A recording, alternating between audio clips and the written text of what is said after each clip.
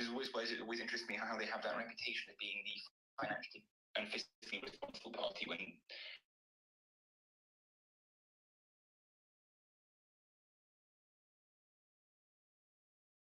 Again online, internet cutouts. I'm in the country. I had a bit of an entertaining afternoon. I had to run down to my country residence because I didn't have registry to vote in London, which I didn't know. But I've not lived in the UK for a few years. Well, not since the last election, put it that way. And I did not know that I was registered in the countryside. So had to hop on a train at about 7:30. Got in at about 8:45. Not intentionally leaving it to the last minute, but it was like sort of people like, I literally had a friend of mine said, "Oh, why are you bothering to go?" And I was like, "What do you mean, why am I bothering to go?" And it's like, well, it's fine. One vote might make a difference. And well, he's blocked now, and I don't have his. We're not friends anymore. Sod you for your. No, I'm joking, but that's precisely the problem. If everyone has such a cavalier attitude when it comes to democracy, then you'll get you won't have democracy. So I thought Brexit proved that every vote matters, considering how close that vote was. Indeed. I thought we'd learned our lesson from that. Yeah, indeed. So we are live again on X and YouTube, everyone. Sorry about that. But yeah, this is a live stream and a Twitter space, an X space. I'm doing both simultaneously to try to just cover the events as they unfold. Right now, as I said, the exit poll is looking pretty damning, not necessarily in the way that I expected. I think the Greens are going to be pleased having got one extra seat, although the thing that I've always found very interesting in British politics is why there's not more of a Green presence. If you look at any other party, Green affiliated, obviously the government in Germany is made up of the Green Party and Angela Baerbock being the foreign minister, but the UK doesn't seem to be like that. And I think it's partially to do with the system, FPTP, but also because the Greens here seem to be seen differently, or the British voter, the British public has a different perspective of the Green Party than they do the Greens across the continent. What I do think is that the Conservatives, so I'm just saying here, you've got Professor Sir John Curtis, who's part of the BBC. Hello. But yeah, trampoline. I just cut out a second. I was back in. Sorry. Yeah. So what I'm saying is that the Conservative share of the vote party, according to the exit, could be the lowest in the party's history. So the seat tally might be affected by the party's vote falling more heavily. In seats where they were previously strongest, a pattern that is largely because support for reform has risen most there. This is the thing, they're much like Macron's party in the French election, which we will probably do another live stream, or I might do a live stream on Sunday to watch that. I know it's France, why would I? I'm a Brit, but he's being squeezed basically, and I think that the Conservative Party are being squeezed. But as I said at the beginning of the stream, the messaging from the Tory party seems to have worked in favour of making people who are sort of wary of giving Labour too much power. This whole notion that you can have a supermajority is not really a thing. It's a majority, and a majority is that. Once you pass the threshold for a majority, 326 seats in this case, the extra MPs, it's more symbolic than it is really, policy impacting.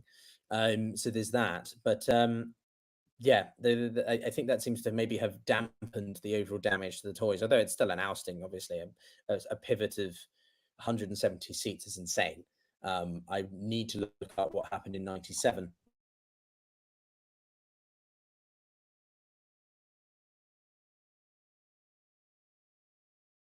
Also, everyone watching and listening, what happened in 2019? Where were the Labour Party? Who were they led by? What was the state of the internal dynamics of the party? And for this, and Sir Keir was only voted in, and this isn't like I love Sir Keir Starmer. It's not like that. It's more just from a objective standpoint that he has managed to completely reorientate the party in only a few years and manage to make it a very reliable looking party.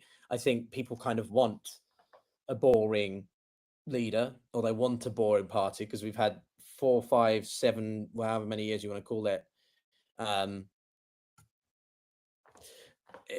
We want a bit of boredom after that. We want stability, right? So, sorry, Trampoline. I'm sort of, yeah, mate. I'm kind of in the middle of, yeah. What is it? I was thinking it reminds me a bit of 2019 reminds me a bit of 1906 in a way. In what sense? Now.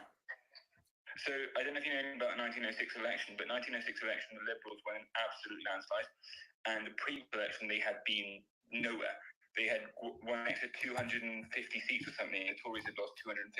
And then after that, after 1906 and 1910 happened, the Tories did the Liberals did all right, but after that, Labour Party rose, and the Liberals became, well, the Dems now. They've been nowhere since then, really. And the swing was huge. Apart from this election, it was the biggest swing in the history of British politics from 1900 to 1906, and then 1910 as well. Like the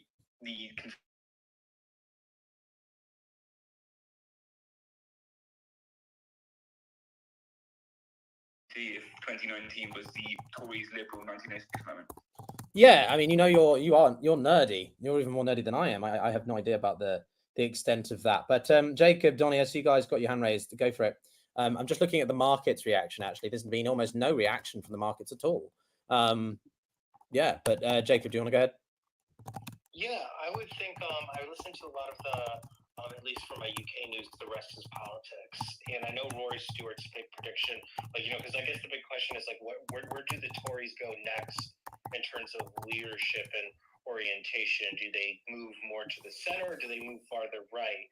And I know what Rory Stewart banks his drum about is the Tory party needs to get more closer to the center right, and get back to being a Big Ten party. But he's very pessimistic that they're going to go even more right wing.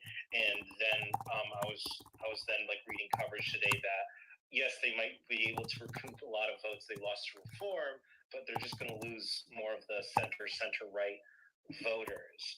So I'd just be curious, where are these, where would these center right Tory voters go if the Conservatives sort of reorientate themselves more closer to Reform UK in terms of rhetoric, someone like Suella Braverman or something like that?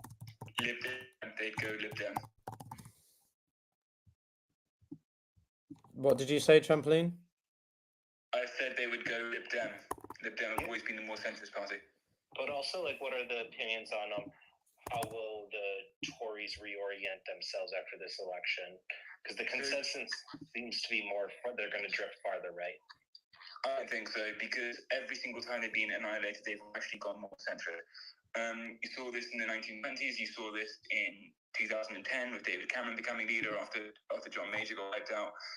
You saw the only exception was Thatcher, but Thatcher wasn't even that. Well, she wasn't Summit, she wasn't in upwards. But every time the Tories have gotten annihilated in the past, they tend to actually come more centre. So the pound has barely shifted to the dollar. The dollar is still 1 to 1.27 for the dollar, I think. So that's quite interesting that the markets are, again, largely don't give a shit. Which I think is pretty interesting. Again, welcome everyone. If you're on the live show, do give it a retweet if you're on X, and if you're watching on YouTube, consider subscribing if you haven't already. And everyone, if you're on X and want to see, do a lot on YouTube these days. We're nearing 20,000 subscribers, which is pretty cool. So it'd be cool to have you part of that. But yeah, that is the situation. We're still waiting for the first actual results in, and as I said earlier, the race is on. I need to be more of a pundit. Hang on, let me get my pundit voice, and since I'm on camera, my pundit look. The race is on, everybody, as in Sunderland, one of Blythe's main rivals. Blythe is one of the main constituencies where votes in 4 of them are being counted. It's taken 30 seconds for the first ballot box to be delivered to the from the polling station. 8 seconds faster than in 2019. I just see here scrolling through the BBC. But there is a race on as it is, and I feel like I should be part of the Formula One commentary team as well. Go, go, go, as they used to say. But we are in for one heck of a night here in England land. Agent, you got your hand raised. What's up? I wanted to say that the patterns which elections have followed in past wouldn't be necessarily repeated. Labour moving, Conservative moving to centre may not happen because things have changed a lot in last few years with immigration, with change in ethnicities, change in priorities of the people and also parties.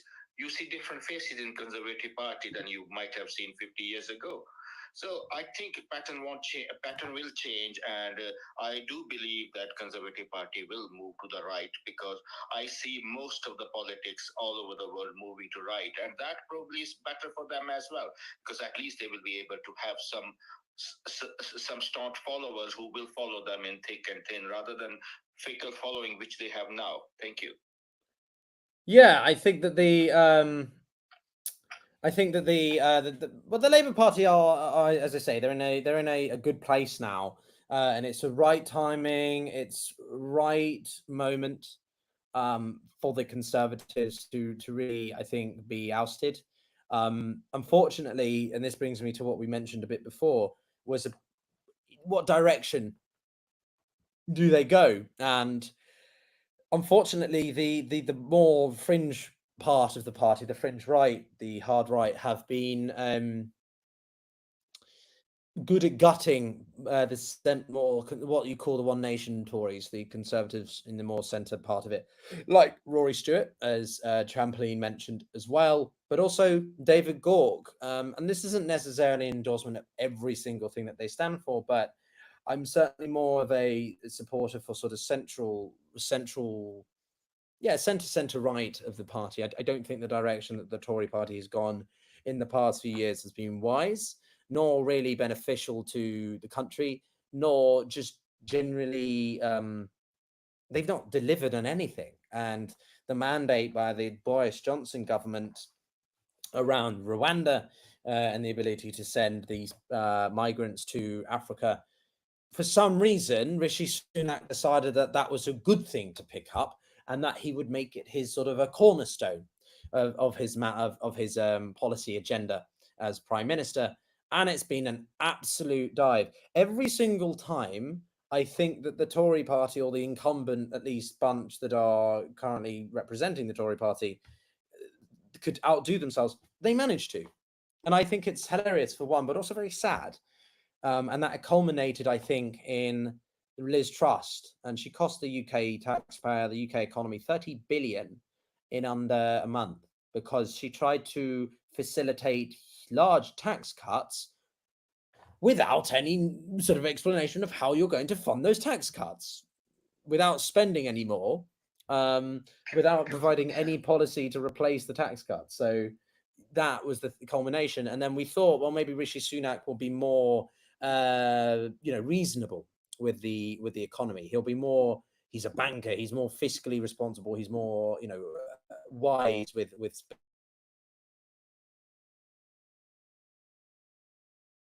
and frankly, he's been almost as weird as the others because of his inability to show any emotion or sort of just evict any sense of empathy whatsoever. Couple of my favorite highlights, and then I'll pass to you, Trampoline, is when he's asked, well, what did you struggle with when you were growing up? Oh, well, everything, just the normal things. What, Mr. Prime Minister? Just like everybody else, we also challenged. But give us a specific example. What exactly were you struggling with? Oh, just nothing. I can't really remember. Or can't have been that bad then. Well, we didn't have access to Sky. Okay, so for people who are watching, if you're not familiar, in the UK, there is a broadcasting channel called Sky, and not Sky News. They're not necessarily immediately affiliated, but the Sky sort of channel system, and that was seen as more of a middle class status symbol because you had to pay for the package and things like that. So that was the extent to which he suffered. And then the second one is a recording of him as he's a youngster, I think in the late 90s, 80s. I can't remember the exact date, but basically they're interviewing him, and he says, "Oh, I've got lots of friends," and it's about Rishi's social life, and Rishi's like, "Oh, well, I've got lots of friends. yeah, friends from private school, from public. Okay, maybe not from public school, actually, from state school. No, I don't have friends there. So he really misspoke badly, and it just shows you how out of touch he is as someone who's worth more than I believe, £800 million at this point. He is more than double the value worth of the King of the UK, King Charles. Trampoline, what's your thoughts? No, it's not just that. He said, "Oh, I have working class friends too." No, actually, no, I have no working class friends. Yeah, that was it. That was the quote. Or the sandwiches one was also brilliant. I mean, just a complete blunder. But my thoughts is, well, the Tories are the oldest continuing political party in the UK. They have a very good knack of remodeling themselves, redoing themselves, and re-envisioning themselves to be elected. So they have made a mistake in 2015 by coming to the right, which has never worked in their history. It always makes them diselected. I mean, you saw this Brexit. David Cameron decided to host a referendum because he was scared of UKIP. He didn't even get a single seat in 2016. It was really one of the most bizarre decisions I've ever seen, and that was the acceleration of the downfall of the Tory party. But throughout time and history and time again, they have an ability like no other party has in British political history of remodeling, rebuilding, and coming out again out of the ashes and being elected again. So I don't know if that will be any different this time. I guess it's too early to call. You can't tell, but if you look at history, the Tories have been very, very good at that. Another thing I would say is, well, Liz Truss, not only did she just completely cut the spending and everything, she cut it at a time of economic downfall and global lack of spending coming out of the pandemic, and those lack of taxes do not increase spending, they just encourage savings because there's no things to spend it on. We should have increased our public spending and gone for Keynesian, but that's a whole different fact, which we don't have time to get into right now. And the problem is, well, the good thing is that the electorate have woken up to this fact. We were going to be a new change, and I thought I'm actually quite excited of waking up in a new Britain tomorrow. Yeah, I think that we're in for a rather entertaining few years. I'm very hopeful that we will see an improvement to the UK economy. Just a few statistics here, actually, whilst we're talking about this. Then, under the UK Tory party, initially, it wasn't just a case of austerity, although that was something that at the time I think a large proportion of the general public, the British public, agreed with, albeit depended on how it was being implemented. But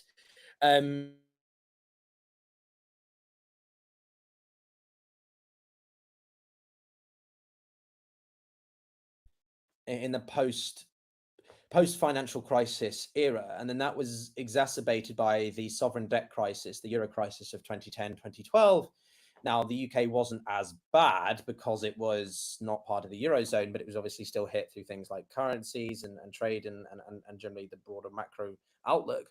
But then came sort of 2013, 2014, and this is when you began to see the coalition, the Tory and Liberal Democrat coalition, begin to have their conflictions, and it began to impede the ability for effective policy making. And also when you began to see statistics coming through of rising in reliance on food banks, the waiting time for the NHS. Generally, there was not enough consideration of the long-term systemic impacts of cutting without consideration of what it did. George Osborne, the Chancellor at the time, emphasised the idea of the Northern Powerhouse, which was this attempt to sort of better connect and undermine and alleviate the economic geography, the economic imbalance between the North and the South. Another sort of, I think, claim to fame, another sort of, nice wording, but didn't really actually do that much. And then really once the Tory party got the 2015 to 2016 run up to Brexit was, I think the Tory party really began to get into their stride of making cuts and it beginning to really eat away into public services. On the foreign policy standpoint, the UK was actually looking quite good in 2015. And then the deal, quote unquote, the preparation that the Tory party had, or David Cameron managed to secure what he called an emergency break on Brexit, or sort of relationship to the European Union on certain policies, was not enough, I think, to stem that. And then Brexit happened, and then from that point on, it was just a complete and utter calamity. But more specifically, if we set aside shock events like COVID, Ukraine, and again broader macro outlook, the Conservative Party has made NHS wait times increase by, I think, like 200% or something. It's insane. I think the general threshold is that in the NHS you need to be able to have seen a patient within, you know, a few minutes or whatever. I can't remember the exact wait, but waiting times have skyrocketed basically, whilst the overall funding for the institution has plummeted. The amount of protests and strikes we've seen from junior doctors because pay has been cut, pay has not been sustained, is an insult. And Jeremy Hunt, who is the Chancellor of the Exchequer at the moment, and also ironically seen as being not as extreme in the sense of he's one of the One Nation Tories, he was the Health Secretary at the time of these junior strikes, I think like late 2019. And it was in the run up to COVID, and he's considered a softer version, right? So puts it into perspective how extreme some of the government staff are, some of the people in the Conservative Party now. So, and just generally, inflation has outstripped wages since 2008. That's not only down to the Tory party. The prices of houses have skyrocketed. The ability to get a mortgage is the hardest it's ever been. The number of people my age, you know, early 30s, younger 20s, whatever, has absolutely like ballooned in the number that are living with their parents or unable to at least basically get on the property ladder. The state of the British economy is appalling, and it was, again, I think, summarized very nicely in the Liz Truss moment. You literally had a run on the banks. You literally had a moment where you thought the UK was going to implode because of this farcical economic policy and agenda that Liz Truss wanted to introduce. So this isn't a sort of endorsement that I think Labour is suddenly better and going to clean all this up, but what we've seen in the UK in the past 10 years is partially reflective of the broader populistic rise and where things have gone in the West, you know, America and so on. But I think it's also just so uncharacteristic of the UK for this 10 years. The UK, whether or not relative to others you think it is, but it's considered to be a more politically stable country. It's more considered to be a country that is not going to experience strikes or internal divisions all the time. France is more, reflective of that, I think. See, I told you, get a snipe in at the French at some point, but it's not, and it's absolutely crazy that that we're in this situation, and you can see that from the diminishment of the pound.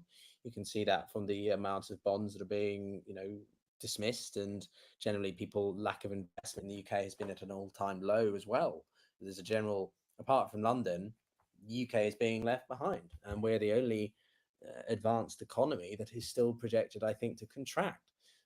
Germany's expected to grow by 0.2% according to the IMF, I think, at the end of this year, or 0.4%. Every other economy, even the Italians, are doing better than the British. And that's no strike to the Italians. I love Italy very much, but they do not exactly have the most stable and effective political system, with the amount of turnovers of leaders they've had in past few years. But anyway, there's one of my mammoth points. Trampoline, you want to jump in again? Yeah, I mean, I would be speaking considering us as the Italians and their leaders. We've been worse recently, but also the first result has just come in. Sunderland, Sunderland. Oh, Sunderland managed to do it. I was so busy on my high horse that I didn't even notice. Oh, shit. Reform came second. Wow. That's a good performance for Reform, even if they're not winning that seat. But like I said, it doesn't really matter because the first past the post, and if they can't get many seats, then they will fade out like the Brexit party did, like UKIP has done, like all of Farage's adventures have done, because they just, they will just fade out with the next election, the way the UK general election system works. It's not proportional representation. I don't think that the Tory party are going to fade away. I was never really on this. I said reform will fade away. I didn't say the Tories. Oh, I okay. said Yeah, you cut out there. No, reform I don't think are going to fade away. I think once you can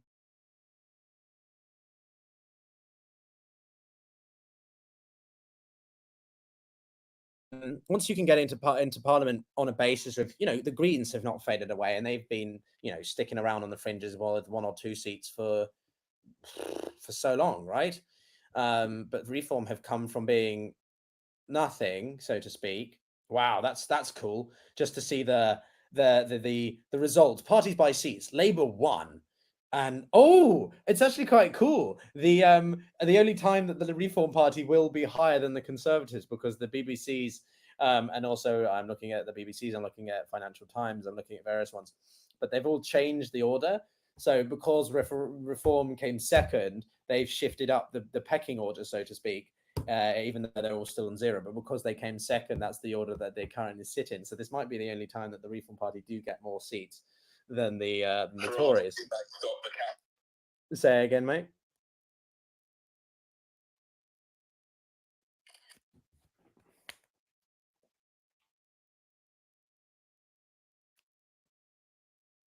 All right, well, there you go. First result in. 649 seats to go. We will be here a while, everybody. If you're on YouTube, welcome to the channel. If you're on X and you're watching, well, drop it a like, give it a share, or drop a comment, actually, if you've got any thoughts, any questions, or you want to, I don't know, disagree with my perspective, then let me know. But yeah, that is exciting. Also, keep in mind that this candidate is, for those of you interested, this is let me find Bridget Phillipson. So she won with 18,847 votes, and she's been the likelihood is that she would be the education secretary, and she will have a heck of a hard time trying to, I think, improve the situation for the state of schools at the moment, which is yeah, it's the UK is facing a tough time. I'm now tweeting out the party, the Reform Party. But yeah, I don't know. Trampoline, what would you be most surprised to see in the results tonight? If what are you definitely not expecting? Well, this is more hope, because I'm really against everything that Reform stand for. But I would be very surprised if Reform do any better than what the exit poll showed. I generally exit poll. I underestimated Reform. I only think they would get maybe 1 or 2, maybe even 3 seats if they were lucky. But 13 was huge. What I would quite like to see, actually, is the Lib Dems. I mean, Lib Dems are doing incredible on 61. If they could get that would be awesome. I wouldn't mind getting a bit more. What has surprised me on this exit poll was SNP's collapse. Like, I didn't think they as well as they did last time, but I thought the independent vote was still a bit higher in Scotland than the exit poll shows. But maybe it just isn't anymore. But I guess we'll have to see how Alba does as well. That is a big. That's a big bit of indicator that things that Yeah. Yeah, I mean, it looks like Conservatives are winning more seats in Scotland than SNP. That's a big shock. Oh, are they? What are you seeing in Scotland at the moment? Yeah, so Conservatives are projected to win more seats than SNP in Scotland. That's insane. Okay, that would be my shock. What was just said?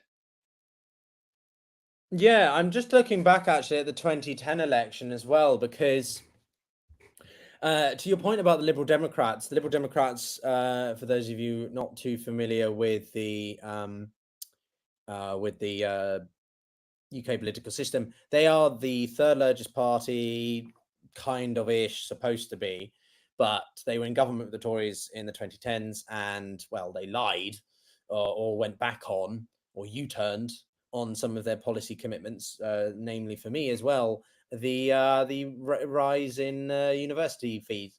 And I went to university the year that they were introduced, which is great. So it cost me an extra £6,000 a year.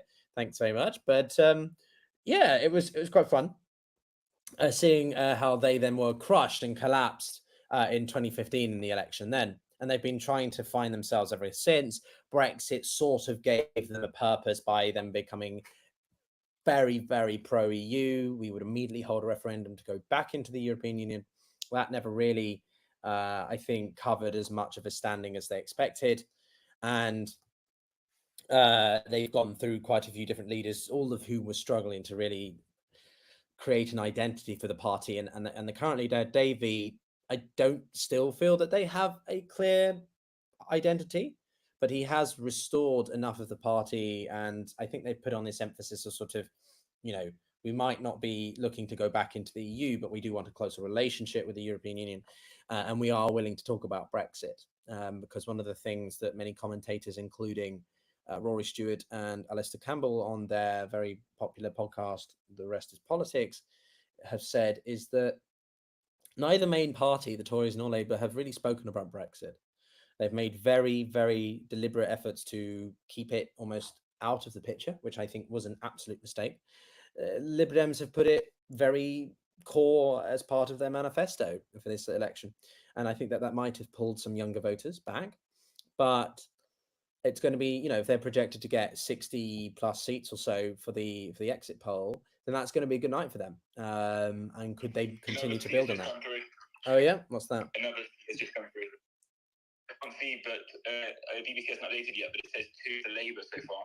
So a second has come just now. I'm trying to see which one it was, but it hasn't updated on the BBC News website yet. Yeah, so the Lib Dems are seeing this as a result. Sort of Ed Davey was quoted as saying it's the best result for a generation. Former SNP leader Nicola Sturgeon, since we mentioned Scotland, the Scottish National Party, who have been dominant and continue to push this notion of IndyRef2, which is to split away from the UK, has been quoted as saying this is not a good night for the SNP. Not really sure why we're quoting her, but which one? Blythe and Ashington.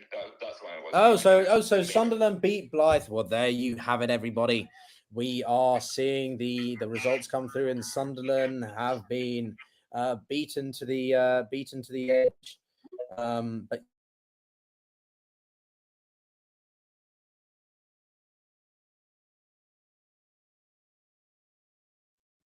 why is the mute button on? I did not. Hear me? Yeah, go for it, mate. Yeah, I want to ask a question. So, with reform getting around 13, it looks like they're going to have her 10 seats. So they're certainly going to have a presence in the upcoming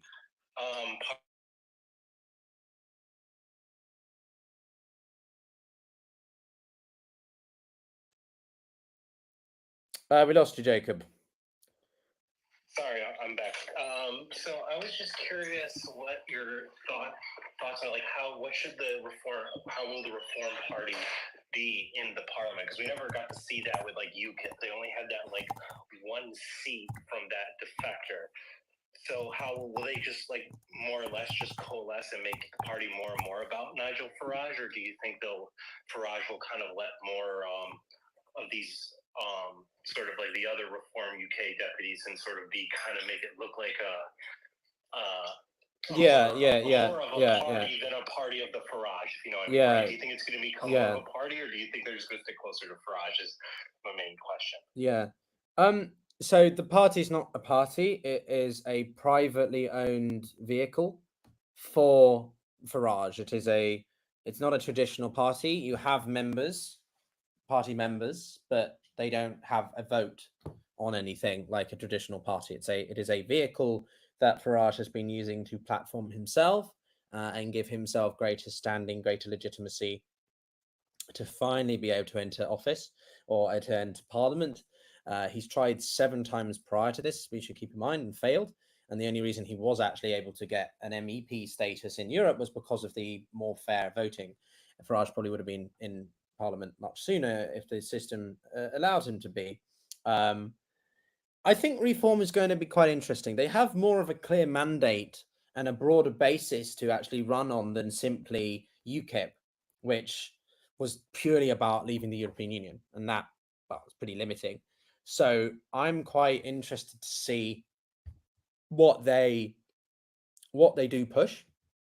I think it, not necessarily that because I endorse the Reform Party, but I think it's good to have a set of voices there that are diametrically opposed to so many of the likely people in Labour and Lib Dems, and they will definitely hold the government to account over the borders, over immigration, particularly the maritime arrivals, which is a problem. It's absolutely a massive problem, and something needs to be done about it. And I think that will be a good bit of accountability. As I said though before, I think it's going to be quite entertaining to see if Farage begins to mention more frequently the need for proportional representation, which is the system that would benefit him and the Liberal Democrats, because it'll be entertaining.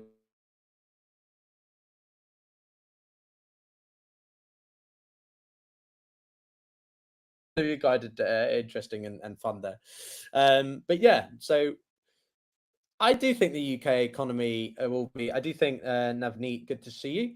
I think Labour will be, well.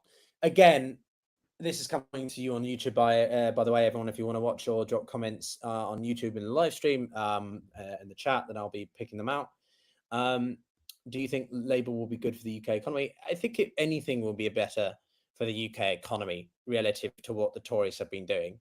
Rishi Sunak is a finance guy, but he's also a finance guy for Goldman Sachs, for the ultra wealthy, and therefore the policies that he's made, other than maybe the eat out and some of the COVID systems, were, I think to have people who come from more working class, like Angela Rayner, like Rachel Reeves, gives them a greater sense of perspective of what people who are struggling financially actually need, and will benefit from. So yeah, I think we'll have to be.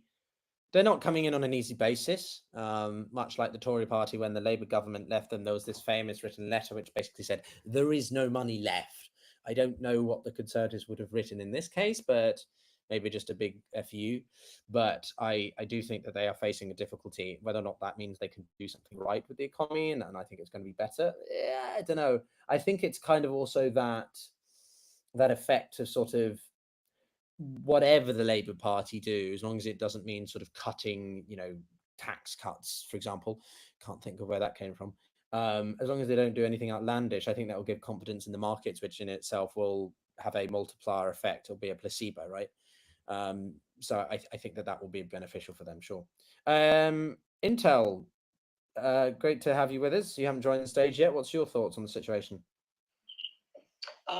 To be honest with you, I don't know too much about the UK parliamentary elections. My knowledge is very limited, so I apologize in advance.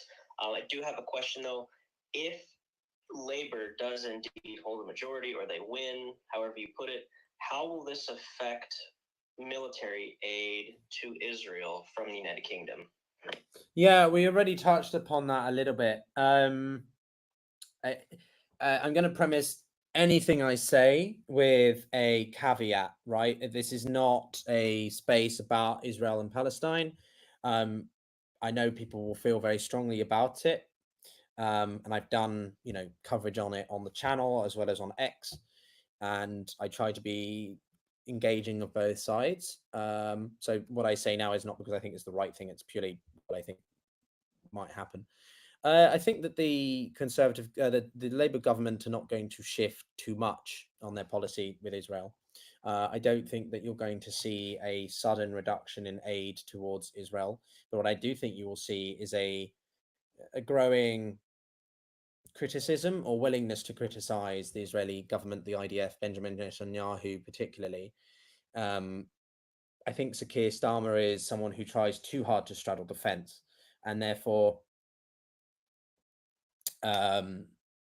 it can be frustrating. I hope the Sir Keir that we've seen in the run up to the election is not necessarily the only one we get in government. I would prefer someone to take decisions, to take risks, than to simply try to please everybody. Because if you are too indecisive and leave it too long, that can lead to worse circumstances. So for me, I think and the point I'm making is because he's a human rights lawyer, I think that he will be much more empathetic to the Palestinian side. Not that I don't know if the Tories were, but I think there will be implicitly conversations with the Biden administration as well. I think that the UK will be shifting its policy, maybe not overtly. I still think they'll participate in airstrikes with the US, but I do think that Sir Keir's personal background and some of the other more left-leaning members of the party, depending on, it also depends who he puts in government, right? I don't know too much about his foreign secretary nominee, and also don't forget that the people who are current shadow secretary for X and Z doesn't mean that they're going to remain in those posts when it comes to actually forming an official government. So I don't think too much is going to change ultimately. I think there'll be more empathy for the Palestinian cause, but I don't know how much that will actually lead to a change in the war and Israel not going into Lebanon, for example, unfortunately. Thank you, Gil. No worries, man. Stick around, jump in if you ever have any more questions or points, or you're monitoring the news. I've got like 4 different tabs open, well, computers here. I feel like I'm a trader, to be honest, everybody. Go ahead, Adrian. Yes, the second result has come and it's not different. So Labour has won, and again the reform beat Conservative big time. The both, if we add both Conservative and Reform votes, they still can't beat Labour. So this is clearly a Labour win.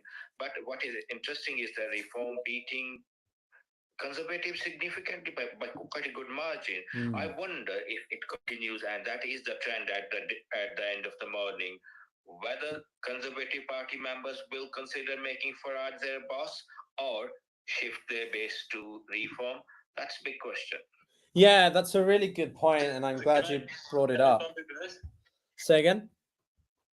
I've got a point on this actually, which is why I was going to say this, because if you look at where the seats come in, they've been in the north, which have been very different and not traditional Tory seats. These have always been red wall seats. The last election they went Tory, yes, but that was because of Brexit. It wasn't because they were actually aligned Tory voters in the Tory heartland. They will go back to Labour now, and I don't think that's representative of Reform and Tories as a whole. When you look at the red wall, was always traditionally the red wall, and a lot of it did flip Tory in 2019. But that was like most of those red wall seats was the first time they'd ever gone Tory. These aren't traditional Conservative seats.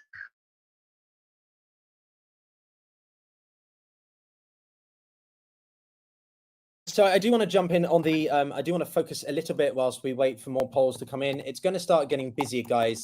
Obviously, the later the night goes on, it's some of the smaller constituencies will be quicker to count their votes than others.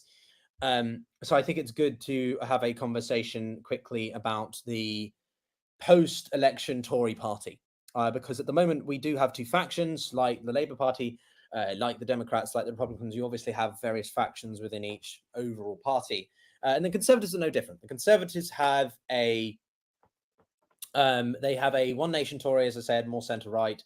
David Cameron, George Osborne, David Gauke, Rory Stewart, these kinds of individuals. And then you've got the, I forget the official name for the more right part of it, but should we call them our version of the MAGAs, or maybe not? No, that's a bit of a, I don't know actually.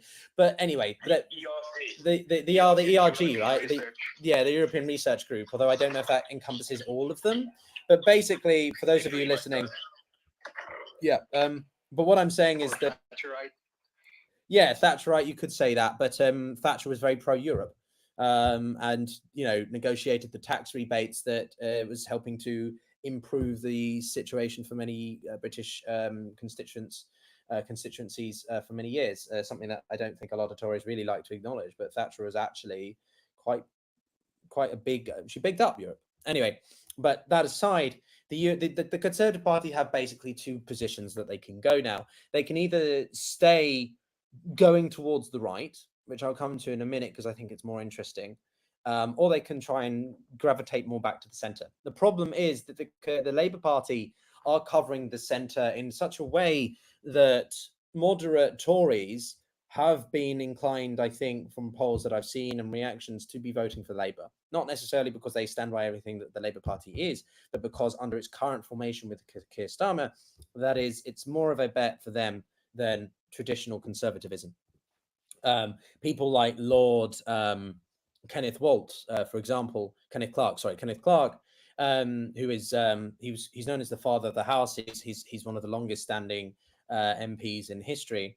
And he's a fantastic, in my opinion, this is now an opinion from me, he's a remarkable example of traditional conservatism, but still moderate. And he is absolutely, I think, appalled and ashamed of what the current Conservative Party has become. So what I would hope to see, also because I don't particularly want to see the Tory party eviscerated or disappear, but what is likely to happen is that the Tory party either have to make a decision and return to that sort of Kenneth Clark, David Cameron area, not that it's, again, free of its faults, or they fully fall into and adopt this more populist right, far, I don't want to call far right because it's I hate these labels, but more of the right leaning part of the spectrum. And this is where Farage and Reform come in for two reasons. One, the Reform Party is eating away into conservative voters who might not necessarily agree with everything that the Reform Party stands for, but are so disillusioned and fed up with the incumbent government that they just want change, and they're going to protest by voting for reform. That boosts reform.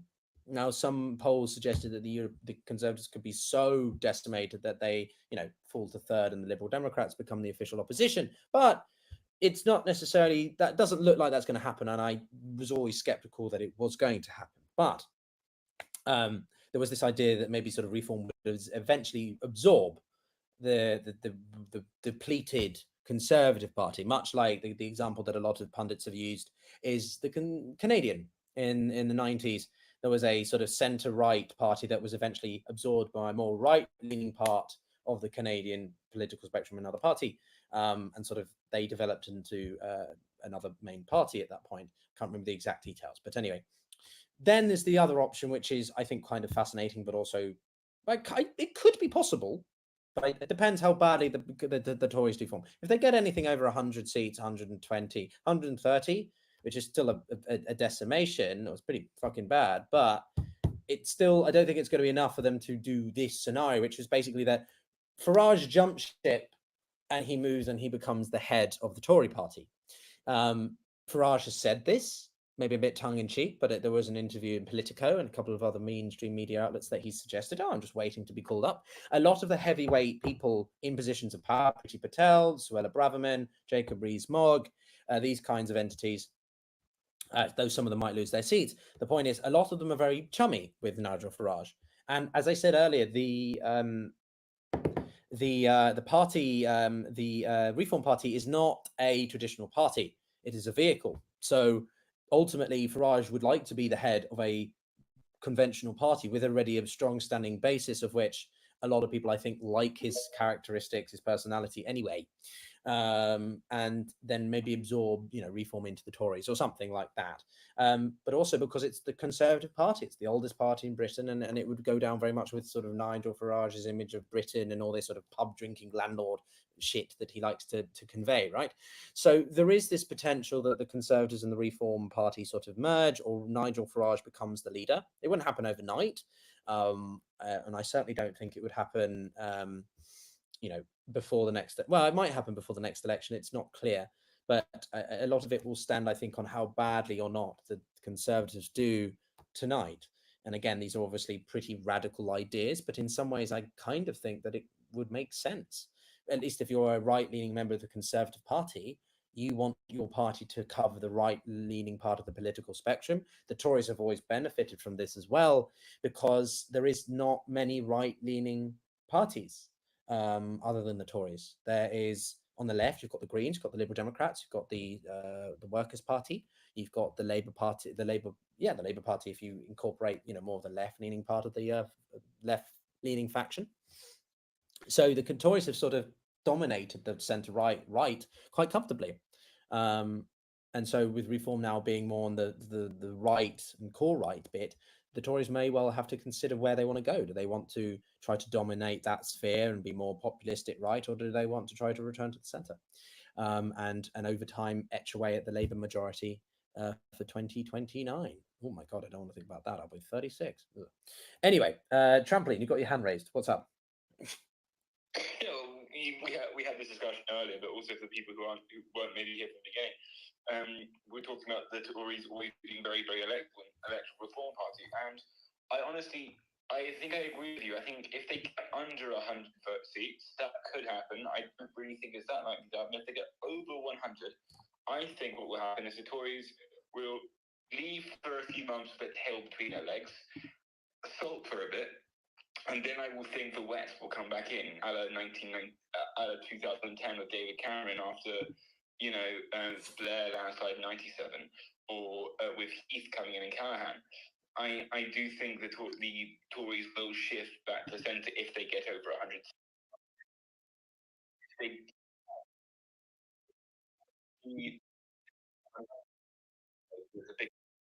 Then if they do get over 100. Yes. I again, yeah, I think it's very much dependent on what happens in the night. The Tories are not going to do well, but again, audience and listeners, the question was, how much are the Tories going to be defeated? And I was surprised by the exit poll only showing 130 seats. That's a lot higher than I think even some of the most damning or the more conservative, polls suggested. 410 is obviously a swing of 170 seats. It's insane, obviously, still a landslide, but some people thought the Labour Party could get 500. So we are, I don't know. I'm thinking about it. Will they get 410? I still feel it will be a little bit more. This is why I'm not a gambler, everybody, because I like to make forecasts and predictions, but I still shit at it, to be honest. But for those of you watching on X, the live stream, I have posted in the comments the YouTube live stream. Consider subscribing if you want. I do post a lot of stuff on the UK, on Brexit, on Ukraine, on China, on geopolitics. The focus of the Global Gambit is to be a nexus, a place to reconsider, reimagine. This is the logo that I'm going for. This is the branding that I have. I'm very not good at being a marketer. But the emphasis of the show is to really consider and reimagine the West's place in the world. Because whether we like it or not, it is more and more multipolar. And China and India and Russia and others are here to try to reform it or reshape it in some ways. So the idea is to understand where can we go as a West, as a collective entity. How can we be more humble, more show more humility, and not be so I don't know, showing hubris, as I think a lot of the global South countries have. And then the other part of the show is really to bring together a better job of the nexus of the geopolitical risk and global macro, because I don't think that there is a big enough emphasis on the relationship between the two. We like to talk about politics because of politics, but what impact does that have on the market? What does that mean for your business interests if you're an investor, and so on? So anyway, that's a slight plug for what we do here. Chris, you came up. Curious if you had any thoughts on the development so far. I think it's really interesting watching the Channel 4 news presenters panic. I think reform is going to do a lot better than the exit polls suggest. Oh, really? I think, well, I look at the first two results. I mean, they're pretty shocking. And I say shocking in a positive way, because I think this is exactly what the UK needs. Because I don't see the Conservatives as a right-leaning party at all. I think the Conservatives and Labour are both left-leaning, maybe Conservative less so than Labour. But I think Nigel Farage stands for values, and Reform Party generally stands for values that a lot of people in the UK are looking for, and they're looking to have represented. And that's now coming out very clearly across the whole of Europe, to be honest. I think there's a complete misunderstanding for how politicians sat in London think the rest of the world wants them to behave. So I think they're being massively underestimated even now after the first two results. And I think the whole Nigel Farage thing and him sitting in a pub having a beer, I don't think it is shit. I think it says, look, this is what the majority of people that are voting are doing, and I have some level of understanding of what real people want, rather than the bullshit we get from Keir Starmer and Rishi Sunak, who have absolutely zero connection to real people. They have zero connection to real people. And so it's a smart move from Nigel Farage, even if going for a pint is actually a bit of a prop, it's smart because it resonates with people, So that's kind of my view so far, but I think it's going to be fascinating. But I think if we look at the two very strong Labour seats that have just maintained their Labour positions and the second position that Reform have come in, I think this is a massive warning shot across the bow, and I think they're going to get a lot more seats than people think. Well, no, it's a fair point, and I think that the point about the performance of them is also down to what we mentioned before you joined, which is the system in itself is hampering of new parties from doing as good as they could otherwise, in what they could achieve. Well, we saw that with UKIP, right? Yeah, Massively. exactly. I mean, it's completely disproportionate to how people are feeling. But how bad do things need to get before they become the majority? And we're seeing that it's so bad now that they're almost at the point of tipping over into the majority. I mean, to get the number of votes they got in Blyth, and I can't remember what the first Sunderland was. Yeah. Yeah. To get that number of votes in those seats area, I mean, and if you look at the more conservative areas and how badly the Conservatives are going to do, I think they're going to win a lot of seats from the Conservatives, and I think they're also going to win a lot of seats from Labour, who will think, well, this is a safe Conservative seat, so we're not going to win, but we do actually. There are elements of Nigel Farage that do resonate with us, so I think they're going to steal votes from both sides and decimate the Conservative seats. So that's my prediction. But who knows? It's all forecasting. I think one thing I would say is I know a lot of people that have voted Reform that are shy about admitting, and were asked at exit polls who they voted for, and basically told the people that were doing the poll to sod off. Because there is an attempt still to paint people that vote for Reform as being racists, and so that's part of the backlash and part of the reason they're pushing back, because they're sick of not being allowed to have an opinion. Yeah. Peter, if I can just jump in here, how do you put this against the backdrop of more conservatism returning to North America, and how do you think this now plays out for the global interactions with Ukraine and North America, and other thoughts? Yeah, I mean, I've said some of this already, but so if you're watching and oh my God, he's repeating himself, but until more results start coming through, I really, before I answer your question, Phil, I really think what Chris has said is true. I think that the vote for Reform is as much of a emphasis of anti-establishment, be that Labour or Conservatives, which a lot of people I do think believe are two sides of the same coin, and I get that. I do think that there's some truth to that. I personally don't think that the Tory party and the Labour Party are that similar. I mean, you could say that about Palestine, they're not going to be vehemently different, but I do think that the Labour Party on domestic issues like the NHS are going to be better than the Tories, right? I do think that there is some more compassion and empathy there for working class, financially constrained communities and households than the Tories, particularly this version of the Tory party that's been dominating since Boris and Liz and all that debacle. Theresa May was an interesting one, but I definitely, and also to your point about not admitting that they want to vote for them, it's like being a Republican in California, right? You don't admit that because you'll be lambasted for being a Republican. So no, I definitely agree with you there, Chris, and I think it's going to be really, really interesting to see if they do outperform the exit poll, and if so, by what margin. But Phil, to your point, I mean, again, it's the UK is only as powerful as it is in the overall system, in the sense of the prevailing economic system, the prevailing political system is challenging at the moment. The UK can only do so much to sort of, you know, support Ukraine unilaterally, for example. It can only do so much to improve the economic performance of the European Union, or the European continent more specifically. And I do think it's quite, I was reading one piece, I think it was in The Economist, which is very conventional establishment kind of commentary, but it was saying that, you know, Sir Keir Starmer could do something very positive for the social democrat, you know, this sort of social democrat who's socially conservative or socially liberal but economically conservative, you know, what you've seen dominating sort of the European Union in the Parliament, those sorts of things, which I don't know how much that will be true. But what I also think is interesting is the ability for the UK to really get back onto its feet. For me personally, I think that the UK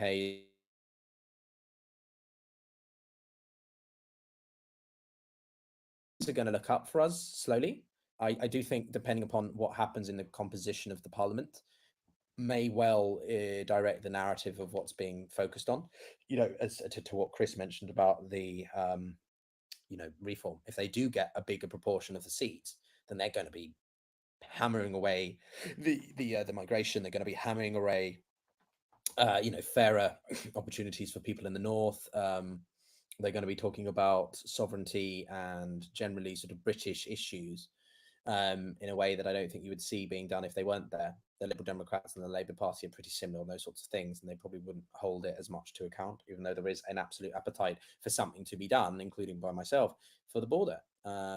If reform wasn't believing in so many of the other issues it did, and it, you know, I might vote for them because I agree with the Labour, the immigration ticket. But yeah, I don't think. I don't suddenly think the UK is going to be able to solve the world's problems.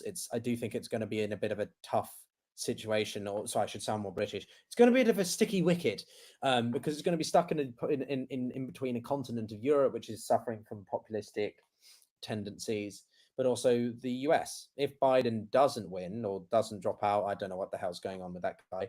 I saw the news earlier today that he's been telling his team that he won't have any more events after 8 p.m. so he can get a good night's sleep.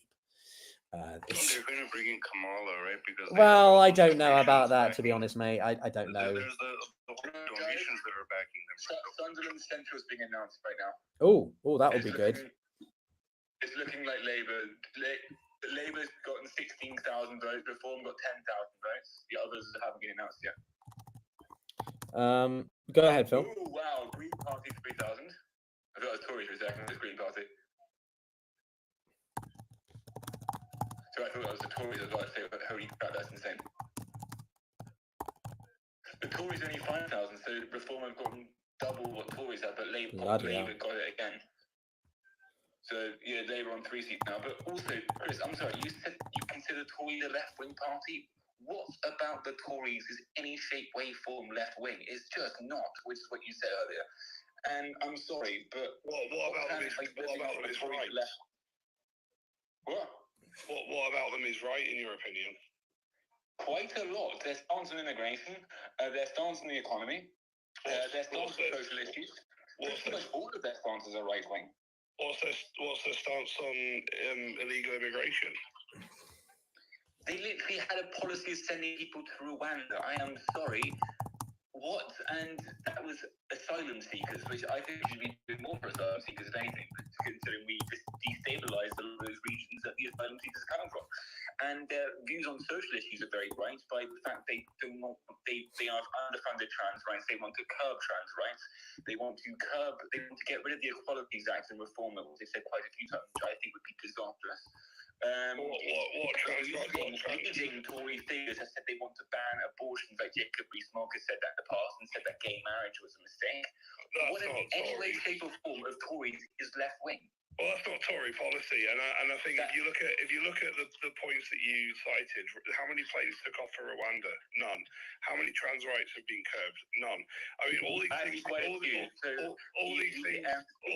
have gone up massively. Their puberty block, certain hormones have been stopped on the NHS. My friends have been on waiting list for 6-7 years now. puberty blockers for children has been stopped. Yeah, Not for children, for adults. Some of my friends have been on that waiting list for years, and that is something that's happening. I think the vast majority of it. Are you sure? Because I think it was only for children. Yeah, no, not for children. I can see. Guys, I don't really want to go into specifics. Look, I think that. Chris, do you want to make your point?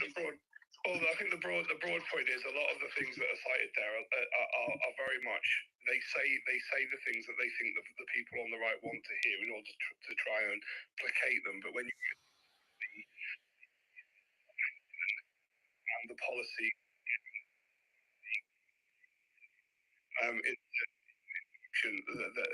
that just doesn't. It just isn't the case that they have. Okay, so what about the Tory party as left wing? I've named quite a few right wing policies. You haven't told me a single one apart from platitudes. Like, I think the whole woke culture that they have embraced, and they have not embraced woke culture whatsoever. Well, I think they have, and so. Wait, name me a single way, please.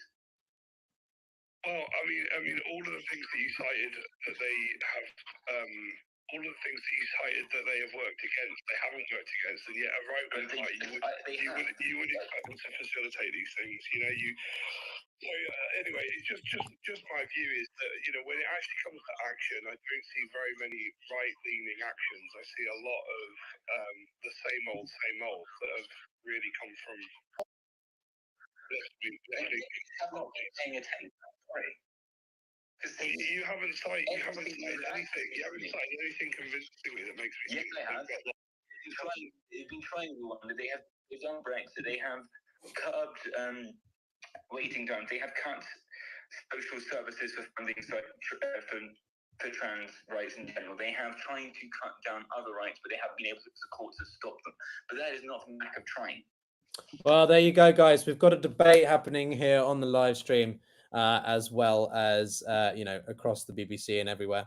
I think that these two are on very opposite ends of the political spectrum, and we're here to have a debate. And I think I think this is also quite a very British debate, given that we're saying I'm sorry, and so on. Yes, I do want to just cover a little bit more the SNP. Labour have held to Sunderland Central. I think that's quite important also because it's the first major urban area. Sunderland's quite a large city, and I think it's going to be interesting to see how this is reflected across other parts of the country. Labour's Lone Atkinson won with 16,852 votes, and the Reform beat Tories into second place with double to what one of my speakers here, contributors here, said. I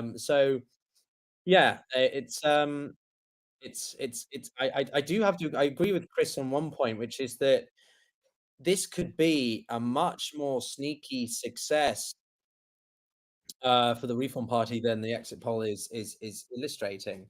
Whether or not you like that, I think it's pretty insane the rate at which they're coming second, and by the margins. It's not just the place; it's by the margins. So I do think that that's a fair point. And again, if the system wasn't FPTP but proportional representation, could the Reform Party actually be getting more seats? That's a good question. But Agent, did you want to jump in? Yeah, I wanted to say, no, I'll have a break. I'll let someone else speak and then I'll go. All right, Donnie, go for it. Thanks. Maybe a question for Trampoline and you, Peter. We talked about different factions within the Conservative Party. I'm interested to hear about the different factions inside the Labour Party. I know, you have Jeremy Corbyn. He got expelled. There's still a lot of MPs who are sympathetic to Corbyn. Can they cause problems for Keir, Starmer? I know, like people like what's his name, Owen Jones. He's a he used to be Labour. He defected to Green. A lot of people, especially on the far left of the party, are not happy with Sir Keir already. What do you think is going to happen down the line? I mean, it's too early. It's all predictions, but curious to hear your. Wow, who loves a little bit? Who doesn't love a little bit of speculation? No, I mean, look, I think that one of the biggest things that people are pissed off about Keir is that he lacks a bit of conviction for me. I like to take risks, responsible risks, but I think you need to be a risk taker. You can't straddle the fence for too long. If you have a major decision, let's say that, Keir, you've seen those films with sort of Eye in the Sky is a very good film from 2015 that talks about drones and the usage of advanced, military technology in the battlefield and the decision making that occurs within policy in the realm of Westminster and Whitehall, behind the scenes sort of stuff. And we've seen, Netflix things, which are all obviously a little bit more dramatized. But the point is that sometimes you have to make a decision, even if it's not easy and difficult. Not making a decision will ultimately lead the whole situation to be worse off. So that's my biggest concern with Keir. And I'm hoping that this persona that he's depicted in the run up to the election will be different to when he's in office. Not like he's sort of two-faced, that's not what I mean, but in the sense of he makes decisions. And whether or not people will be frustrated by that as well, I don't know. I mean, he's obviously not happy. He's not pleased everyone. The left-leaning part of the Labour Party are not happy with him because he's been very to be fair, they did do a good job of handling that situation. And what I'm referring to is a couple of weeks ago, around early June, there was this situation with a lady called Diane Abbott. She's the first Black MP, and so that's obviously very symbolic for the minorities, particularly from parts of Jamaica and Africa and other parts of colonial countries or colonized countries. She's important, and she's also massively incompetent. Oh no, yeah, I'm not, Chris. I mean, no, hear me out for a second. Don't worry. Go for it, yeah, no. I mean, we'll come to that in a second, right? No, I'm trying to be objective here in the sense of that Keir navigated this potentially very tumultuous moment quite well because he essentially allowed her to run again, because he knew that the implications of not getting her, allowing her to run, would have more backlash amongst voters. But don't you think that says it all, though, about the current system? He's doing that because he doesn't want the backlash. Whereas, Nigel Farage was asked, what will you do for the Black community? And he said, absolutely nothing. You will no longer be judged on your colour. I want a UK that's colourblind, where you're judged on your merit, you're judged on your ability. And if we did that, Diane Abbott would be nowhere near Parliament, and neither should she be, because she's completely incompetent. Yeah, and it's got nothing to do with the colour of her skin. But that's the whole point with Keir Starmer. He has no backbone, just like most of the politicians who do what they think is popular. And then there's this whole populist terminology being used for people like Nigel Farage, and I just think it's these types of things where we try to be manipulated into thinking a certain way. And that's what people are becoming sick of, and platforms like X are giving us the ability to voice it and start thinking a bit more critically. When you've got a Conservative Party that's allowing illegal immigrants into the country to stay in hotels in areas where they're then free to roam and disappear into the economy, and then we try and say, oh, this is a right-leaning party. It's like, no, they're some of their policies populist, in my opinion, left wing. Sorry, what hotels? No. They aren't being forced on barges in abjectly awful conditions. Okay, guys, I'm not really wanting to get into this. Sorry, they are not being put in. Yeah, no, I agree. We don't want to get into it because he knows I'm right. No, it's not about that, guys. I don't want to make a debate political at the moment. I want to be focusing on the news coming in. I want to ask a question about the. Yeah, I want to finish my point though. Thank you. I'm also on a live stream, guys, so I have to manage both. No, I think it's good for the entertainment of the audience. We've got 1,200 people watching on X. I don't really know why you guys are watching at this time. Well, no, actually, no, do watch. Obviously, I'm captivating and very entertaining as a host. But we've got people. They like your hair. Yeah, but no, I want to address this very quickly. So I think that there is a general disenfranchisement. There's a general disillusionment with the political system in the UK as a whole. And I think, to Chris's point, there is a frustration about what they consider to be the Tory party and the Labour Party not really being that much different. Now, to me, I see a lot of difference for a few reasons, which we can have a debate about later on, or whenever. But Farage really is someone who is, to the Labour Party point again, I thought Sir Keir did quite a good job of navigating this situation, and ultimately didn't rock the Labour campaign. They've had a very smooth, a very a very non-disruptive campaign, and the Labour Party knew that, and the Conservative Party knew that, and the Conservative Party's rhetoric around, the only way to the best way you can support us is by not voting for Labour because you don't want a supermajority, right? That's what seemed to work most effectively for them, and they just started doing it. It was not what they were doing at the beginning of the campaign, that's for sure, when Sunak first called the election in late May. So I do think that Sir Keir has navigated that quite well. What I will be interested to see is whether or not, as I say, he makes a shift in his persona and approach to things in the in actual positions of power and influence, and who he puts around him, not just in the secretary positions, but his aides.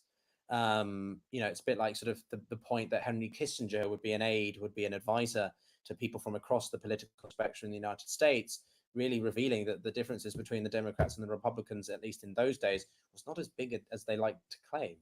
And that Trump has come in and really is a sort of different beast, and people appreciate that because he is a breath of fresh air. And I think that this element about he won't do anything for the skin color, I mean, yeah, in some ways people don't want to be gifted handouts. And I think that Diane Abbott, this is an opinion now, she was an idiot. She was absolutely the most incompetent, embarrassing illustration of not just an MP, but a Home Secretary. She was a shadow Home Secretary.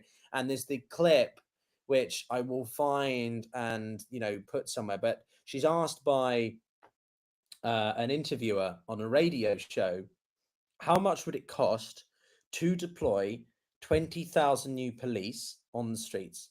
And she couldn't get the maths, basically. She sort of said, it will cost about, £100,000.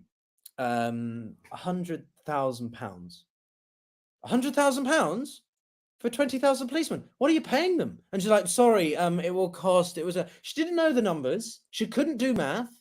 It was a joke, and that's not because I thought that because of So I do think that we need people in positions of authority based on meritocracy, not quotas. And I do think that the UK has gone down too far this direction of DEI representation over competency. And Labour have taken a seat from the Tories. They've taken. Oh, okay. Oh, Swindon staff from the Tories. Okay, cool. Anyway, so that's my rant for today about that. That doesn't mean that I agree with everything.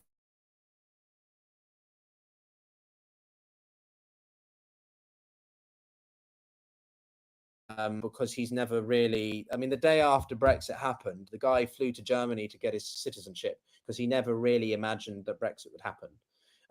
Anyone who said about the policies of Brexit have gone very quiet since then. And I just don't think that we can take what Farage says at face value. Do I agree with you in principle, Chris, that he's a breath of fresh air and that we need our incumbent, whatever the establishment parties, to be kicked in the rear and held accountable? Yes, I do. But that's a debate that I welcome. We can have it later. We can have it tomorrow or something. We can host the space. For those of you watching, I do host spaces, not as often as I do more my things on YouTube at the moment.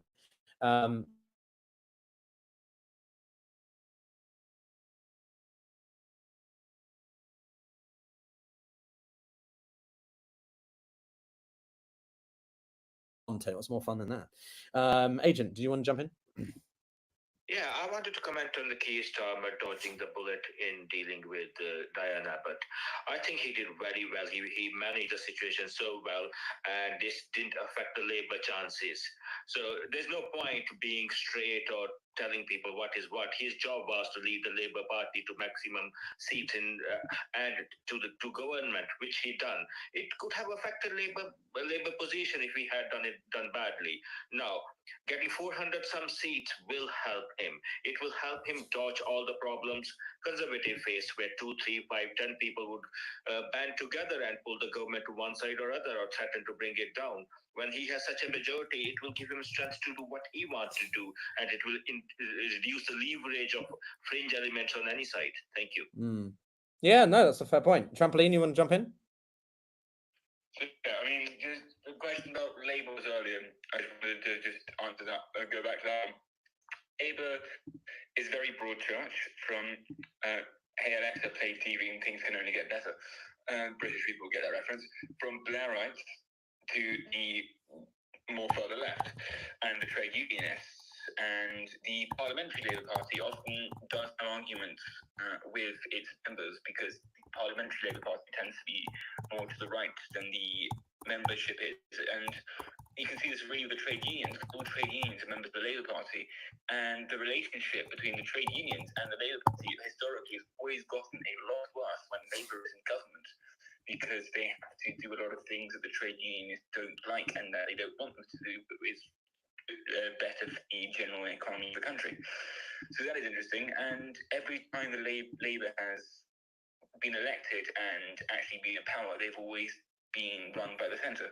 When they've been run by the more left of the party, they've always just been nowhere. I mean, a prime example of this is Labour under Jeremy Corbyn. They were absolutely annihilated by a Tory party, who were pretty useless in my opinion. But that is just, it is a very, very broad church party. There is a lot of disagreement. It's probably even more broad church than the Tory party is. And the left have always been historically everywhere, always very divided. So the Labour Party meetings can get quite interesting.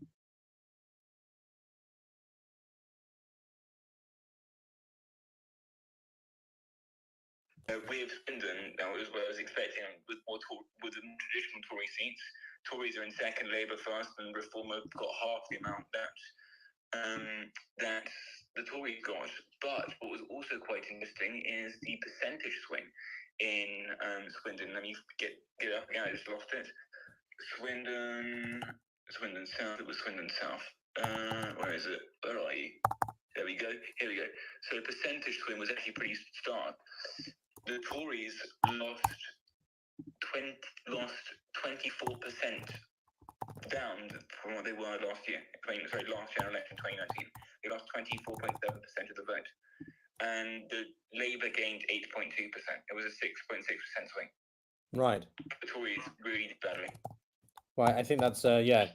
I'm not going to get too intricate on the numbers because I think there's a general trend here we're seeing, which is not good for the for the the Conservative Party.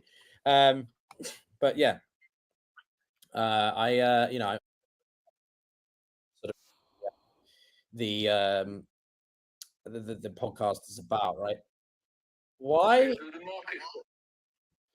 I just went on to Channel 4. So for everyone who's not British, we obviously have a few different major broadcasters, the BBC, ITV, Channel 4, Channel 5. You want to pretend that one is the thing? But Channel 4 is more considered to be the left-leaning part channel. Why? And there's a show called Gogglebox. Why are they showing Goggle? Is this a thing? People are watching people watch the results. Is that the thing? Like, people are watching.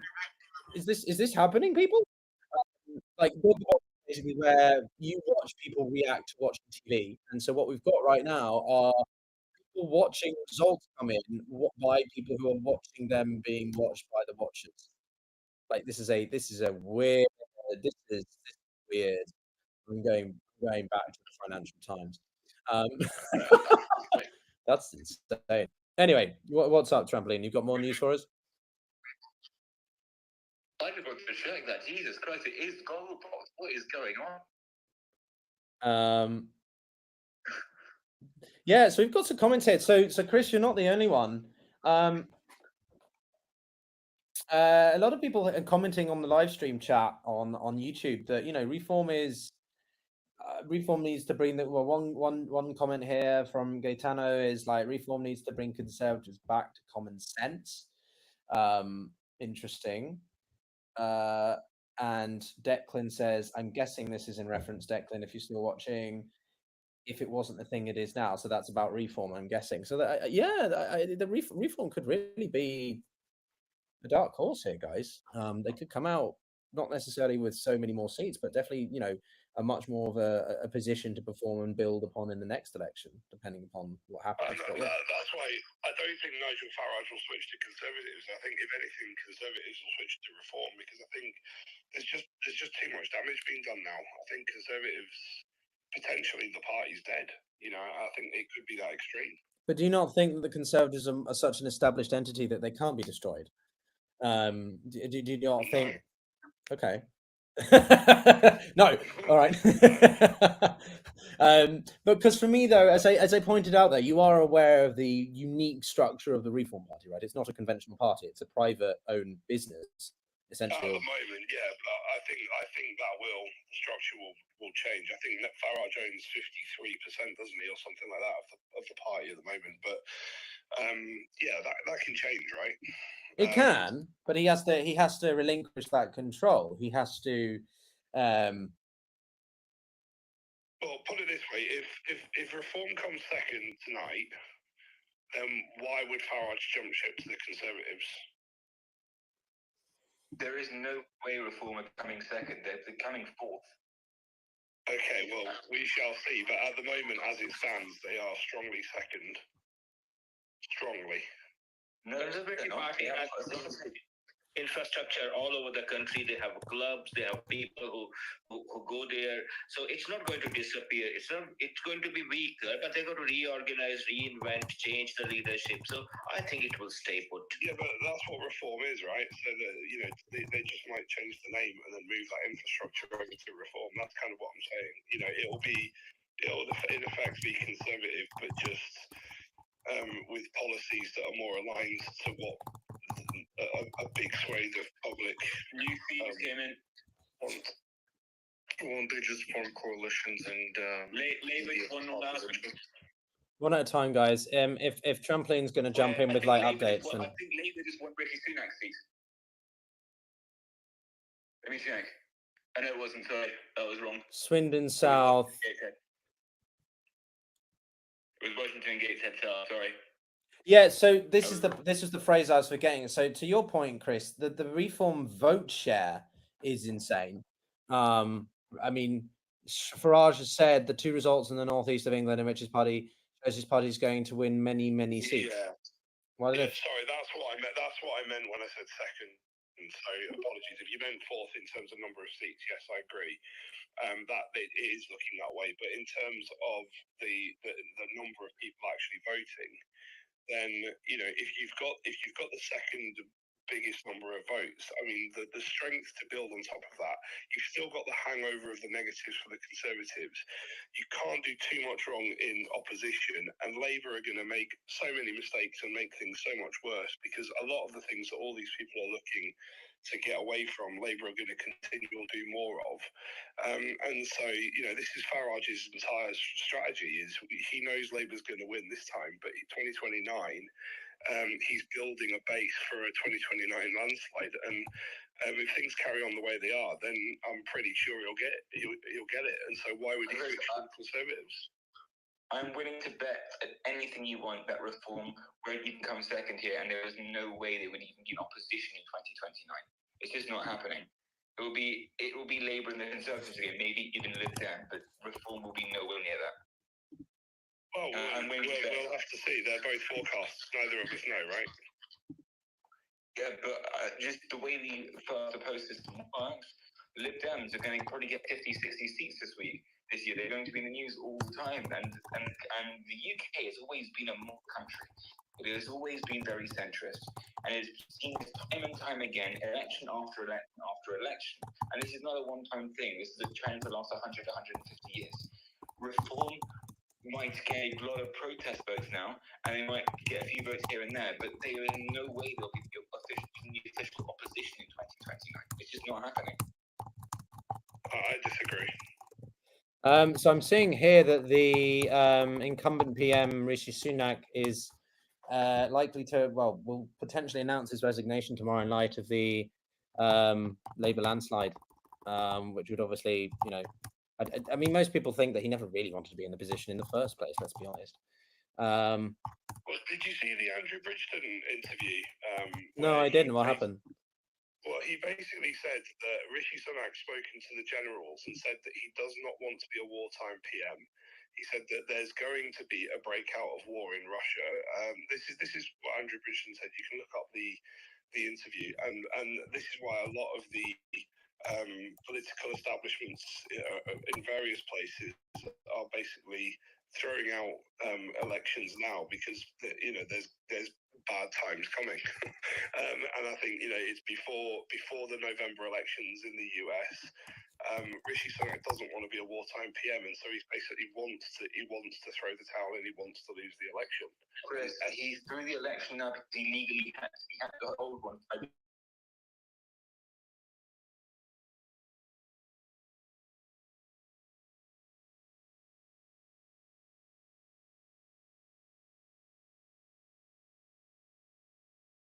Telling you what Andrew Bridgeton, a sitting MP, said. I'm not necessarily saying it's my view. I'm just saying, did you see the interview? That's what he said.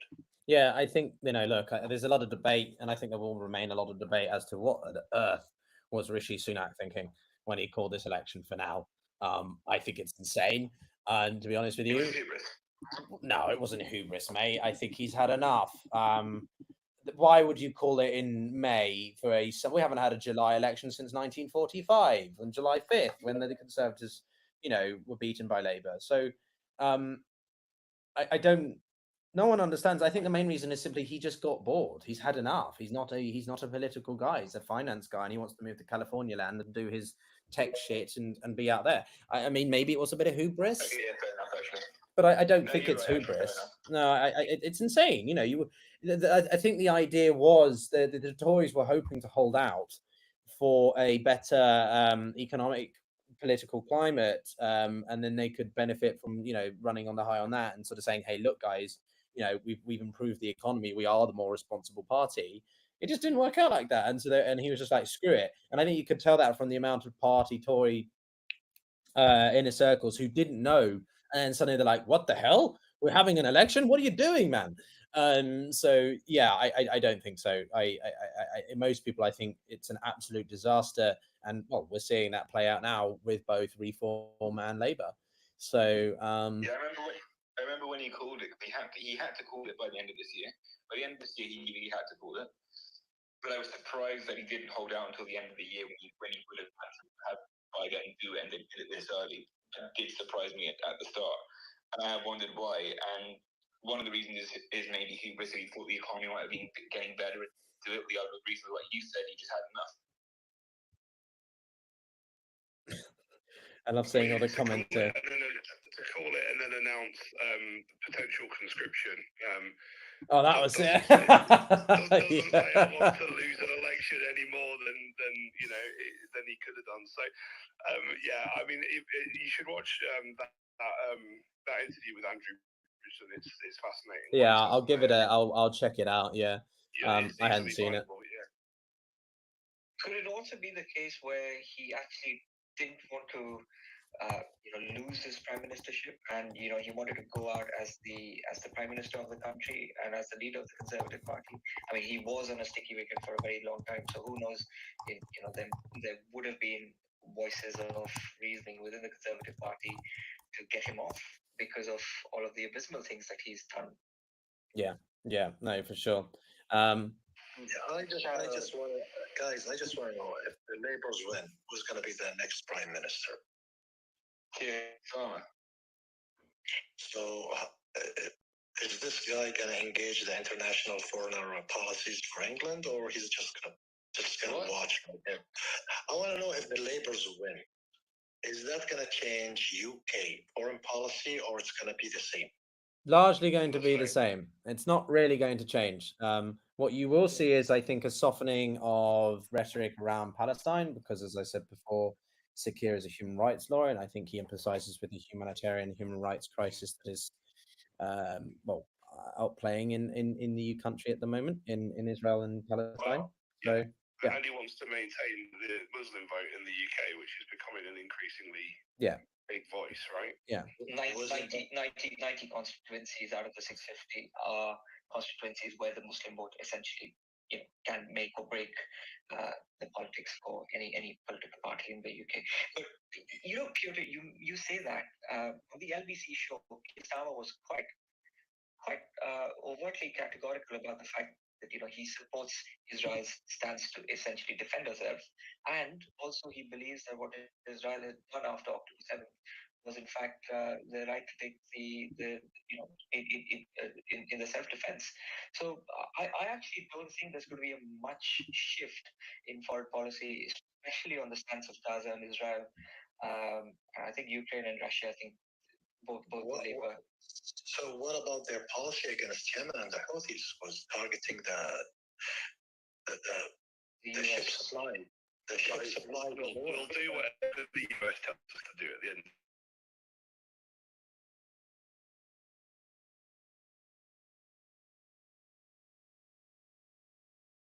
Nothing will change. Yeah, so look, I think there's a couple of. I think we need to take a step back and think about what we're talking about in the sense of foreign policy. Foreign policy is a collective term for all the different, but they are individual policies to specific issues, right? And when it comes to Israel Palestine, no, I mean, Keir has tried to navigate sounding, diplomatically responsible by saying that we need a ceasefire now, and they make that very clear in their manifesto. But he's also made it, clear that he does think that Israel has a right to defend itself. He's not going to be the Workers' Party and George Galloway saying that the Israelis are an apartheid state. He's not going to say that. He never would. But I do think you could see a growing pressure implicitly that the UK thinks that Israel has overstepped and should be engaging more actively in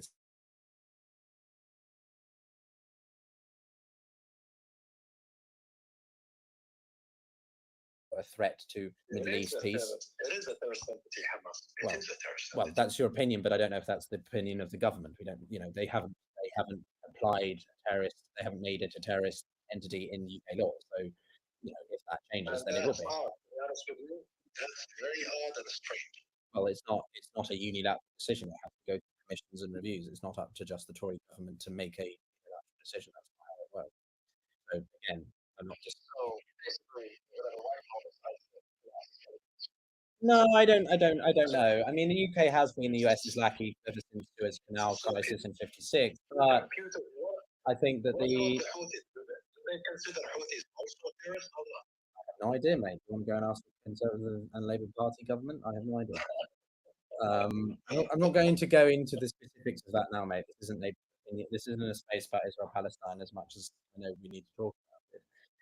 That is just one policy. What Houthis is doing right now is a consequence of their struggle between Hamas and Israel. Well, yes, of course. I think, look, I have my opinions about the war in Israel and Gaza.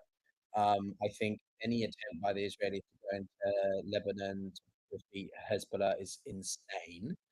I think that the Labour Party government will try to put more pressure. As I said very clearly, though, if Hezbollah do make threats to Cyprus, which holds British political assets and interests, the British are not just going to sit around and accept that, are they? I don't think that the UK is only going to pull out an airstrike with the US.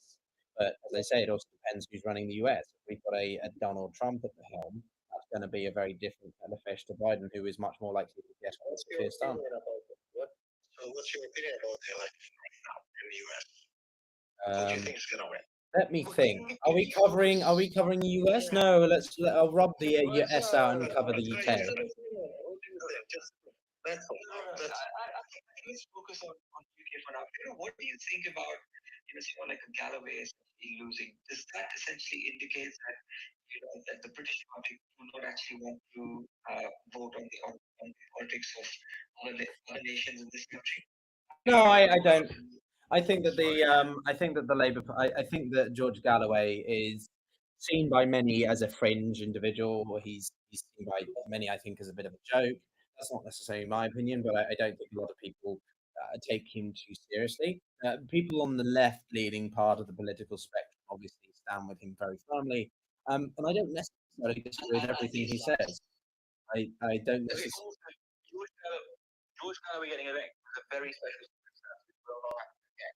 This by-election is unique circumstance by the fact that the Labour Party pulled their candidate away from him because it found out that you didn't or something, I can't really exactly what it was. But he did some pretty horrendous things. The Labour Party took the whip away from the Labour Party, so it wasn't the Labour Party candidate in that by-election. So Galloway being elected was a very, very unique circumstance, which probably won't be repeated in this by-election. One wider point is, the world politics being played out on the streets of London and other parts of the UK, for example, whether it be Palestine, Ukraine, or Kashmir, or Palestine, etc., etc. Are we going to see less of that now, or is it going to be more fact? I don't think you're going to see a major shit. Look, the first thing that the Labour Party has to do is get its own shit in order, as in the domestic situation in the UK. It is bad. It is really not good. And, you're not going to see a turn away from British issues, from foreign issues. You're not going to see the UK internalise and become North Korea, or do like a nationalistic thing and not isolationist. But you are going to see, I think, secure carryover in most places policies that have been existing, not necessarily under Sunak only, but Tory party.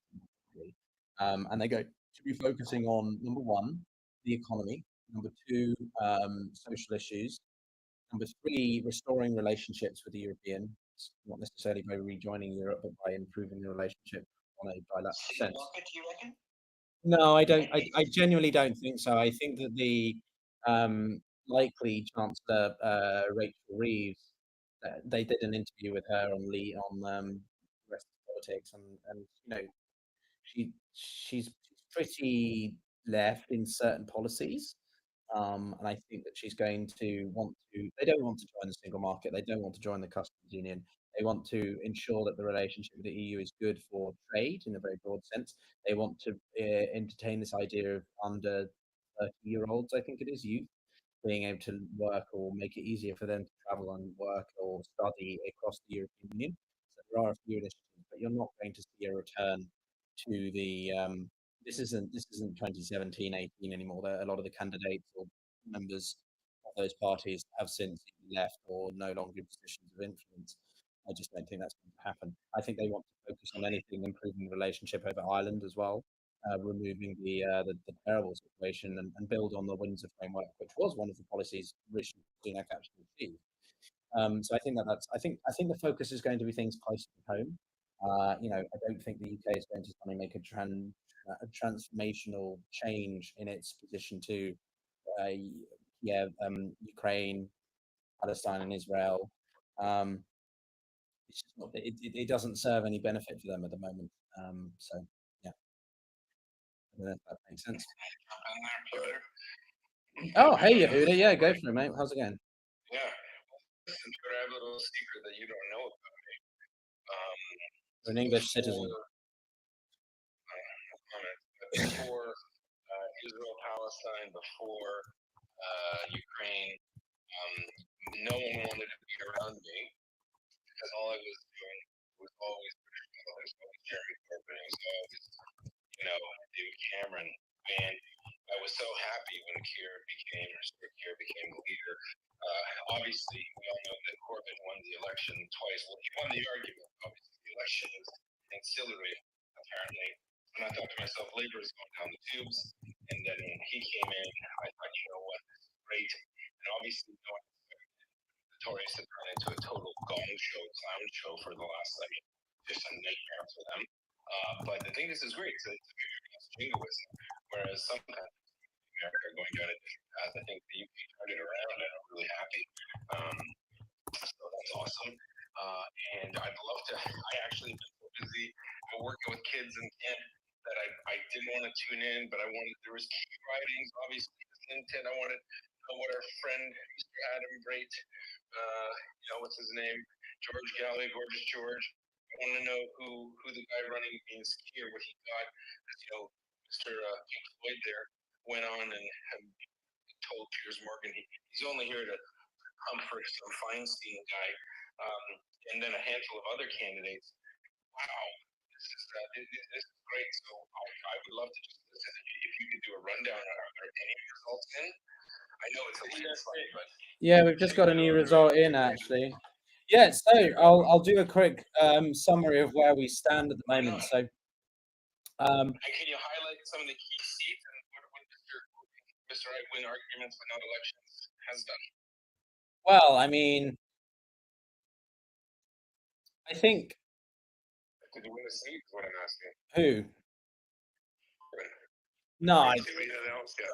Hasn't been announced yet. yeah, we've only so the breakdown Any is exit polls? Anything? yeah, we got an exit poll within the first 30 seconds of the polls closing.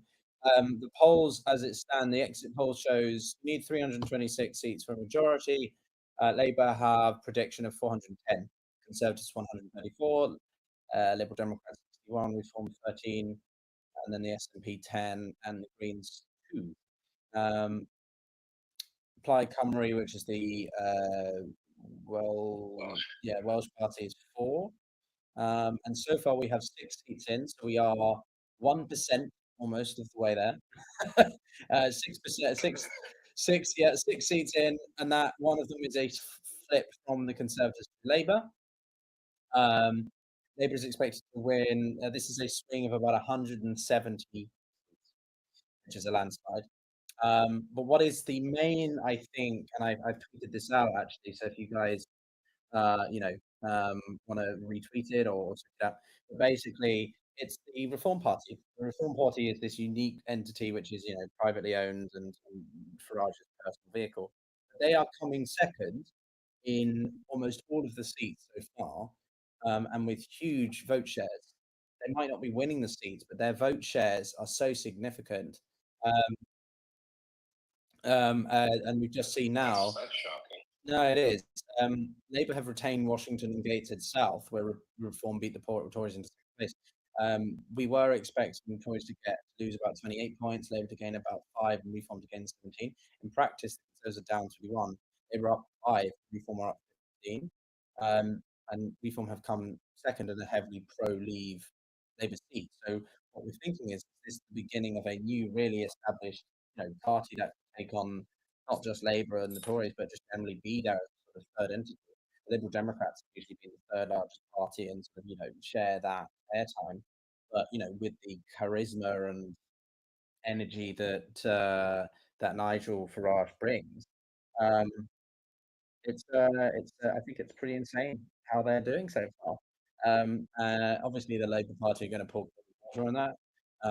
These 13 seats I think is more than what we expected. I think a lot of people expected them to get about 2, 3, maybe.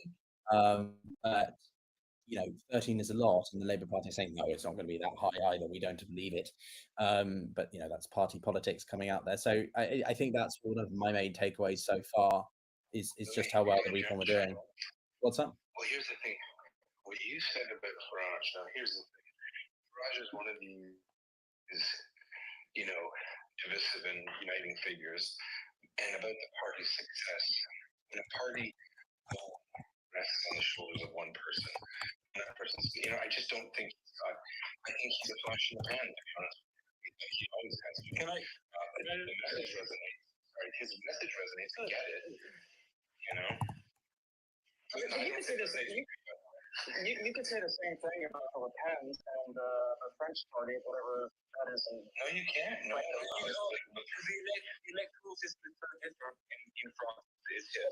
And that's the interesting point here to build on. It all depends on if Farage wins his seat or not. If Farage doesn't win his seat, then Reform will sit out again.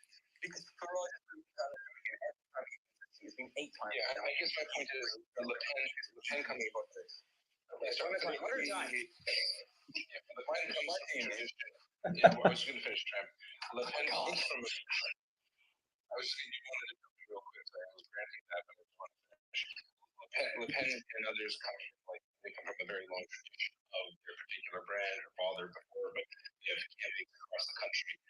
Reform, like Nigel Farage is whatever political party he is the party. That's my observation.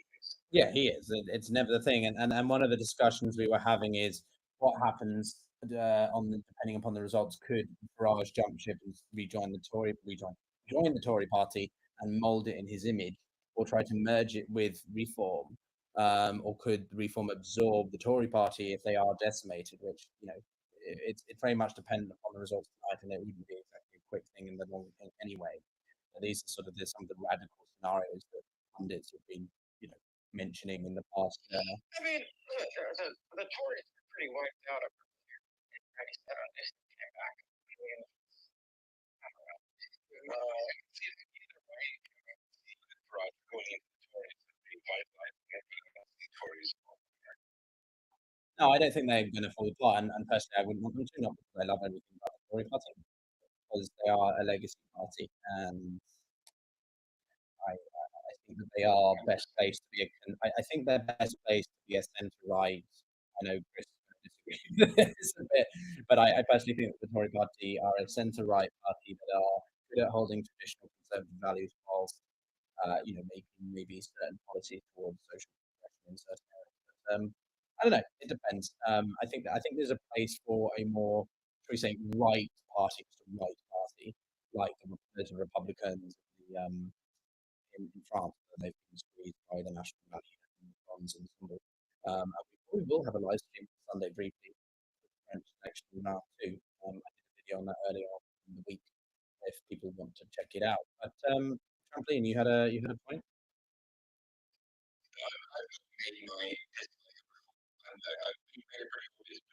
Really? Oh, okay. Interesting. That funny. Okay. Yeah. Yeah. Depends on Farage, because that party is Farage. That is it. If Farage he always does, what you geopolitics, go to America, mess around and do other stuff, and then revolt the time, because it is based on him. So the future of reform, and if Farage wins this, well, doesn't a lot of this also matter as to where these reform votes, what constituencies they're coming from? One at a time, guys. Yeah, if these are all solid Labour seats, then these are just conservative voters who are basically making an inconsequential protest vote. There's dissatisfaction with the Tories. So if you're seeing like, if you're seeing the very, very big areas, the Tories did quite well in 2019 because they were the Brexit. And now these guys, and they've always been traditional Labour heartland seats have been for the last 100 years. And they're still doing well there as a protest vote. There's not any really serious reform do well. Traditional Tory seats that went there. Now that is a question. That's just not happened. And the one Tory seat went yeah, that was a very prominent conservative. Well, and that makes sense. I mean, look, I want to hear Chris's point because he hasn't had a chance to jump in. You can't cherry pick on. You can't cherry pick one conservative because there is I think we need to wait and see.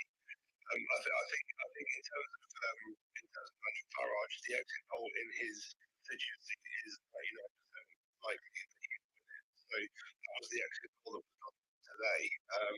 So I think the chances of him winning it are very, very high.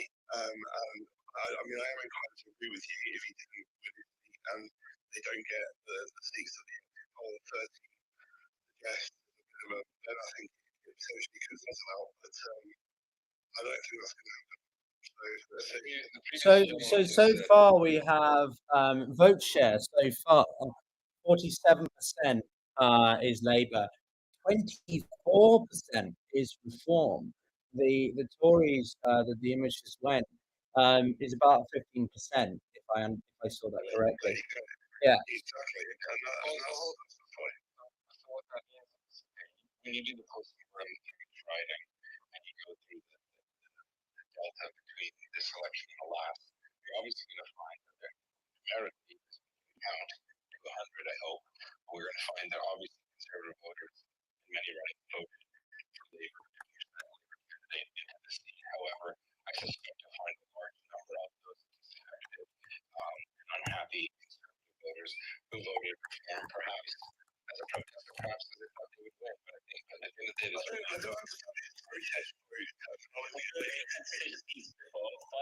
people last night. I'll explain what I mean. I'm saying that if you're a traditional conservative Tory voter and you're unhappy with Mr. Sunak and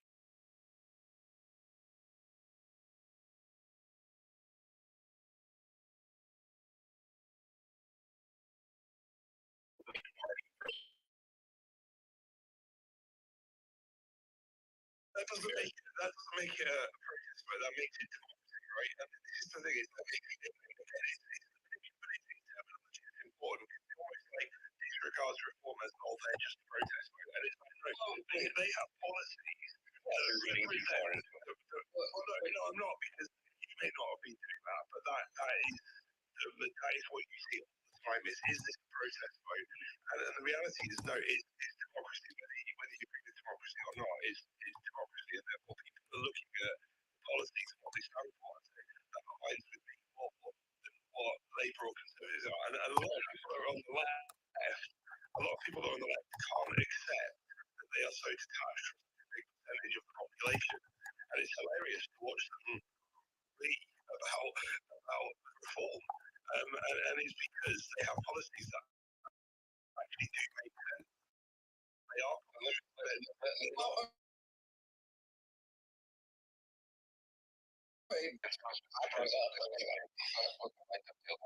me say this first. When we use the term protest, it's not. I really isn't a deeper meaning. And I'll tell you why.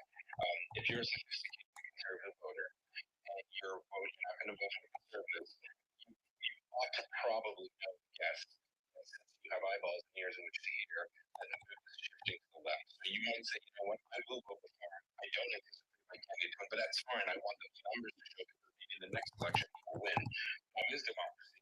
But I would also call that a protest. Some people have to throw your vote away, right? But there's no one else to vote for. That's what I'm saying. I'm not. No, I hear you. I'm not going deeper than that. No, I hear you. But the thing is, the mood is shifting to the left. The mood is shifting to the right, right? But the problem is shifting to the left. We have I think the election.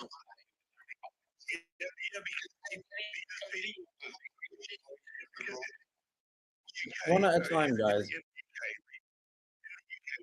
we have the tradition of people either Conservatives or Labour, and people either vote for one or the other on how they feel. And that's the majority of the way UK politics always work.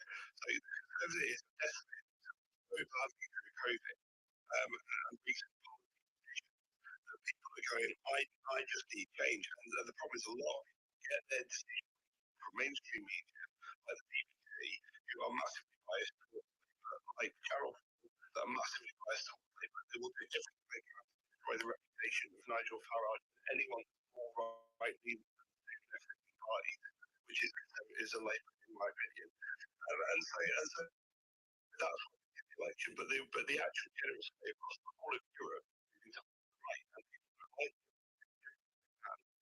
to almost bust all right. Democracy you said earlier. Yeah, it's democracy, but the point is reform is a very, very big percentage that's going to make a lot of people help think about the UK economy. They're going to shift right, they're not going to shift left, because the policies that are in place at the moment are left, and they're going to have to be to the right, because people are not happy with reform through democracy. Conservative government for how long? They weren't. They had right. Chris thinks that the Conservative government are left. I think they all try to build. There is a deep tradition of wet in the Tories. They're always been a little bit more open-minded to leftist ideas as not gone away. Yeah, they embrace WEF. They embrace WEF. They embrace WHO. They have a WHO has to do with being a Tory or not. Okay, guys, so I want to make a couple points here. So thanks to those of you on the live stream. I've moved the microphone closer to the phone, so hopefully you can hear that. For those of you watching and listening, this is a bit of a weird. For some reason, you can't. I wish Twitter or whoever would better integrate the ability to host a live stream, but also spaces. But yeah, basically, I'm hosting a live stream on YouTube as well. We're about to cross the 2-hour mark since we started. Wow, damn, holy shit. That's great. And then I'm jumping on another interview show tomorrow at like 12. So busy day. But yeah, so those of you wondering if who's talking on X Spaces, so if you want to listen on X Spaces or you want to join the live stream, go ahead. It's a multi-purpose, multi-platform kind of thing. Yeah, so I just do want to make one point, which I think is important, which is there is a huge distinction here between the vote share and the actual seats that we'll get in the end result. And what I've just tweeted out is the vote share for all the parties. The Liberal Democrats, which they, forecast to get 40 to 60 seats, 60 probably, their vote share is 4%. The Reform Party, which is, predicted 13 seats, which is generous. Chris thinks it might be more. Other people think it'll be less, or like 2 or 3. Their vote share is 24%. What does that tell you about the state of the British political system? And this is the point I'm always trying to get across to my American brethren, which is like, I don't necessarily like Trump or Biden, but the bigger problem here is that you don't have effective choice. I don't really like a lot of what Reform stands for. I like a couple of their policies on certain things, or I think that they are good in the sense that they think we should be tough on migration, which I agree with. But what does that say about it? And the Lib Dems, who have been out of touch for so long, and so many people are disenfranchised with and put out with because they just cost being pretty similar to Labour or conventional establishment. They're gonna get so many seats. It's ridiculous.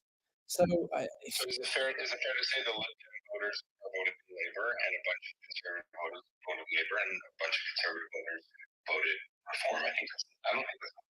No, it's not. It's not about it being complicated. I think it's more a case of. I think it's more of a case that you've got a Conservative Party that has been in power for so long. It's also just anti-incumbent. That's the term. You want to vote out the incumbent just because. And I think that the Conservative Party have been. I mean, I personally didn't. Well, relative to Ed Miliband, I preferred David Cameron. When it was 2010, as I said at the beginning of this, I preferred the Tory Party to the Labour Party. That was because Labour had been out for 13 years ago. Right? And wow, that's a similar number to what we're talking about today, right? So it's very circumstantial, and I think that the Tories are being squeezed now by Reform on the right. They're being squeezed by the Liberal Democrats and the Labour Party. I do think that the Labour Party and the Liberal Democrats might need to distinguish themselves a bit more. The Lib Dems have been a little bit softer on things like, I think, Trident, the nuclear deterrence, LGBT. Yeah, but yeah, it's a tough one. I don't see. This is the point. The Conservatives need to have a proper evaluation of where they want to sit and what they want to represent. Do they want to be a right-wing party that fills the boots of traditional conservatism and maybe I know this term is people don't like it, but populistic tendency, whatever. Do they want to be covering a bit of that area which is more driven around sort of just anti-establishment vibes, even though they are the establishment party, or do they want to be more centre right and have an overlap with what Starmer's Labour is and some bits of the Liberal Democrats, right? You've got members of the Conservative Party who are very pro-climate policy. You've got members of the Conservative Party who are very pro-Europe, but not necessarily as much as Labour in the sense of ties aspect of this policy. So I think it does vary quite a lot. I think that, I might have to go. No, go ahead, mate. Actually, one question too. Yeah. So this is aside from the leak of Diane Abbott and emails, which wasn't as much as I certainly am no fan of Diane Abbott. I promise you that. I think that she was we had a discussion about her earlier. Diane, I'm upset because when I was young, I bought a mathematics primer written by Diane Abbott, and I failed math for the next 8 years. I'm just kidding. Sorry. Yeah. If we get £6,000, anyways, Oh, you remember it? Yes. Thank you. I know. I made the same joke about the interviewer over the police budget, and then they're like, "How much are you gonna? Well, how much will it cost? How much will it cost? It will cost. It will cost 300,000 pounds. How much are you paying them?" Yes. I can't remember. I could play it, but we're kind of live. So anyway, I also can't. I'm not sure I can stand listening to her anymore. But anyway, sorry. Go ahead. Go ahead. When you look at, like, aside from that little thing, and it was a little, and they apologize, that's fine. But every other action, I don't think people realize how close the Labour Party, and I think, dare I say, British politics was about to take a serious hit if the clown show that was whatever group of people were on the Corbynistas, Andrew was a nightmare. But when Sir Keir came in, and he started enacting all sorts of changes. I'm not going to lie, a little full disclosure, Yehuda actually means Jew in my language, and a language. So I was very upset with anti-Semitism, and I was surprised, and perhaps a little shocked, happily, about the leadership that Sir Keir took with regards to accusations and really righting wrongs and whatnot, and kind of steering the party back to normal labor policies and core concepts. And a lot of people criticize them. And there's a British journalist, Oz Chatterjee, who I would say he's on the left of the Labour Party. And I really respect him because he took a lot of flack by making the comments, called him a coconut and this and that. And he really said, no, this is the way to go. These policies that are being enacted by Labour right now will save the party. And I think people should call that. We love to criticize. Fiona knows that. Him and I both criticize all sorts of different things and policies. But I think we have to give credit where credit's due. Sir Keir did the right thing. He brought his party around. He straightened it out. He sorted it out. And he set it on the right track. And a lot of people said everything that Keir is doing is ruining the party. And Oz Chatterjee, internet friend of mine now, we talk about this, and he dropped a video of tweets from people throughout the years about how Starmer was going to destroy everything. And I would respond, if you want to see it or put it in the nest, I don't know if you know the gentleman, it's actually, it's grand. I think it's worth it, but I think you should be congratulated because what I would consider that is not politicking. It was statesmanship. He really said, I know that. Say again? I'm also a big fan of Star Wars. Like I said, I'm with a centrist myself, and I think the Tories moving further right, which they have done the last 5 or 6 years, is one of the big reasons they're in this position now. The country has proven time and time again, we like to back moderates. Look how massively Labour is having a landslide prediction at the moment. The country does not like extremes. And the Labour Party, they fought jingoism on both sides. They fought jingoism. But the Labour Party went populism, they got decimated. The Tories are going to the right wing; they're getting decimated too, and Labour is. No, but what I wanted to point out was that when Sir Keir took over, he would not have been chastised if he did not want to rock the boat. So we've got another result, guys. We've got another result. So the Labour have held Gateshead, Central, and Wickham. So here we go. Labour on 18,200. Reform on 8,600. Tories on 4,600. Liberal Democrats on 4,900, and then the Greens on 3,200. So this flies in the face of the logic before by Trump playing, because if the UK thinks extremes, and yeah, he's saying that reform are extreme right, and the Tories are going more right, why are reform getting more votes than the Tories? Because the Tories have been in government for 14 years. Come on, I just said anti-incumbent. It contradicts your point, though. It doesn't. No, that doesn't make sense, mate. No, that makes no sense at all. Well, there's a big percentage of people voting for reform. big fat zero. Labour have won 7 so far. Like, how many votes for Reform versus all the other parties? That's a bit around this because of this. Britain always elects moderates. That's been my point from the beginning. The UK political system allows this, and it also ensures that the extreme parties never can see the cat. Look at the 1930s when Europe went pre-fascist. Britain didn't have a single black person in the seat, even though they got quite a lot of votes, which they did do. And it's been proven time and time again. Glass Mountain out of all of its pillars, and I don't like Glass Mountain for a lot of reasons. I think it's having more transferable votes. That's a whole different topic of conversation.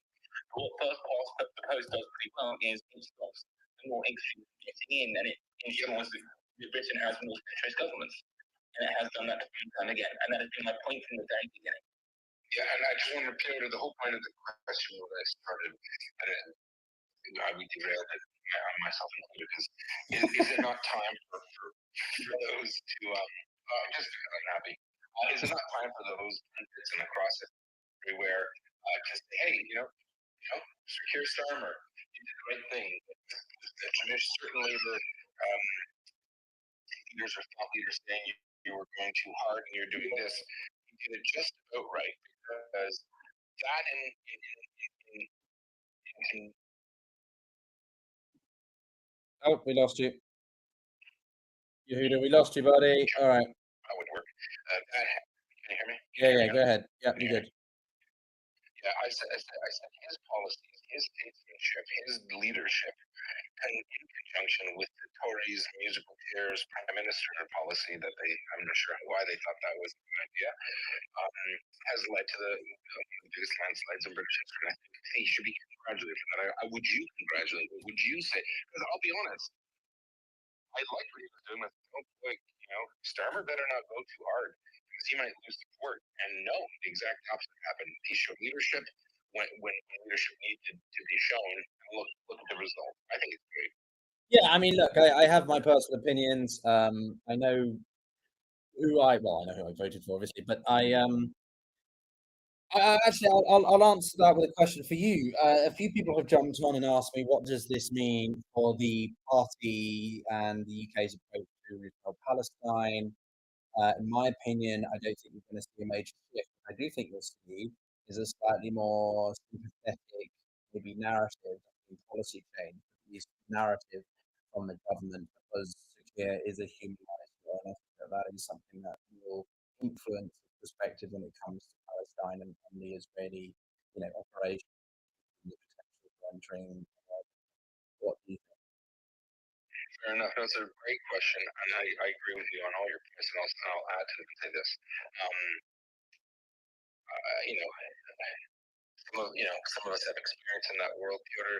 Without getting into details, I think what people would be surprised to hear is that on October the 8th, when the Israeli Foreign Ministry contacted their colleagues in the European Union, and even Kingdom in America and all over the world, and the evidence and the damage and devastation that they demonstrated to their allies really made their allies realize that Israel's in this for the long haul. This is a seminal event in the history of that state, and they will have to do things. They will be criticized ad nauseum, ad infinitum, and they're going to have to get support from their allies to try to tamp down on the criticism.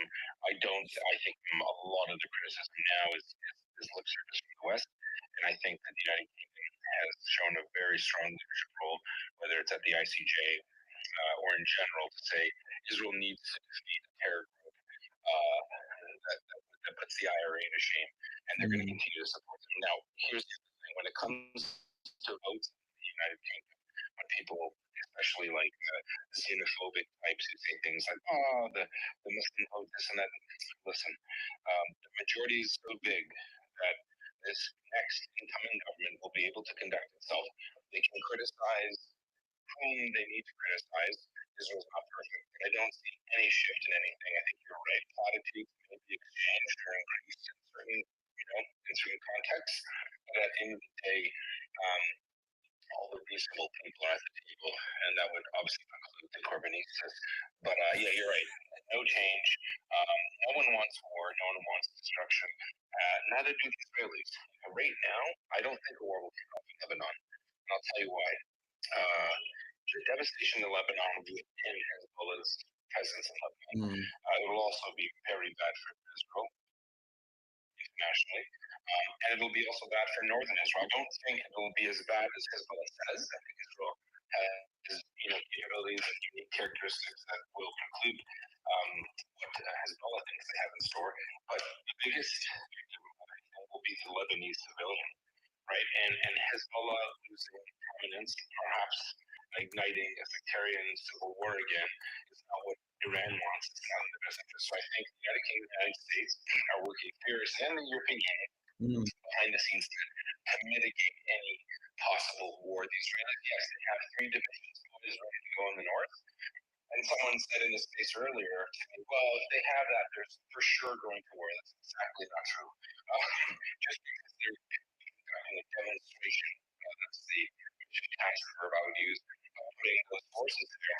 They can call them down. They prefer to call them back. But I don't think the UK will continue to play that pivotal and important role in de-escalation. We may not hear it. We can't take the words of Hezbollah leaders or Israeli, far-right Israeli leaders in the cabinet. We can't take their words as gospel. So I think you're 100% right. No change will occur. And I think at the end of the day, what you said earlier about Sir Keir focusing on the economy, social issues, growing up the NHS, these will be things that it will focus on. That's the mandate of the people. And I think I don't think it's going to change. So, yeah, I mean, look, I think that any country is going to focus on its near abroad, its internal issues first and foremost. When also it's a shift in party, and you've got a change of this level as well. What's interesting is that a notable name here called John Curtis has been saying that this could be the lowest turnout of a British election since 2005, which would be quite disconcerting considering the severity of the election and what it means. But I did also want to mention that I don't really usually share who I vote for, but in this point, I did vote for Rick Astley because he will never give you up, let you down, run around or desert you, and will never make you cry, say goodbye, tell a lie, or hurt you. And I think I think there's a point that we can all get behind. Very powerful stuff. Which party? The Rick. I just got Rick. I just Rick rolled 100,000 of you or whatever. How many of you are watching? 1,000 on X. 8 of you currently on YouTube, and 100 of you listening. There you go. That's a Rick roll record.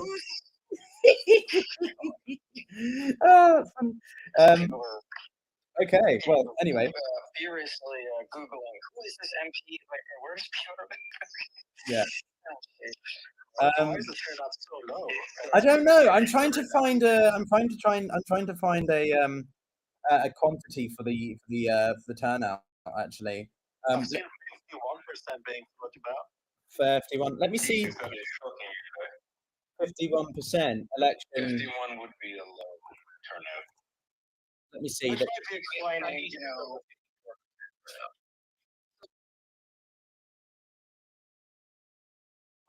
so how is Labour doing in these constituencies? Are they turning out more voters? Is Tory voters just not showing up?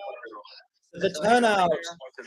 So the turnout in 2005 was 61%. Tony Blair won with 412 seats and 40% of the share, which is insane, really, if you think about that. What we're seeing at the moment is that reform. I don't know. There's this debate. I think one of the other main debates being developed now is how much reform are really going to take strong gains from Labour constituents. We've got a Cramlington has just come in as well, and that's a plus 13% for reform, a loss of 21% for Conservatives, and plus 5% for the Labour Party. Reform's vote share has dropped by 5%. Conservatives has gone up to 16. The Liberal Democrats has gone up by 2. Labour's holding on 47%. So, and the Greens is holding at 6%. So, what I would say is the most stark about this is that the Reform Party has set to gain, let's say, a handful of seats. playing ball versus the Liberal Democrats that are set to win, if even on the more generous end of 13 seats. That's still, 5-6 times what the Liberal Democrats get, and they've got less than what a fourth or six, or whatever it is, 6% to 24%. It's do you think that we should insane. shift to proportional representation then? Do you think that's a good idea? Well, I supported it in. I support choice. The problem with PR is it's not always stable, but it's not fair either. It depends really, because you don't want to go too far down the road of proportional representation, because you can end up like the Netherlands, where you have 30 plus parties who are vying for influence. Or Israel, yeah. And Mark Rutte, who is now the Secretary General of NATO, that's going to take a while for you to get used to. They, he was still winning most of the time, but he was winning. He was still the Prime Minister, but he was governing on a mandate of like 25%. That is not, that's not fair, right? So it's a difficult one, really. I do think we need a review of it. But go ahead. This is what I would want. I wouldn't want pure PR, but hear me out. I would want the same constituencies that we have now, but a system of single transferable vote. So you vote your last choice, second choice, your third choice, and if your first choice won't get enough seats, for example, to be elected, then your vote goes to your second choice. So your vote doesn't get wasted, but we still keep the benefits of first past the post, and I would want to change it to a terrible vote. Why is it slippery? Why is it slippery? Basically, Labour and the Tories will continue to win. Yeah, I see we've got a few who's jumped in. Where I go, he goes. Where he goes, I go. Fusilier, by the way, is one of the most distinguished. If you're not following Fusilier, that's actually his picture. He's about 300 years old. Give him a follow. One of the most sophisticated people I've met on Twitter. I'm honored to have him as a friend. Yeah. Fusilier. Yeah. Go ahead. Yeah. You're embarrassing me. Not true either, by the way. I'm incredibly young and good-looking, and my military career was distinguished by falling out for this part. There we go. I just see these results put up in Australia, and I don't vote in the UK elections anymore because I don't live there. But they are astonishing. One has to remember that the Tories are sort of the party of government in the UK. They are the default setting. For them to have been beaten into third place by anybody is extraordinary. By a newly rising party, that is amazing. And also, thank you very much for that analysis about voting levels. They're never the same as they are in Australia or elsewhere. The UK has a notoriously sort of lax electorate. In Australia, we have to vote. There are no excuses. So there's very high turnout. The US is, especially at the moment in Canada, are more politicised, I think, than the UK. What will be interesting, Piotr, I don't know if there's any analysis of this, is where that non-voting half of the population comes from. Now, traditionally, in my lifetime, they have been Labour vote, normally thought to be the great unwashed who don't vote, they can't be bothered. The Labour vote, if that non-voting element is part of the Tory base that has decided, well, there's no way, it's a sort of protest vote, we're not going to vote for anybody in this election, then that really is seismic, because if one combines that with Reform's vote and maybe a shift in the existing Tory vote to this new Reform grouping, then you could see a lot of Conservative MPs. Well, there aren't a lot of Conservative MPs. I mean, I haven't even looked at the stats, but I suspect on that level, you're talking about a rump Tory party of 150, 160, something like that. if that rump decides that there's no future in the Tory party, they may decide to shift to reform. What will be those two factors? How much of that non-voting element of the British electorate were actually Tory voters, which would be unusual? And will they, in future elections, maybe switch to reform? And how many surviving Tory MPs will be panicked by the result and shift over to reform? It's not the election that's fascinating here, it's the repercussions of this election. And I've never seen an election. I've seen elections where Labour have been decimated.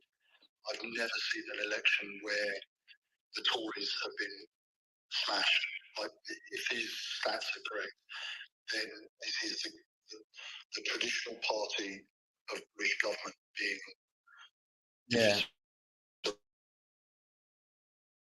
rated. This is a live stream. I'm on YouTube. We're on X, both video and visual and audio. We're actually, we've got more people watching, or have had more people watching on the visual than Al Jazeera, which is kind of entertaining.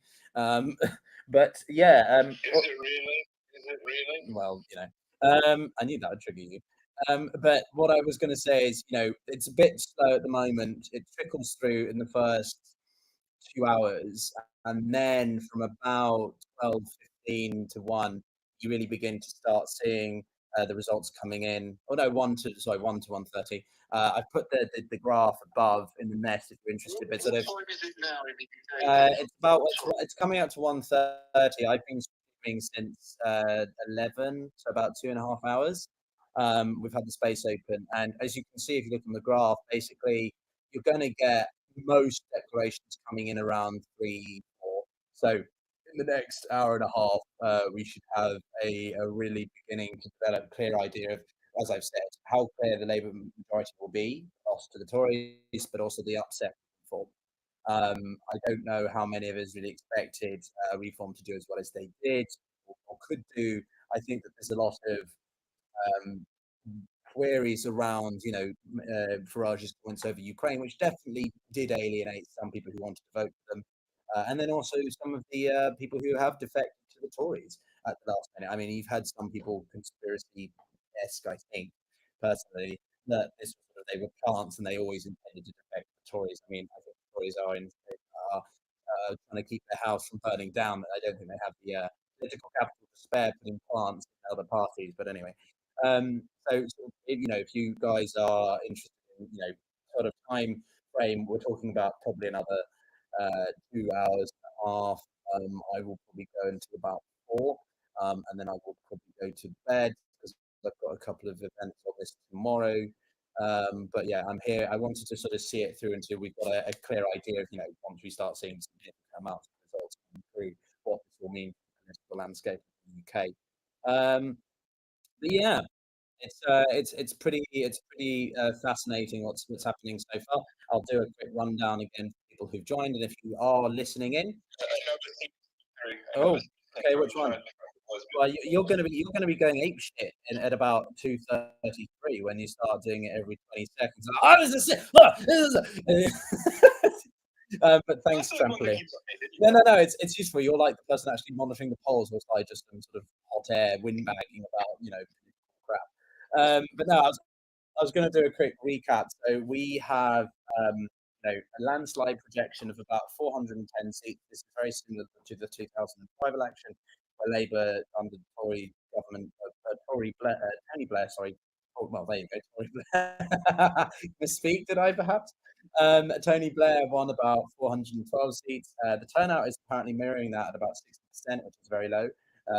What we considered what the French turnout was on Sunday, which was about 69%, I think, which is notably high for the French, the highest since 1997.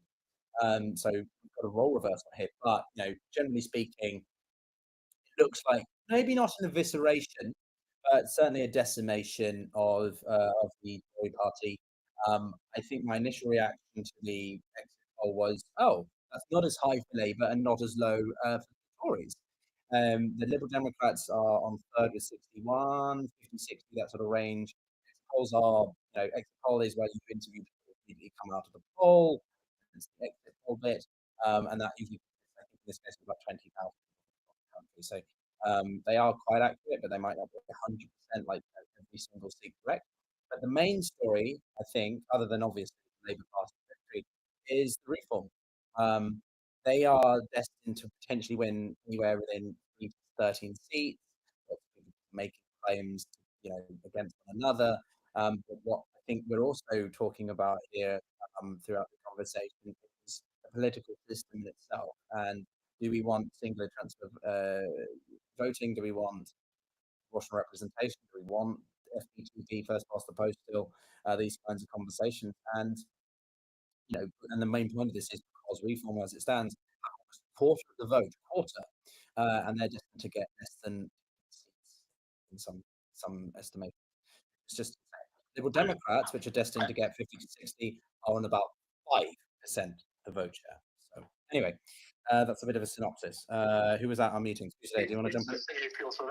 Oh, go ahead. That's why Australia switched to the system that the transferable vote system, where you vote, but your vote then gets transferred if your candidate is losing. So it results in sort of a majority government usually. But it was my understanding is it occurred when years and years ago some party received a large proportion of the vote, but only one or two MPs. I think there is a strong argument, should this happen, that situation will be untenable if a quarter of the population have voted for a party and yet they have minimal representation in Parliament. There's going to be real questions about, is the opposition working? Yeah. What I think is also interesting, actually, I mean, I lived in Oz for about a year and a bit, and in the US, the UK, and Australia, you have FPTP, right? You have well, you did maybe in Australia, but you have predominantly two main parties that dominate the roost, but they're very similar. Well, maybe not in the US, but you know what I mean. Like the Liberals in the Australia are not really the Liberals, and Labour is the left party, but they tend to switch places, right? And the Liberal Party had a phase where there was a lot of internal ousting as well. I remember being there when Malcolm Turnbull ousted Tony Abbott, and that was a sort of disaster. And then he was ousted by was it Scott Morrison, right? And then finally they were replaced by the incumbent government and Albanese, if I'm saying his name right.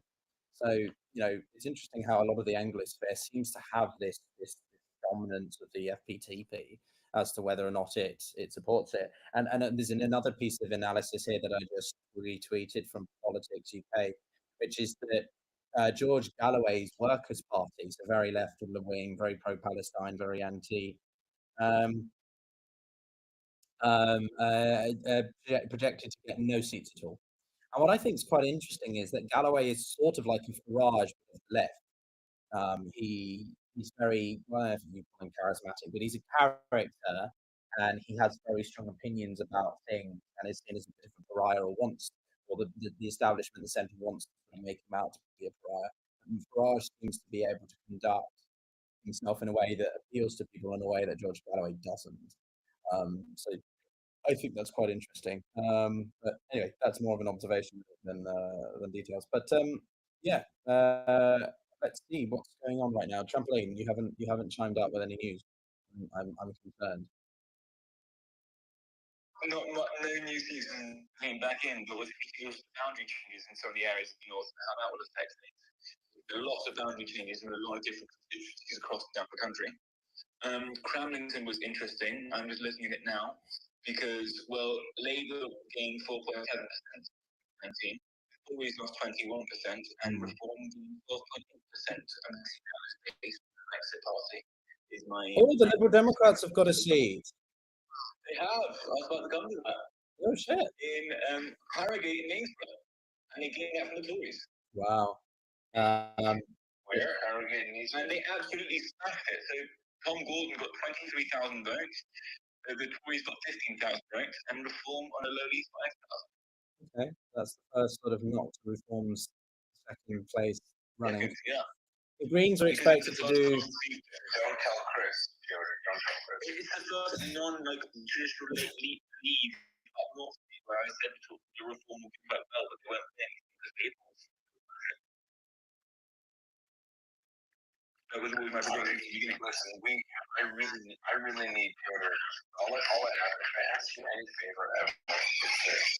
I want to know when Galloway's comes up and Mr. Abner wins the non-election. So the only one here is Galloway and Corbyn. And so Galloway's exit poll says that Galloway will lose, and the only reason Galloway was a very unique circumstance. I don't know if you know this, but I'll say it for everyone else in case. Basically, the Labour Party candidate in that by-election had done some pretty egregious things, like accused of sexual assault, I think it was, or something horrible, just before the party. And Keir Starmer made the right choice by removing his whip, and they didn't have enough time to figure out another candidate at that point, which meant that Labour was not running in that seat in Rochdale, which gave Galloway a big advantage, and it also was a by-election. It wasn't a general election. In by-election after by-election, it is always this. The turnout was always a hell of a lot lower than in the general election. So it was a very, very, very unique set of circumstances that allowed George Galloway to get a seat for a couple of months. But it's not going to happen again. Yeah. Oh, I think you mean Rochdale. That's what I said. I said Rochdale. No, I said it with a boy. Listen, I want to speak about George Galloway for a second. Oh Jesus! I shouldn't have mentioned it. I knew you'd be. You and Fusilier will start going off on. let me tell you what I find about slimy George Galloway. What I don't like about the guy has literally, the guy, he goes riding hopping, right, and he finds a riding with what he believes to be a strong Muslim population. And then he goes after the Labour candidate, who's usually Muslim, and then he tells everyone how non-Muslim they are.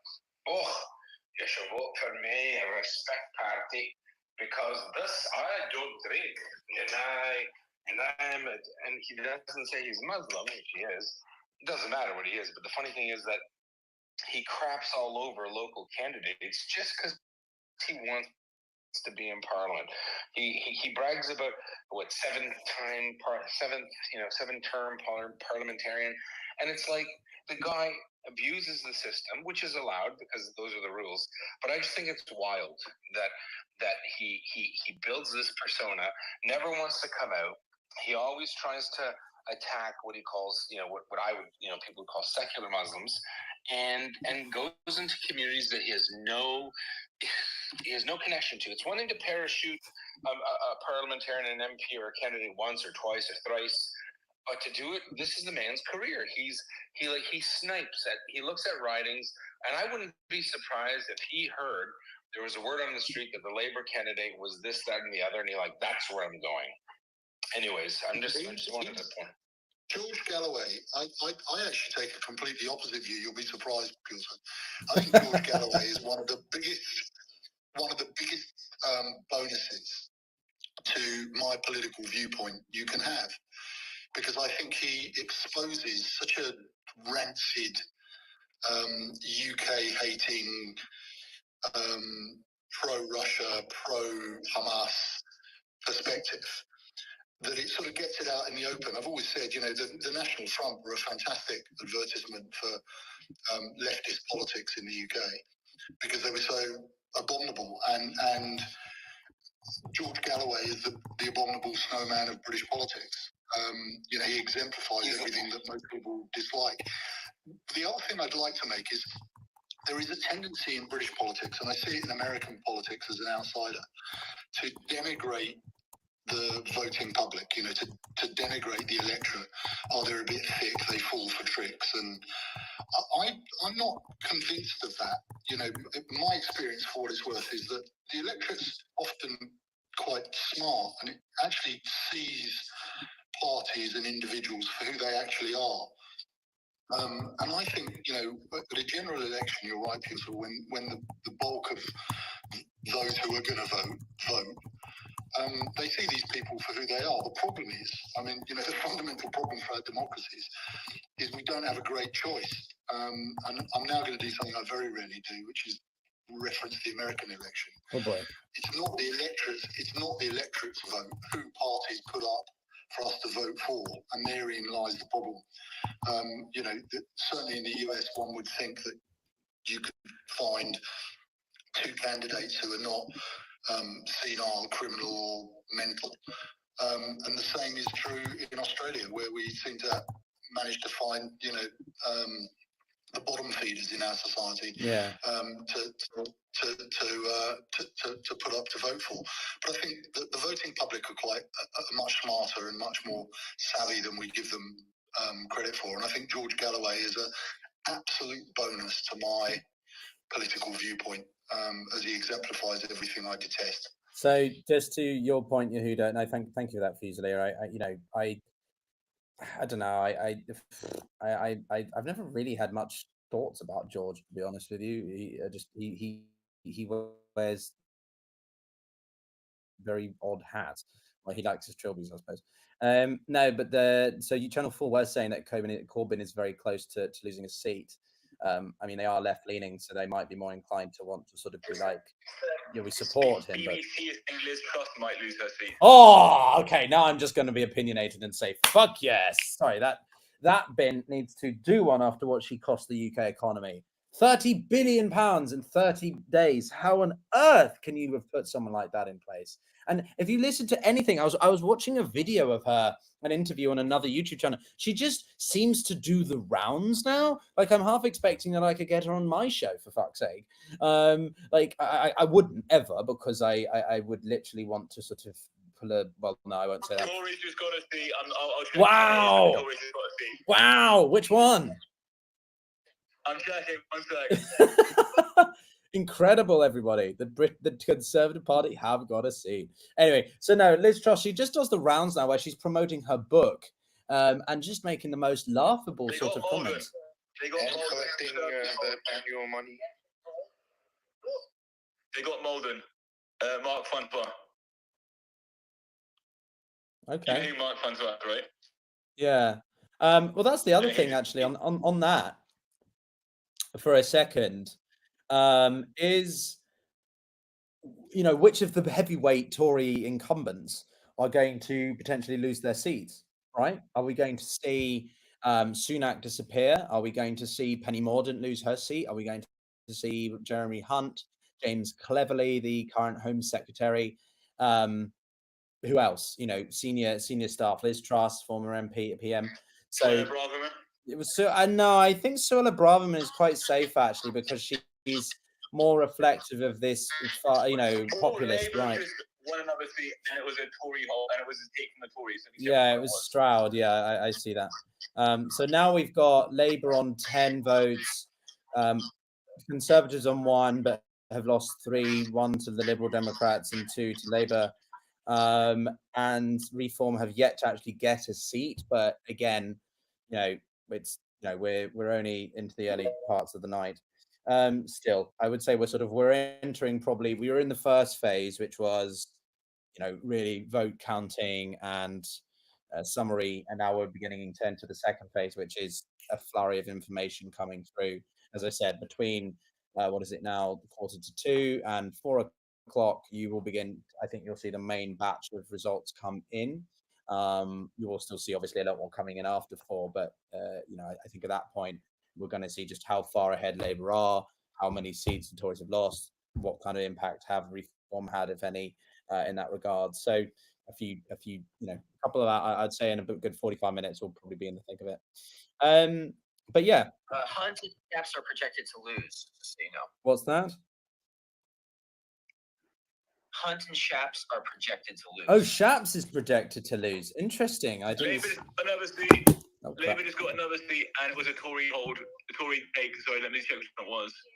Okay, so I've just I knocked over my ring light here. My very sort of crude media setup here for my laptop and live stream. Trampoline, if you're going to unmute, kindly mute when you've chimed in, because otherwise it's a lot of background noise. I know you've got sort of 4 TVs around you and 5 different live streams on the TV. But yeah, I think, yeah, so I think it's going to be very interesting to see what this does for the political makeup. We've had a decade of notable names being in and around government, and this is going to be an opportunity for a new generation of people to come through. People who are my age, possibly even younger. If you look at France, we've got a gentleman who will probably be the prime minister of the National Rally, who's 28 years old. So we are beginning to see sort of more millennials take positions of influence and power, which I think is going to be very interesting. Labour have got the seat for Stroud, 11 now for Labour. I mean, it's not that fascinating. What else would I point out? Go ahead. Do we have any data from Northern Ireland yet? Do we know where things stand? No, Northern Ireland tends to be the next day. It's not as quick as the UK is on average. So Northern Ireland will take a while. It also won't change much in Northern Ireland. They don't vote for the mainland parties for the most part. They'll vote for parties based on sort of sectarian, for the most part, parties based on their sectarian roots. So SDLP for Republicans and Sinn Féin, and some form breed of unionist for the Protestant majority. But it's they won't impact on the Labour, Tory, Reform, Lib Dem numbers. So I've got some of you wanting me to share my more opinionated opinions. I'm trying to retain a degree of balance here and objectivity for hosting something like this. Obviously, I have very clear opinions on a lot of things, but maybe I can share them another time. Or I can just be opinionated, but then it might not have such a conducive conversation. Okay, so Gaetano, yes, George does love hummus and RT. Yeah, he's essentially a mouthpiece for them. Although I have considered maybe speaking to George. Just I know people will be like, what the fuck? But in some ways, I feel sometimes engaging people of the opposite side is important, because they're not going to go away and they're going to still have their opinions. And that's sort of what I try to do on the show. On the more the YouTube show, at least, is to cover varying degrees of opinion. Get him up, absolutely. Oh, you think so? You think so? Okay. Okay. I absolutely do. I think he's such a rancid turd that the more you can expose him to the rest of the planet, the better. Okay. And you have to expose him by basically calling him out, and you can do that by interviewing him and making sure he makes a fool of himself. Well, I've thought about that. I mean, I know there's Dmitry Polensky, if I'm saying his surname correctly. He's the deputy permanent representative of Russia to the UN, and he's appeared on some of these. You know how you get these fringe shows that I wouldn't say Farage is fringe, but he's he's populist, but he's not fringe, right? I tried to find the right word, and you get some of these people who just do the same circuits across the same 3 or 4 events. So for those of you who maybe follow geopolitics, there's some accounts like DD Geopolitics, Suleiman, what's the word? Jackson Hinkle, right? And they're all the same kind of people, that they are just anti-establishment, no matter what it is. Awful. Yeah. But they host the same people. They never branch out of the same few voices that push the same narrative. And whilst people might think or say that I or other people have a mainstream narrative and we're global or whatever the crap is, right? I do try to have a diversity of opinion, and my favorite is that whenever I check DDD's Geopolitics, because I'm just kind of curious, right? It's the same people, and it's like every other week it's Scott Ritter again, Ozzy Cossack. Oh, it's Scott Ritter again. Oh, okay, so you like platforming a noted paedophile? Great, that's a fantastic, media skill craftsmanship there. So, if I would genuinely host George, I would, because I might not agree with him on everything, but he can at least articulate his points. And I did watch his interview with Piers Morgan, not all of it, but a bit of it, from a few days ago, and I thought it was interesting. and I do think George has some interesting points at times, which I would like to break down and explore or challenge. You know what I mean? Have you ever seen Christopher Hitchens' take on George Galloway? No, it's like all-star. Okay. He hates George Galloway he hated George Galloway with a passion. He took him on Bill Maher's show, and they actually had a debate.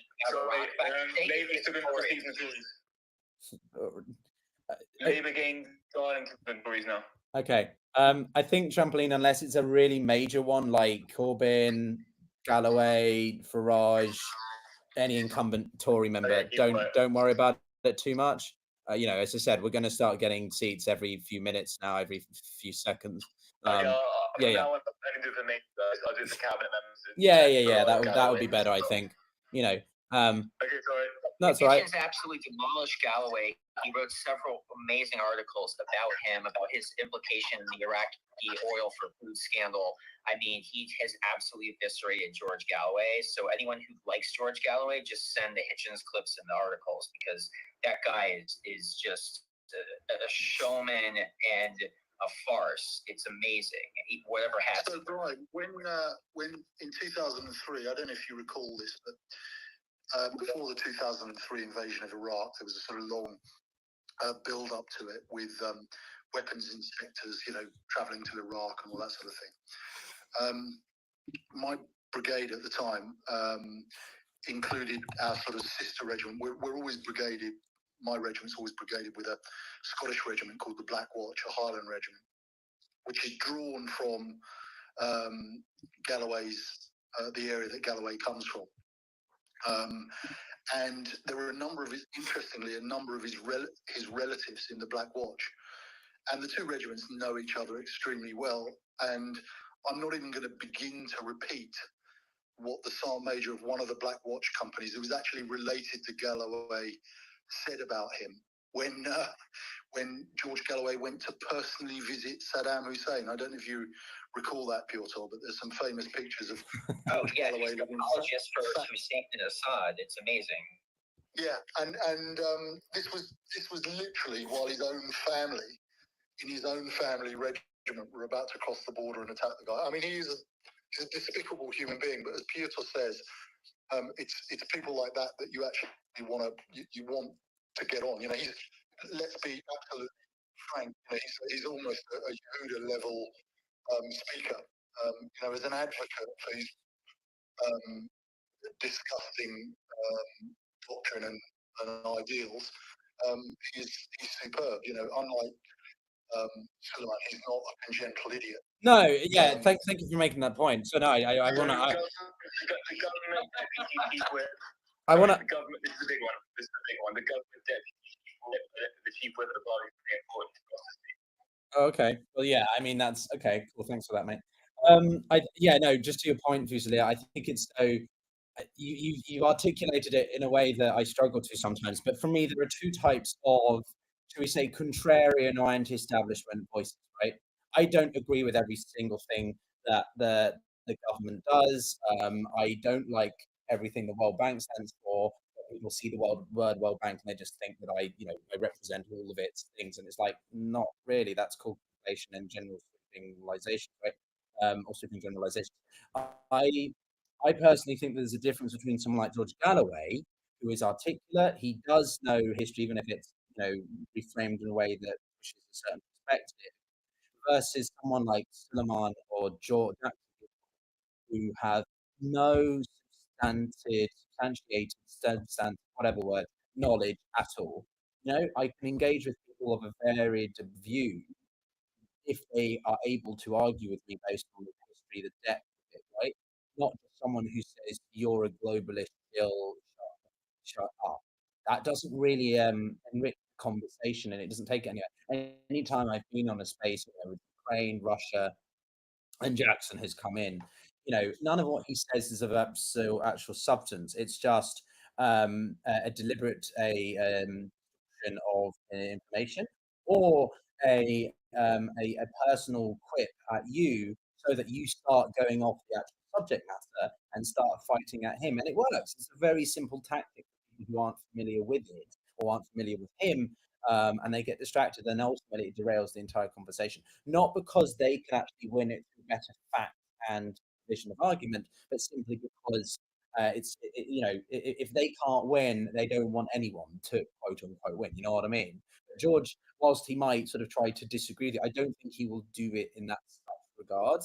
Like when I saw him going back and forth with Piers, who's not exactly my favorite cup of tea either, it was pretty clear that they were listening to each other and disagreeing based on what was actually said, not sort of just emotionality and crap. So yeah, I think there's a term for them. I think I can't remember what it is, but anyway. Idiots. No, yeah, They spread hate in Islam. Do they spread hate speech? Do they spread anti-Semitism? Do they spread racism and Islamophobia? George Galloway makes terrible, terrible arguments, but he doesn't come off as a bigot promoting bigotry. Jackson Hinkle, Alex Jones, these other people you mentioned are literally trafficking almost every other word in bigotry and hate against minority groups, and it's disgusting. So I perfectly agree with your distinction there, and it's important to have that distinction. So I appreciate everything you just said. It was a bit long-winded. I'm also pretty tired now. I've been streaming for about 3 hours. They also do a bit of no true Scotsman and Texas shock Pharisees. That's what they do when they argue. Yeah. What was I going to say? I mean, look, it is an effect of social. It is an effect of social networking. So, an agreeable disagreement, discourse around different viewpoints is almost because it's not showy, because it's not box office. Tends to lose out to screaming and shouting and offensive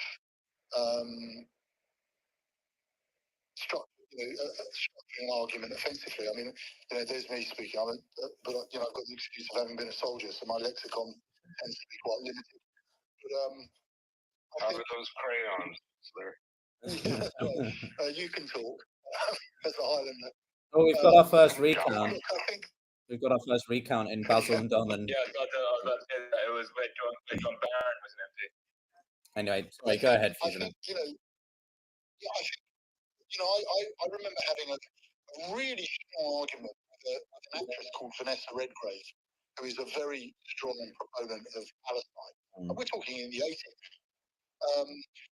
But we were both polite and civil to each other. We fundamentally disagreed. And I'm not. You know why that is? For the audience who isn't British, can I tell you why that is? Can I tell you? May I tell you? Piotr, this is a compliment. So I was listening to a heated exchange between, Chris and other people, and I know there were some people messaging me, and I'm like, this is about as angry as British people get. Like, this is a ruckus, Yeah, I made that joke as well. Yeah. We made that joke. People don't get it. Americans are like, oh, they're. No, he said, well, your opinions are interesting. No, he means you're an idiot. Let me translate from British into American English because you don't get this, right? So to the individual who made a comment about Mr. Galloway, Gorgeous George, or the MP for Baghdad West, when people make a comment, I was going to take it for you there, Piotr. I had to reconnect. Anyway, it's fine. Maybe I didn't know. A bit of anti-Semitism. Oh, yeah. Here we go. I had to go there. Anyway, no, jokes aside. Jesus Christ. My point is that he's my ancestor. You're welcome. What I wanted to say is that what you don't understand about British politics is even the most perhaps inappropriate person might very well be. To no surprise, Rachel Reeves is one of her seats. Oh shit! The first actual government member. Oh, okay. Anyway, sorry. Anyway, so what I'm saying is that to those Americans, colonials, and others who are listening to, a breakdown of what's going on in the kingdom, here's the insidiousness that I would proffer to you that exists with people like George Galloway. George Galloway is too smart to say the things that a Jackson Hinkle or whatever, but I would argue that his beliefs are quite in line with those, not as unsophisticated perhaps. Why would Galloway so dangerous? Right. So, dangerous to people who speak the English language, probably. To those who have no idea what he's saying, like there's no way that the Nick Fuentes crowd and the Jackson Hinkles will understand. I'd like to adumbrate my opinions on the people of Palestine. No one cares. But the thing is that he knows when he was on Piers Morgan, he was actually doing what a good politician would do. He's speaking to an audience that he's trying to enamor. And with the troglodytes in America, mouth breathers, they don't do that, right? So I would argue that he's not a proponent of anti-Semitism. He does it in a much more sophisticated way, right? He does it in a clever way. He does it in a way that he refused to debate someone and offered union debate because he was Jewish. I don't debate Israelis. Okay, cool.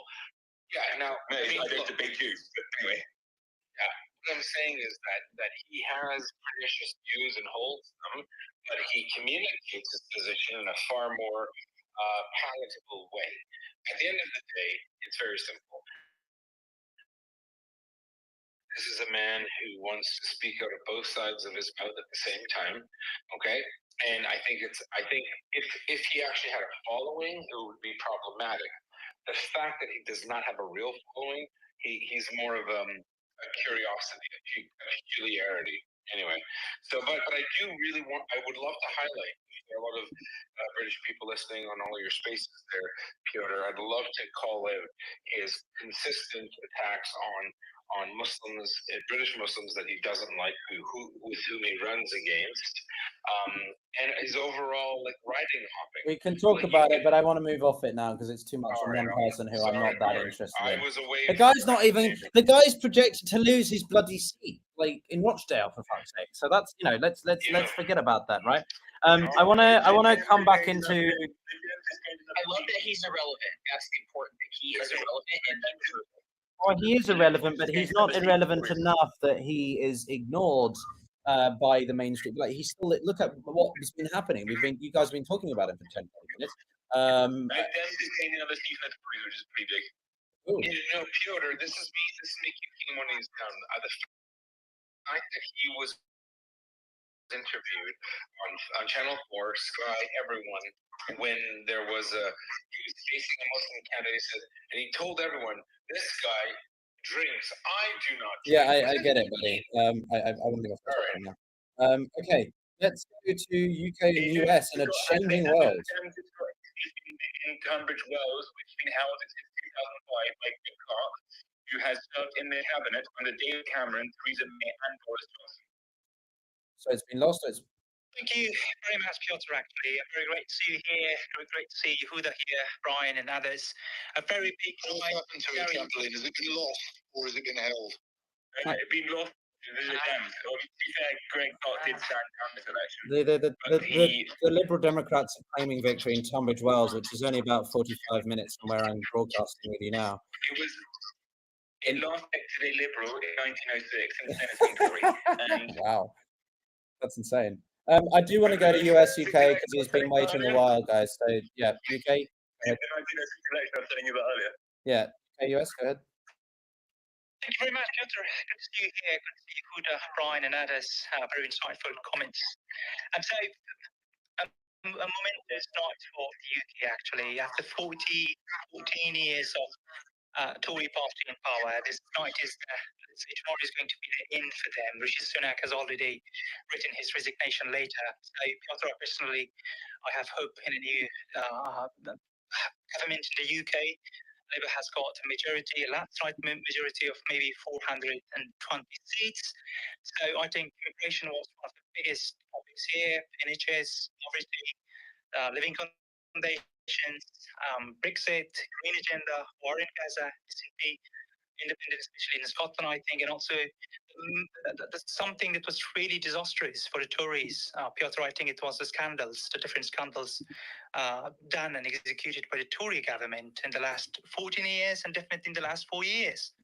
Take into account the sewage problem, take into account the Partygate, take into account the sleaze, the corruption actually giving their friends and cronies hundreds of thousands of dollars, I can say even billions of dollars, millions of pounds to dear friends as part of the COVID contracts and these things. So I think tonight is a big night, but I'm really concerned about the future because in the next election, which is going to be in 5 years or maybe 4 years and a half, we're just going to definitely see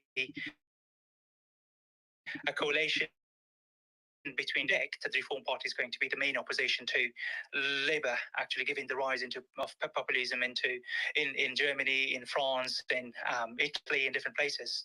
So this is really going to be the next election is going to be tough for the Labour.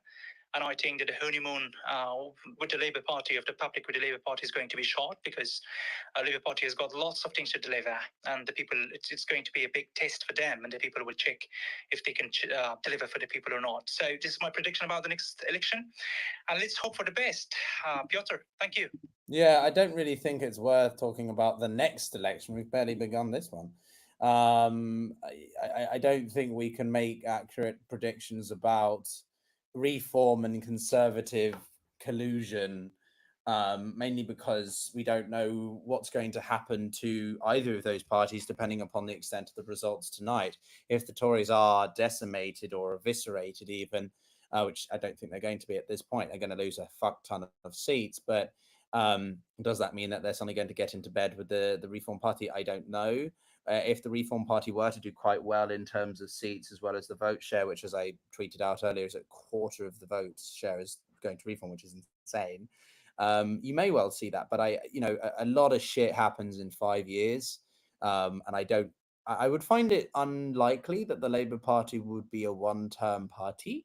After 14 years of the Conservatives, I just don't see them coming back into power with Reform, let's do a hypothetical, in 2029, unless the Labour Party literally do not clean up anything and everything, right? Well, there's no improvement on the NHS, if there's no improvement in education and funding in terms of supply side infrastructure projects, which is what the UK needs, the state of our roads, our rail networks are appalling, then I don't really see why then the Labour Party may well be put on the back bench. But Rachel Reeves, Angela Rayner, and those sort of in the economics area, I don't know. I'm going to reserve judgment, I think, is what I would say, mainly because I think that they have a fucking hard bunch of stuff to pick up. They've got a huge mantle to deal with.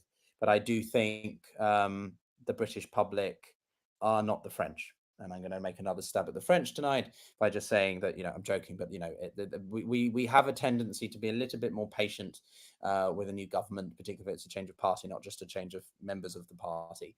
And I think that the Labour Party are coming in on the backdrop of not just a abhorrent amount of Tory party policies, holding so much of the British public in contempt, Boris Johnson and what you said rightfully about the selling of private, PPM and private contracting during the COVID crisis to members of their own sort of families or friends, making, to make a quick buck, and continuing to sell off more and more parts of the British public service is something that I think the Labour Party can do a good job to reinstate, to readdress. Does it mean that it's going to be resolved in 5 years? Not really. I mean, the national debt is obviously a concern, running a deficit, but austerity has not necessarily worked. And I think the Labour Party are going to be in a difficult balancing act of trying to find areas to raise money, but also not raise taxes on, income. There is this idea of inheritance tax being abolished, which I think they've stood away from. There was the policy around national health insurance being cut a little bit, and a couple of other policies I forget that they wanted to potentially introduce, which non-domicile status, they want to get rid of that, which I do think people are worried will alienate a lot of wealthy families or individuals. But I think, I don't know. I'm going to reserve judgment on that. If by the time we come to sort of 2026, and the Scottish election, that will be the first time where you can really see whether the Scottish are fed up with the Labour Party and they begin to vote again towards sort of maybe not the SNP but the Conservatives or something else. I don't know. We'll have to see. But I think it's too early to judge on that. I think the main thing is waiting to see what happens tonight, what begins to happen with which people are put in which posts by the Labour government, what happens in terms of the Tory party, in terms of who they elect as their new leader. If they elect Suella Braverman, then it's very clear which direction they want to go towards, and what does that mean, therefore, for the Reform Party. So anyway, Fusilier will bring you back up. Von, co-host privileges, go ahead. Good evening. Happy original Brexit to all of you. That's right. I find it really curious that there's a British election on original Brexit Day. It's so amusing to me. Okay, like I don't pay too close attention to UK internal politics because I'm not British, but it's looking to me like at least the projections are a Labour absolute majority, and I don't know what utility an alliance between Conservative and Reform is, how useful it is in an absolute majority. Even if it wasn't an absolute majority, Farage always struck me as more of an agent of chaos than of a serious politician. But he's hella charismatic, so, you know, something he has over Starmer at least, Mr. Mudbrick. One term is never long enough for a party to change anything serious to a serious extent or to fix many problems. You usually need at least 2 terms for that. Half your first term is going to be spent like replacing everyone in position and you know, ministerial positions and whatnot. But it's going to be a curious time for Labour. I don't know how high expectations are for them, but they've been out of power for 14 years. They have no opposition, according to projections. They could act with complete impunity. So I think there'll be, at least how we operate here in Canada, if you have an absolute majority and you don't get anything done, you're not getting a second term. You're judged unfairly harshly for it. I don't know if it's the same in England. Yeah, I mean, look, I have my opinions that I'm trying to refrain from sharing too explicitly, because I think it's good to have some degree of objectivity as hosting. Just a quick point here about the Tories. So we saw that they gained they got a loss in Raylan and Wickford, one of the constituents. They saw a 26% drop or point drop, sorry, in the vote in this constituency, which is the biggest fall in Conservative support in a seat ever, and it is the 5th biggest yeah, but vote. He still kept his seat. Though. It's the only seat they've held with Mark Francois. That's insane. Okay, so yeah, I think this is going to be a case of a Lib Lab, which is a colloquial term used in British politics to refer to the potential of Liberal Democrats and Labour ever getting into a coalition government, which they've always promised they would never do. Not that that's going to happen, I'm just saying, but in this case, the Lib Lab sort of are taking a majority of the seats from the Conservatives. The Reform entity is going to appear, I think, at some point. But again, it's more a victim of the system. And until the system were to change, Reform are not actually going to get a percentage of the votes that they are in actual seats. But yeah, no, I mean, I would be amiss to think that the Labour Party didn't have a second term. There is one big distinction here. I mean, the similarities of this to 2005 are quite interesting in terms of the amount of seats projected to win, the shift in certain proportions of seats amongst other parties, and also the turnout. As I said, this is the lowest turnout since 2005. But what I think is interesting is that the one biggest element that's missing this time around is Blair. This isn't necessarily an endorsement of Blair, but he is charismatic. He had an energy, he had a dynamism, which Starmer absolutely does not. And whilst I think we need a little bit of stability and, you could argue, boring predictability in the next part of the UK's political journey, I I hope Starmer has a little bit more conviction. I think he lacks conviction. I think he lacks risk taking in certain spheres. And Fusilier, Yehuda, I can't remember if you got, I don't know if you were here, but like for me, if I'm in a foreign policy scenario and I need to make a decision about something because it's a national security situation, I would prefer a leader who takes decisions. You have an opportunity to take out a target in a place because he's a threat to national security. I think you do that. It's better to ask for forgiveness than to ask for permission sometimes. So yeah, I do wonder what element Keir's personality will have on Labour's performance in the next election. Obviously Labour won less seats in 2001, but they I think Blair did carry them quite strongly there. So I don't know. It's a difficult one, but Can I respond to that comment about yeah, Starmer? go for it. I'm kind of curious to hear what Fusilier has to say if he's still here. Oh, he just fell. Can I respond as well? Yeah, we'll go to let's go Brian, and then yeah, go ahead. What's really fascinating about this for me is someone in America who is realizing how much politics is focused on personalities. Starmer, John Oliver did some great coverage of him. I mean, people just find him boring, and they didn't care. They voted on the issues. They didn't care about him that much. They voted on the issues, and they voted on which example of this is Ken Attlee going to govern better. And I think just like Brexit kind of heralded bad things for the U.S. back in 2016, because I do think that the mentality of the American voters and the UK voters are more similar to each other than any of the other European countries. And I do think that what happens in the UK and the US, there are ripple effects. I do think that when you have a country that just said enough of this 14 nightmare years, especially after Brexit. I mean, Liz Truss, people talk. Obviously, did she do as bad as Biden in that debate? No, but I worry about her cognitive issues. The way I've seen her speak, and the fact that she was prime minister even for 6 weeks was shocking to me. Boris Johnson was just a clown show domestically. He did right by Ukraine. I give him credit for that. But domestically, I just can't believe that you guys had to put up with that, except I'm American and I lived under Trump. So that almost makes me wish for Boris Johnson. I would take him in a second over Trump. But if Trump didn't exist, I would say, oh my God, Boris Johnson's ridiculous.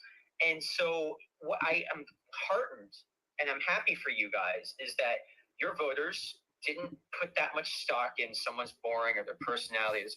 They looked at the issues, they looked at the record of the parties, and they were worried. Let's go. What? So congratulations. What's up, Trampoline? Sorry, Brian. What's happened, Trampoline? 30p Lee is about to lose his seat. Who? Lee Anderson, 30p Lee. I don't know what that. Oh, actually, wait. Wonderful. You might get it. He might get it. Reform got 17,000. This might be Reform's first seat.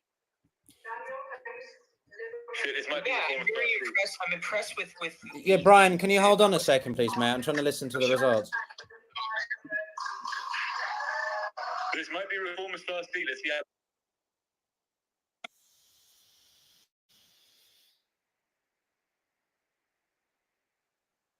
Reform has got their first seat.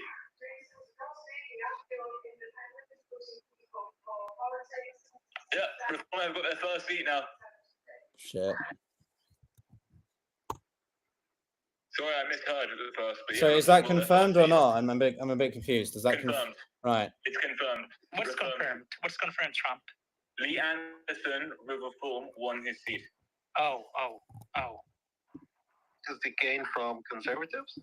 Yeah. He was a Conservative MP, but he was kicked out because he was, well, he said people could feed their families on 30p and that people choose to be homeless and these awful, horrible things, which the Conservative Party even kicked him out for some disgusting shit that he said. He's called 30p Lee. That's right. That's why I'm saying that lots of the Conservative MPs will shift to Reform UK. Sky's showing that Lee Anderson definitely won. No, I just said that he won. I misheard at first. I said he won. That's live from Scott. Sad times. I was hoping he would lose. Horrible, man. Suella Braverman and Priti Patel are just going to be under watch if they will win or not. Yeah. All right. So that is, oh boy. That's okay. Maybe well, is this the beginning?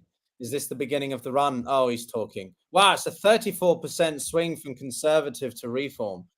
Blimey, that is mental, He was isn't the it? Tory the one. He was the Tory MP. No, I know he was, but I'm just saying that's still a 34% swing. Yeah. Wow, that's crazy. Yeah, it's huge. It's massive. It's fascinating that the Reform has so many more percentage of the vote, so much more percent of the vote, but so far fewer seats than the Conservatives. That's very fascinating. It's the same amount of seats. They're both one. Situation in the U.S. You know, like a lot more people vote for one party, and they have far fewer. Reform and the Tories both have one seat. So, Piotr, it's not very often I fundamentally agree with you, but I think we do need to sometimes take a step back. You know, with regards to the quality of candidate put forward, we've got that. But I think where this election, and going back to something you said, Brian, where this election matters for those of us who don't live in the UK, is on Britain's place in the world. And whether you like it or loathe it, Britain has always had a major impact on world affairs, and I think, you know, the absolute shit show that's been going on for nearly a decade has impacted quite significantly on that force. Again, whether you feel it's a force for good or not. The one thing I do think about Starmer is that, you know, and I hope is that with a large majority, he will actually be able to ignore the more extreme voices in his parliament, and he will be able to swing the UK's not inconsiderable influence if it's used correctly in the right direction. I just hope BBC Nigel Farage's connect seat will be announced in the next few minutes, so I will buzz into that.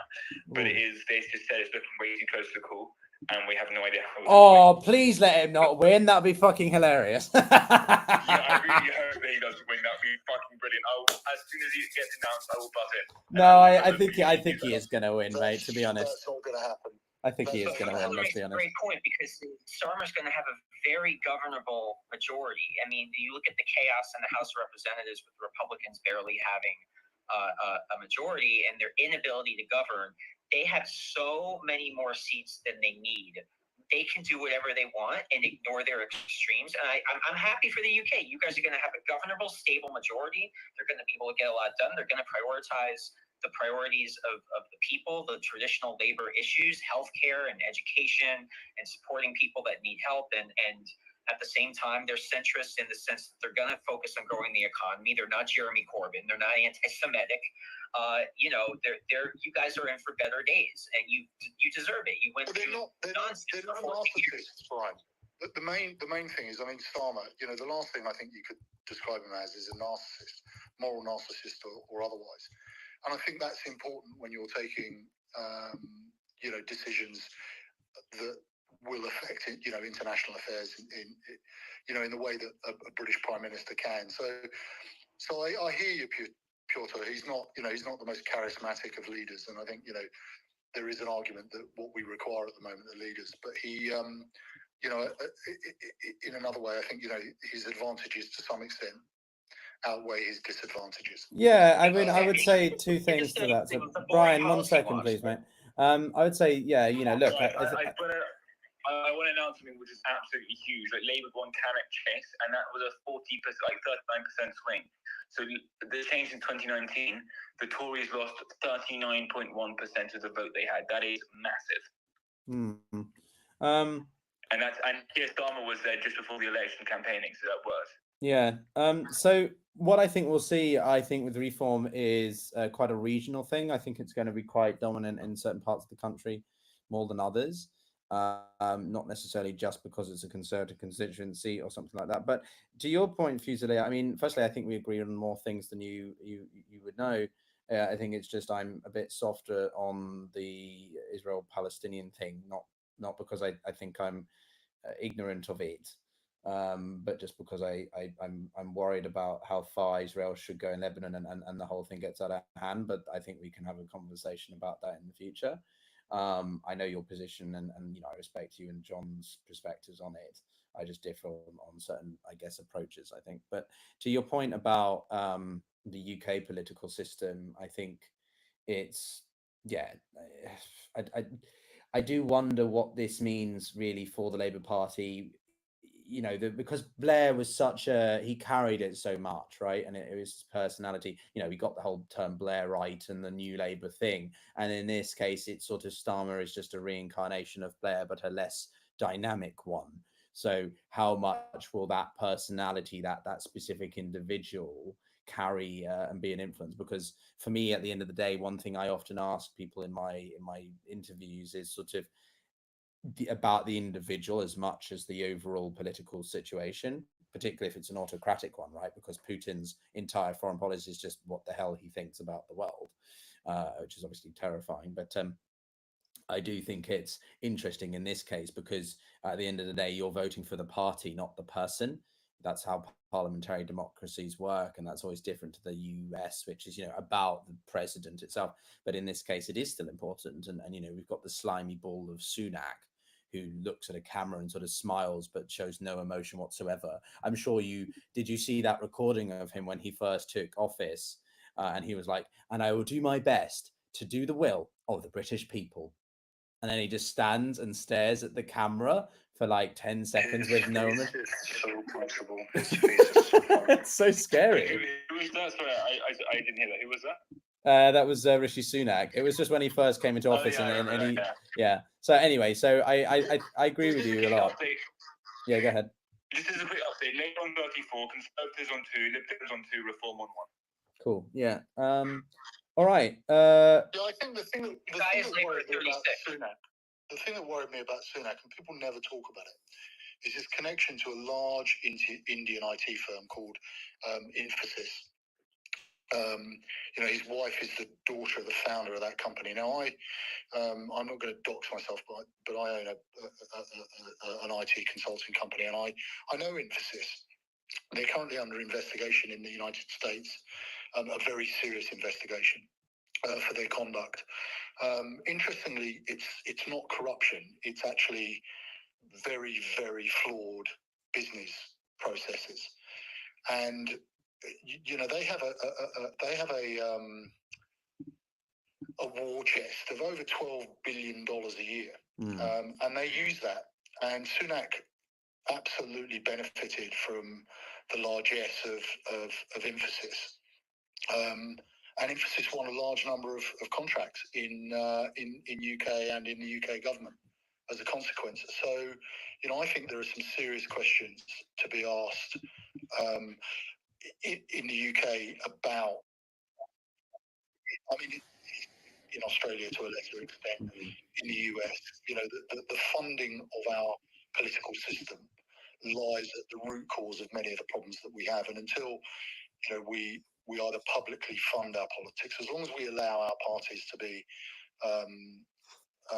supported by donations, either from left-leaning unions or groupings or business on the right, or both. Quite honestly, parties will do the bidding of those who pay the bills, and the average citizen is not well represented. But that's a question for another day.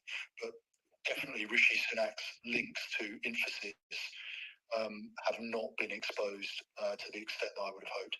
Very interesting. I'm going to pass over to Von quickly. Von, I wanted to hear from you, but I'm also going to go and grab some water because I've been sitting here for like 3 hours and not actually drunk anything since. And would you believe I don't have any brandy? I don't have a cigar. I need to come up with some kind of alter ego for my for when I'm hosting these sorts of things, right? Grab a beer. Grab a beer and we can watch. Yeah, I need a beer. I literally. Oh, this is a funny story, actually, guys. For those of you who didn't maybe see it on my channel, but I went to vote quite late, obviously after work, and also because I was lazy.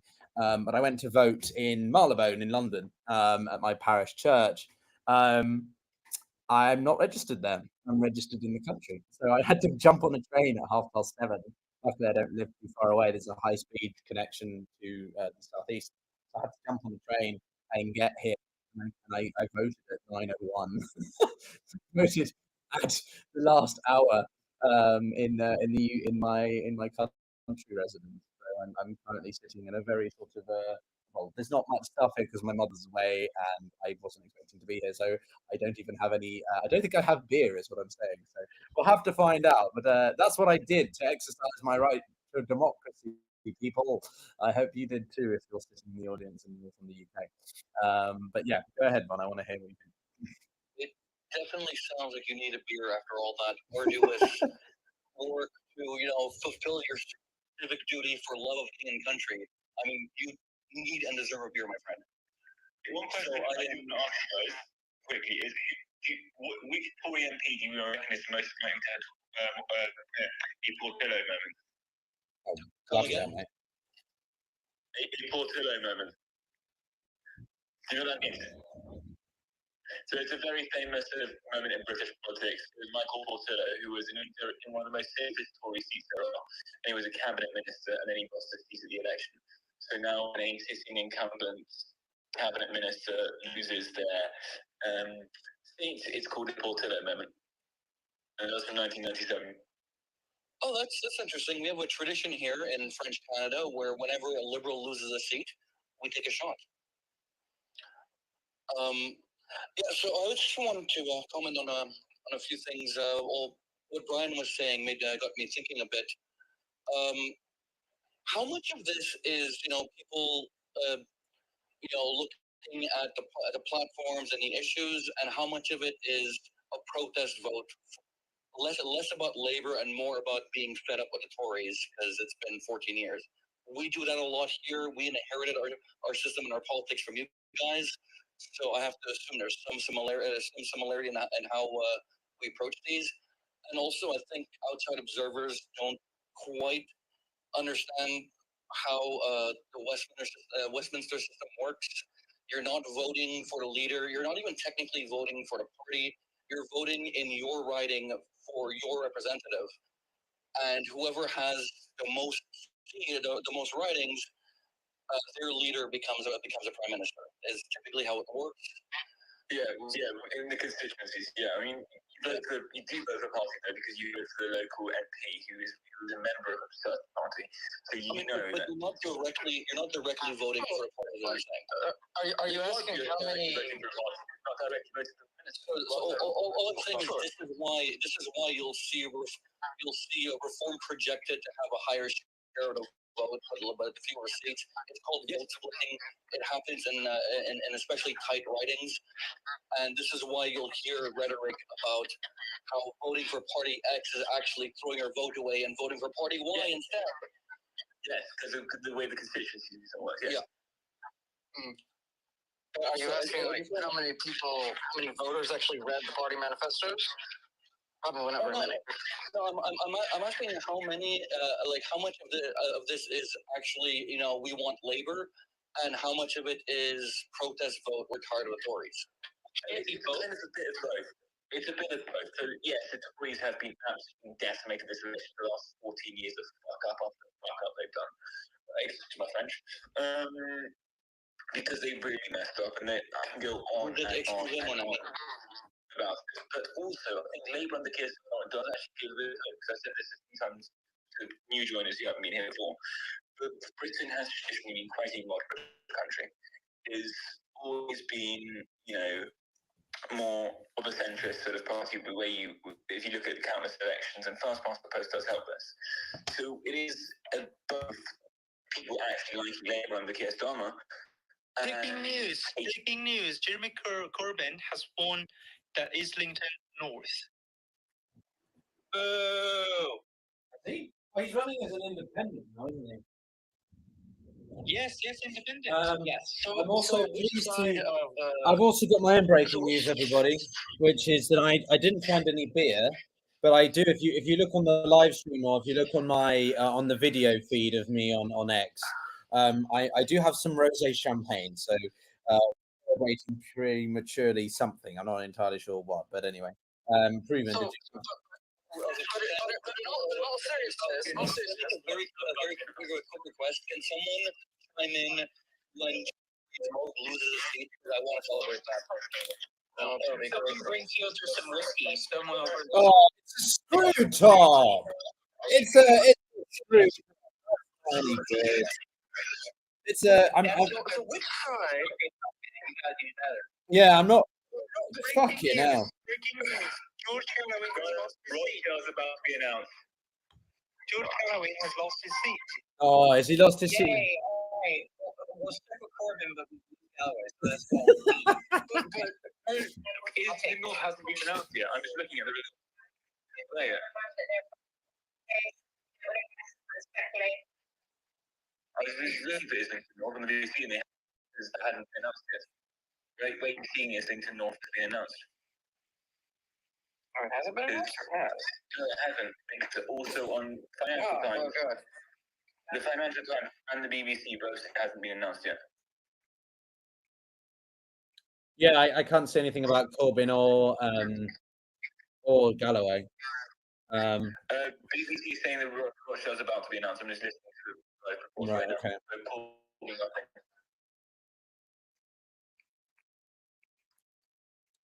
Keir Starmer also arrived at Holborn and St Pancras.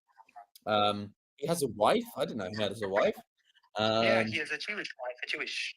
No, I know. I'm He didn't say joking. anything about him. He's so boring, and so it's funny that someone with such a lack of personality shot all over. Because really, like say one thing interesting about yourself. All he said was that he had a violin class with a famous DJ or something. He didn't actually say anything. One of our most famous and successful prime ministers we ever had was one of the most boring men alive, Kevin Attlee, and he was what he changed Britain to what it is today. And he was boring. He was probably one of the most. Quiet trampoline. Stop getting on your high horse. Fucking hell. Yeah. Okay. And can you mute after you show up, please? Thanks. I want to go to Liberty. It's been a while. And also, guys, just a plug again. If you are joining the space, do consider giving it a retweet.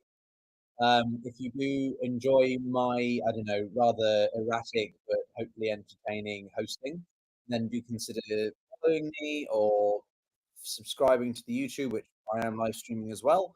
I do these live streams occasionally. I'm probably going to start doing them on a weekly basis in what I call the roundup, which is essentially about probably an hour, 2 hours with a friend or two, where we go through the main geopolitical and economic developments.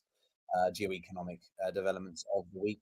So if that's of interest to you, then do check out the channel. There's a lot more stuff going on there than on X at the moment because it's. I enjoy the camera stuff. I enjoy with people and podcasting and stuff, which X doesn't allow. It's unfortunate X doesn't allow you to upload like videos or audio podcasts and store them in like a library, like an archive or something. I think that'd be quite cool. Liberty. I've been watching the UK elections very closely, both as a practitioner and as someone who's going to see the government of Britain go down on the 4th of July. Both things happened here today. Do we have any idea, sort of on a post-mortem right now, of like what went wrong with the key issue with the voters right now? Like what would you say is the number one thing that drove this massive landslide? Everything. There is not one issue. It is so many. Like generally, it's just the economy being absolutely corrupt. Incompetence. It seems like something I am watching is like Nigel Farage to see how reform goes, because they seem to have sort of come onto the forefront out of nowhere, and there was a lot of really interesting campaigning.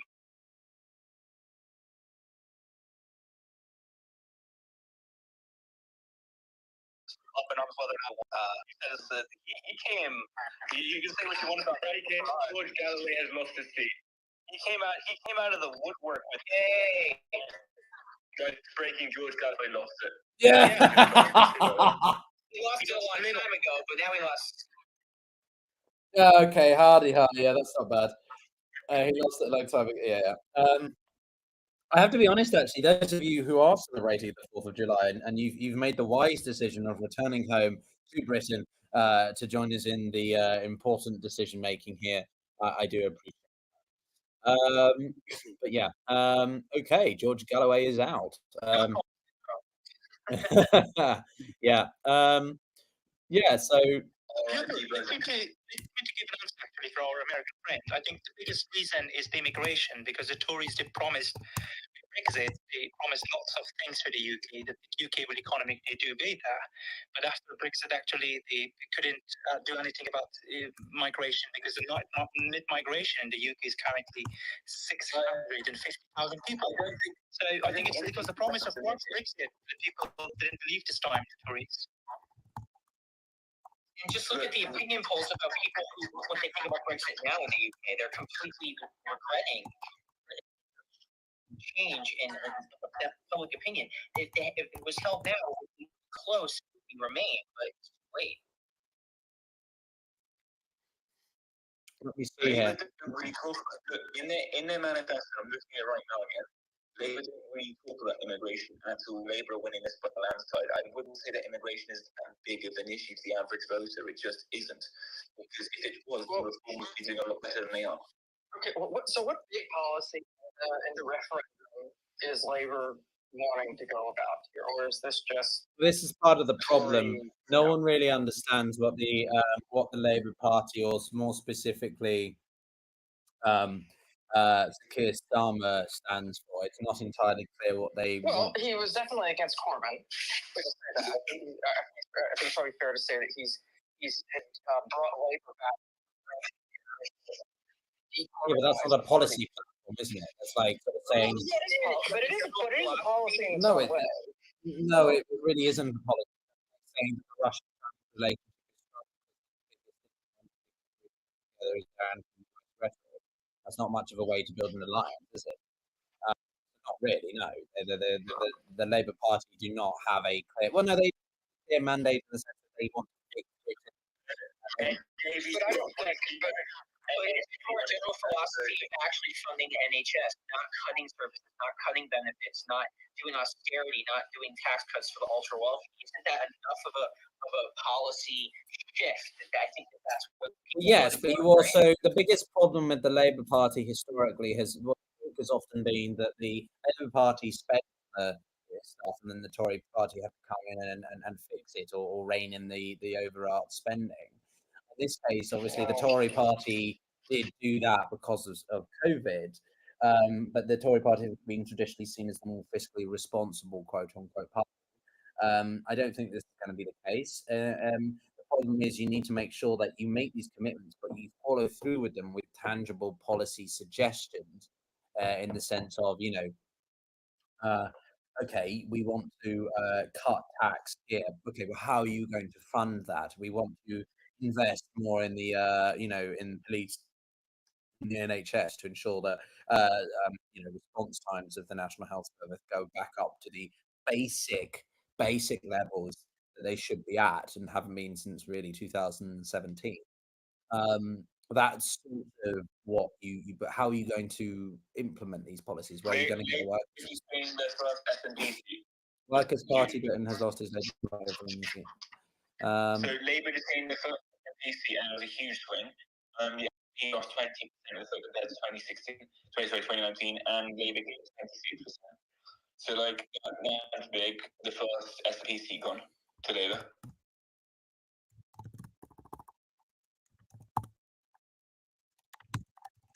I mean, I guess you could say in some ways this election came down to the values of the parties. Even people didn't have very specific particular policies. Like, the values of the Tories were shown over 14 years to be fairly heartless and to really cut benefits to people who really needed them. And the NHS is kind of a mess right now. And Liz Truss's proposed budget, the fact that just the mention of it caused an economic crisis, and they had to abandon it because it was so unpopular. And so sometimes you can just say, look, we're not that. Okay, interesting. So the longer the night goes on, the vote share, which I think is something that we should be paying more attention to,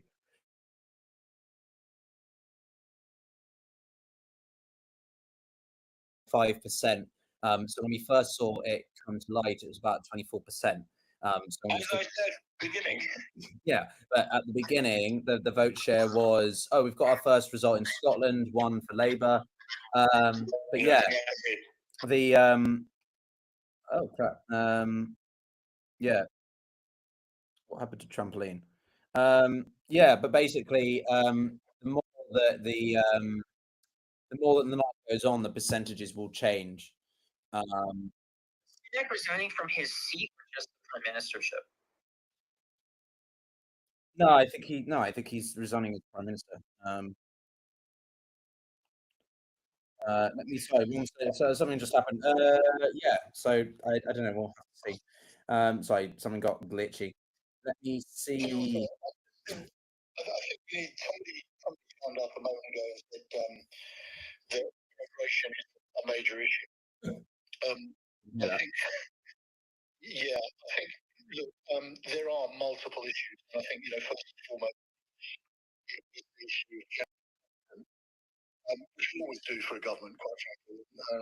But I think reform, the extraordinary rise of a party like Reform, a reflection of something quite serious going on in the body of the body politic of Britain. And I think that is the rise of Reform is the effect of it. No single issue. Yeah, Grant Schnapps, I think, has lost it, which is quite significant because he was. Sorry, Fusilier, go ahead. Yeah, so I think and as I say, don't believe that the British public are stupid or voting public.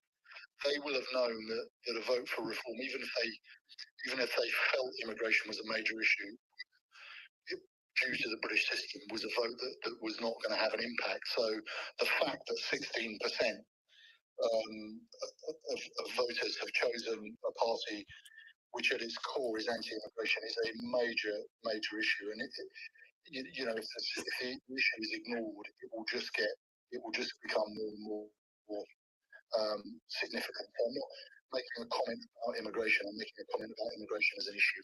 Well, yeah, I mean, migration is arguably the. I mean, we don't want to call it, if you want to put things into sort of themes of economic or social, as a social issue, it is the social issue. It is the overarching driver of Brexit. It was an overarching issue for so many years. What I find bizarre is people saying that. I mean, I just saw a comment by a very, Ian Miles Chong or whatever his face is. He just said the UK's finished. Yeah, Britain is finished. Ian Miles Chong, because Labour's predicts to win, and it's because anyone hears the word Labour, they see the red, they think, oh, it's communist. And it's just like, okay, you really haven't done your research from Keir Starmer, or how he has reinvigorated the party. Adolf Hitler once claimed, I don't know if it was Adolf Hitler, it may have been, whatever it was, Goebbels, claimed that he would wring Britain's neck like a chicken. And I think a couple of years later, Winston Churchill's comment was some chicken, some neck. So many people have written Britain off before. They'll do so again, I'm sure. But the point being that I think when it comes to immigration, you're absolutely right. It is a driving issue in many, not just in the UK, but in many European countries. And I think what we're seeing, the reason I came up about that comment is that the progressive left's defence against having a conversation about immigration is either it's racist or nobody cares about it. So whenever I hear that, because I think it is an issue, any issue that isn't addressed becomes a major issue.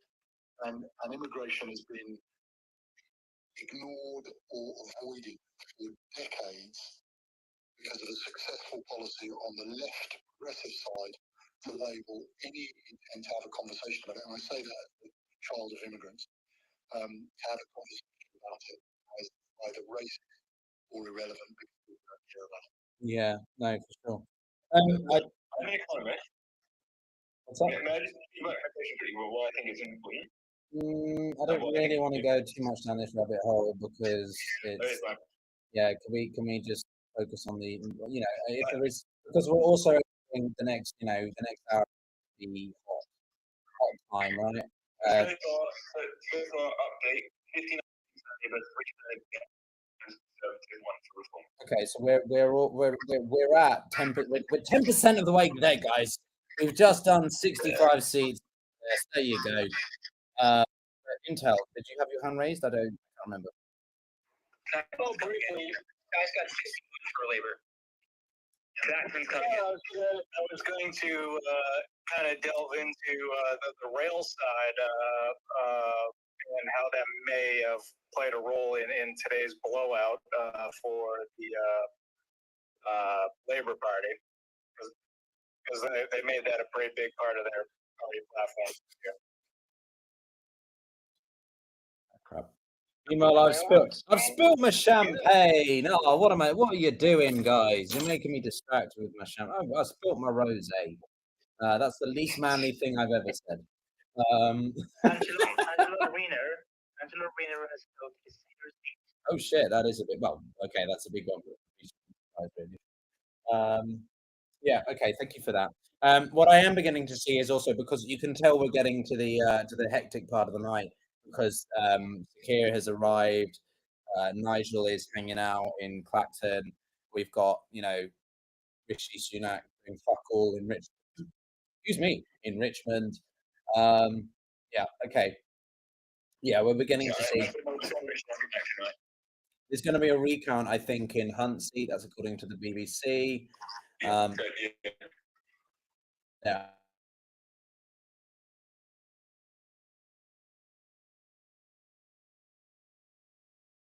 Confirmed apparently as well. Okay. Greg. Yeah, so far, we've got just to look at the swing of seats as well.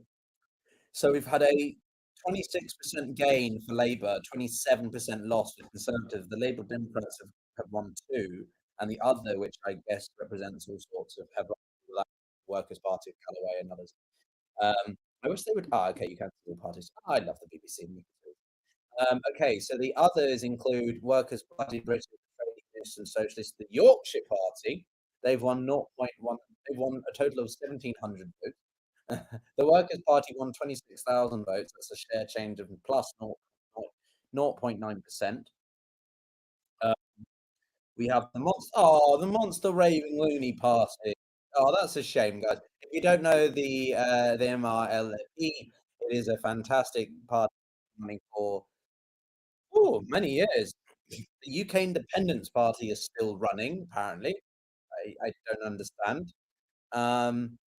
And then we've got the Climate Party, the Socialist Labour Party, the Scottish Family Party, which came with a total of 318 votes, the Heritage Party, the English Democrats, Rejoin EU, which is oh dear, and the Yorkshire Party. Yeah, as I say, the Yorkshire Party. That's probably my. I want a cup of tea now. Yeah.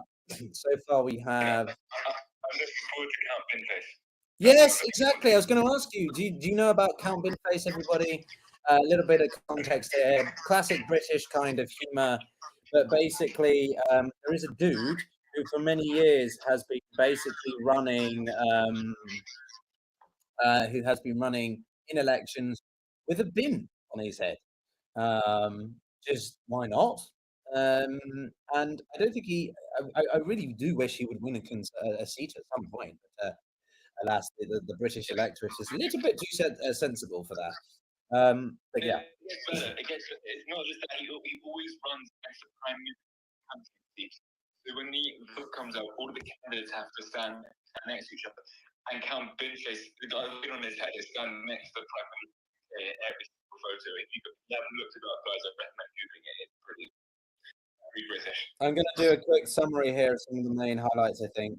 So we've got Rachel Reeves and Bridget Phillipson, the Shadow and Secretary Shadow, obviously, have been re-elected. Lee Anderson has become the first Reform candidate to win. George Galloway was erased. Okay, no, that sounds a bit harsh. George Galloway lost his seat, with Labour retaking it. And Ed Davey is re-elected for the Lib Dems, and Ed Davey is the lead. I'm also watching, for me personally, the vote share, because I think that's important. We've seen an initial 47% for Labour holding, an initial 24% for the Reform Party dropping to 19. But given that they only have one party member and they have only existed for 5 years, that is still insane. The vote share for the Conservatives was at 14%, it's now at 19, so they're sharing with the Reform.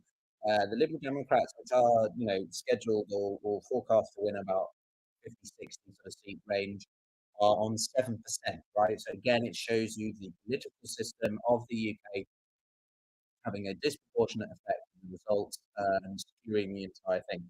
But yeah, the Conservatives, I believe, have just won another seat. Okay, we've got 66, 3, 3, 1. 3 Conservatives. We've discussed a lot about what implications this means for the Labour Party or some foreign policy. Actually, Fusilier, if you're still with us, I'd be kind of curious for your thoughts on this. What do you think the Labour Party's policy would be to Israel and Gaza? I personally don't think it would be too much of a shift. I said this to Yehuda earlier. I feel like Keir's human rights lawyer background might make him a little bit more, in a rhetoric sense, wary of the Palestinian situation, but I don't think there's something going to be a reversion of support for Israel and its defense. Yeah, I completely agree with you. I would have been more worried if the Labour majority had been smaller and that minority of Labour MPs who were rabidly pro-Palestine had influence, but with a very large majority, it can pretty much, as I said earlier, ignore the extreme left and right of his party. But in this case, it would be the extreme left of his party. And I think he'll govern according to Britain's national interest. And all I think one wants from the nations that matter is that they govern in their in their national interest, because if they do, then I think they will exercise the right of restraint on any current or future Israeli government. But it is right for them to do, but they will also support it as it establishes, secures its own systems from the malfeasance of the Islamic Republic. Okay, cool. Thanks for that, man. Good to hear your perspective. One of the things that I read about the Labour's policy on Gaza is one of the things that they will do is hold an immediate ceasefire. Nothing more, just only this. Guys, Keir Starmer's seat is literally the count's coming in. So Keir Starmer's wait, he's lost it. No, it's coming in now. Okay, I'm gonna play it. I'm gonna play it on the BBC. So if you can just mute up, I'll just play it on here. Thanks.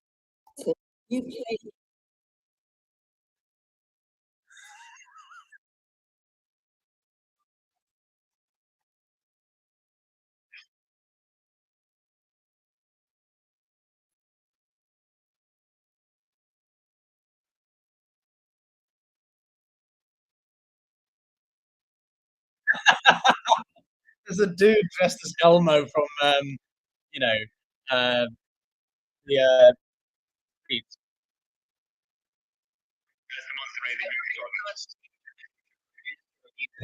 That's amazing. That's wonderful.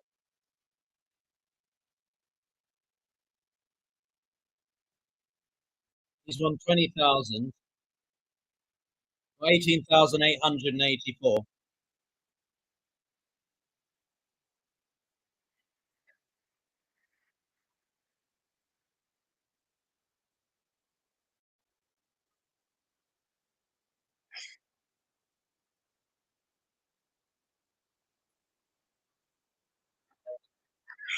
Amazing. This is amazing. This needs to be publicized. Guys, this one's going to be a community party for you.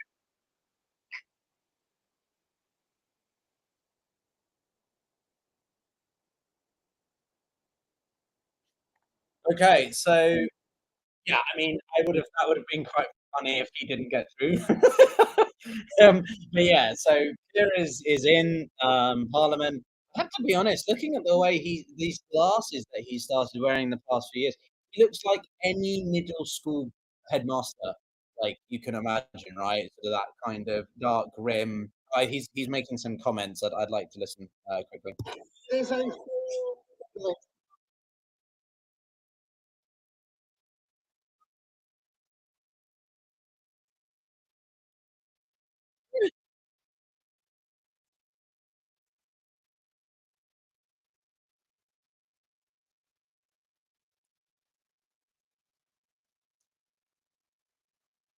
God, it's very safe speech, isn't it? It is.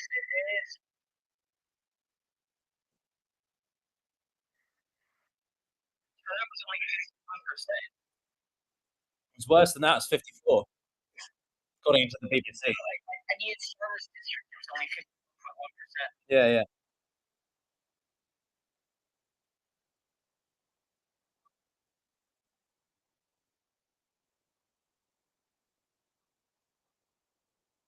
Oh, I'm getting some personality coming out of here. That's shocking. Oh.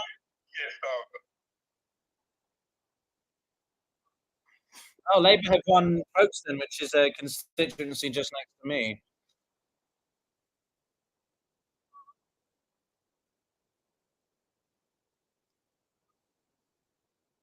Okay, mate, it's not your. You haven't what? It's not your victory. Like he's treating it like it's his victory's been fucking premiership.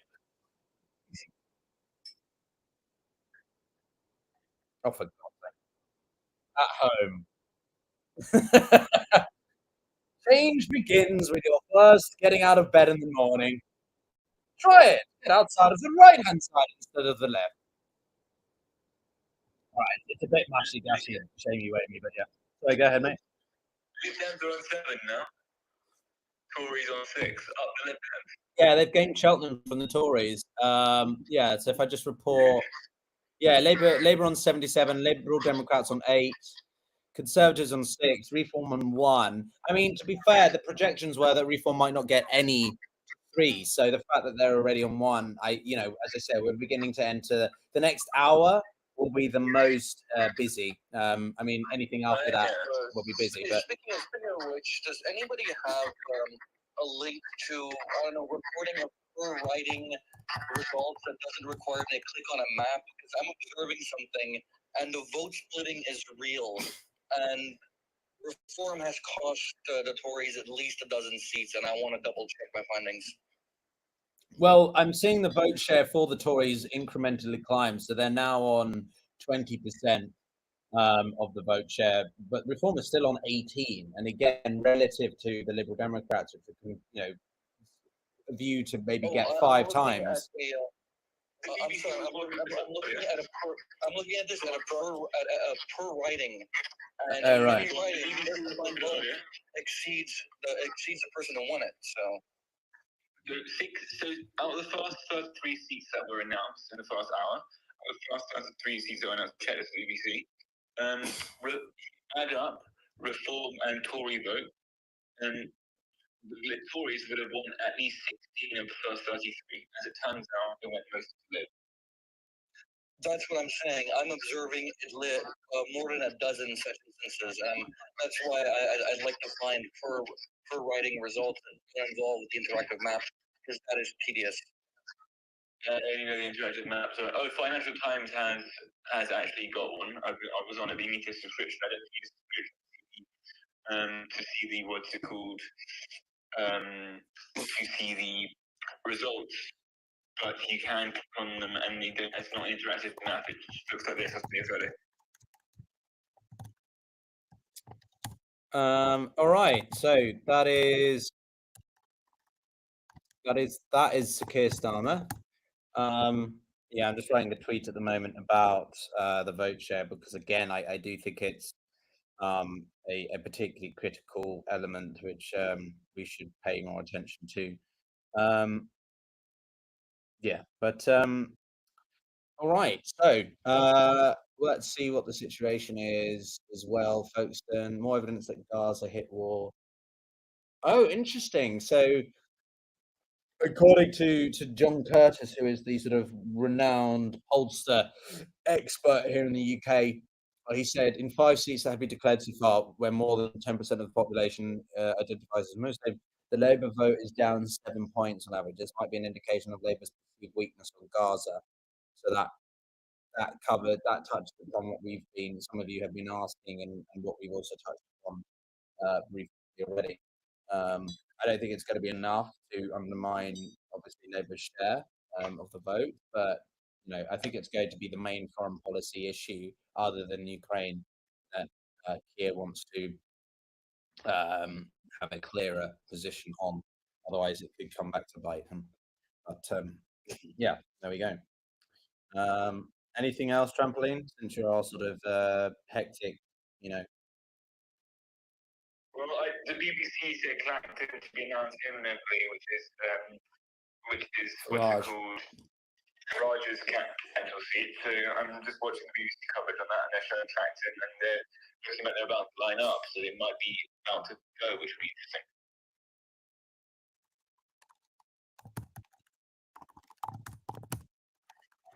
Yeah, Sky was just doing a split screen with Starmer and Farage, so I think they're about to announce his seat. I need to grab myself another beer for that. Where are you coming from, Trampoline? I'm currently in Rome. In where? Italy. Oh, what? Okay, that's not what I expected. I've moved out of the UK, but I'm moving back my master's and PhD very soon. All right. Isn't there a long history of Brits living in Italy going back hundreds of years? Like, it's a thing, isn't it? Yeah, it's going on the grand tour, so to speak. Or well, that's more of a vacation.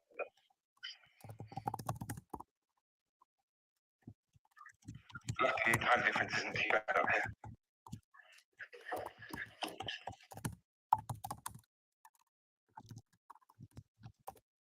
But I just sent off my master's and PhD application, so hopefully be back in the UK very soon and start my PhD. What do you want to be a PhD in? Economics. Oh, okay, cool. Looking at macro stuff. I'm looking more at the basically institution.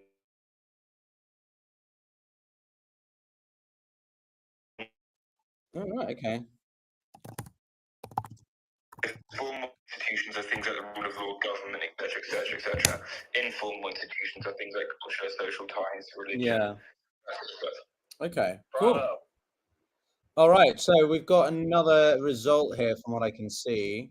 Yeah, just okay. We've got another declaring. They're declaring Wellman Hatfield.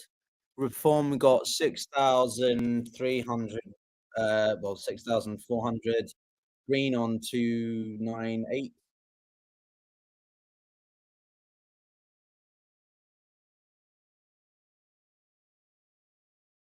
Wow, that's a strong performance there. Wow, that is significant. So, yeah, I mean, the first few places that came through, the ones that were the quickest, a few strong anomalies there for the Reform Party, but yeah, maybe they. I don't know. It's. I don't know. Maybe I'm trying overreading it. But, I expected this. Wow. I think it was So I expected that. So well in Hatfield, Labour gains it from the Conservatives. But it's very close, actually. Labour got 19,000. The Grant snaps. It's Grant snaps. He's out.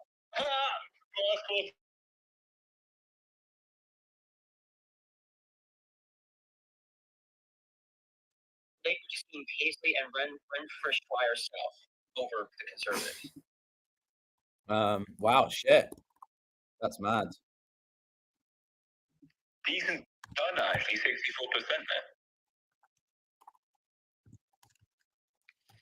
there. Secretary.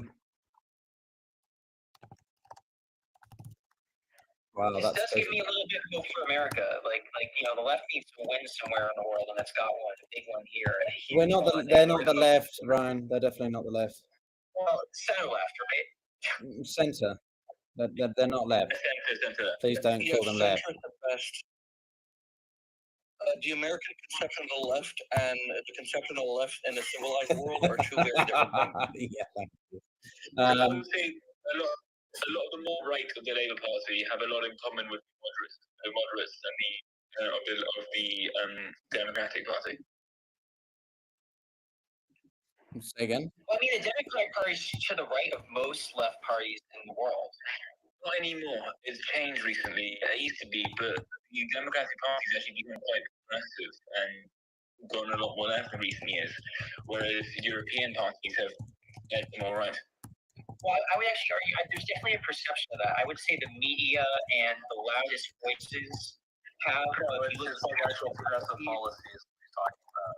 Yeah, like the progressives don't dominate policy in the Democratic Party.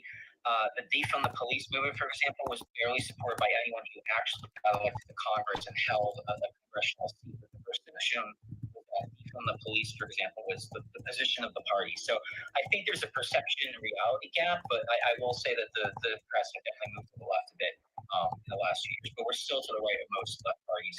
I'm not saying the Democrats are socialist or like left wing at all. I'm saying they have trended more left than work like 10, 15 years ago. Was my point. But they're not socialist. Labor definitely moved to the center after Corbyn. I think Corbyn's a fringe though. Like Corbyn is, it's not. Oh, we've got a Conservative gain from wow. The Conservatives have gained from Labour in Leicester East. That's interesting. That's a pretty dominant, and that's a win for Shivani Raja, which is I mean Leicester has a very strong Indian and should we say non-white presence.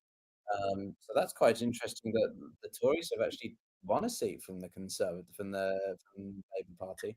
I did not expect to see that. My Scottish friend just texted me saying the downfall of the SNP is beautiful. Yeah, so okay, so you've got 91 Labour, 11 Conservative, 9 for Liberal Democrats, 1 for Reform. That's a 32 plus for Labour, minus 37 for the Conservatives, of which mainly that has gone to the Liberal Democrats and Labour, though. So the British voter seems to still be sticking with the, shall we say, main three parties. So far, the Conservatives have been losing every seat where they led over Labour was less than 30%. Similarly, the party has lost every seat it has been defending against the Liberal Democrats, where the majority was also less than 30%. So the opposition, but if you want to, not tying them together, but the collective opposition of the Lib Dems and Lib Lab are really eating into the Tories. I still think Reform will get some votes. We're 17% through now. We're also 17% through the night. So we've had 114 seats now, so 7%. All right, I can go to bed soon. No, I'm actually quite enjoying this, and I appreciate every single one of you who's listening, watching on YouTube, watching on X.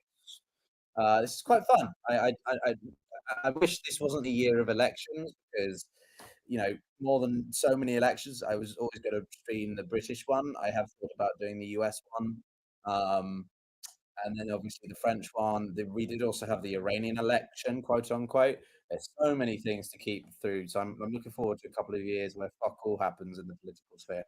I mean, not really; it's always going to happen, but yeah, it's great company. So it's a moment of appreciation for you guys listening in and joining in.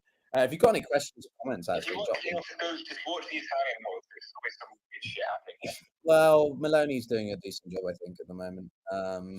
He's actually managed to quell the political paralysis and polarization for a bit. Whether or not you agree with her, I appreciate she seems to be doing some impressive things there despite the situation. All right. Keir Starmer. Oh no, that's an old tweet. Oh yeah, I've seen this video of fucking Mark Zuckerberg doing the rounds. Where'd this come from? The guy wakeboarding. Every year, he does something crazy like that every single year. Okay. Yes, that's a part of his team's successful rebranding of Mark Zuckerberg into an actual person. They put a chain around his neck and gave him some curly hair, and it's been amazing. Oh, Grant Snaps is speaking. 1 second.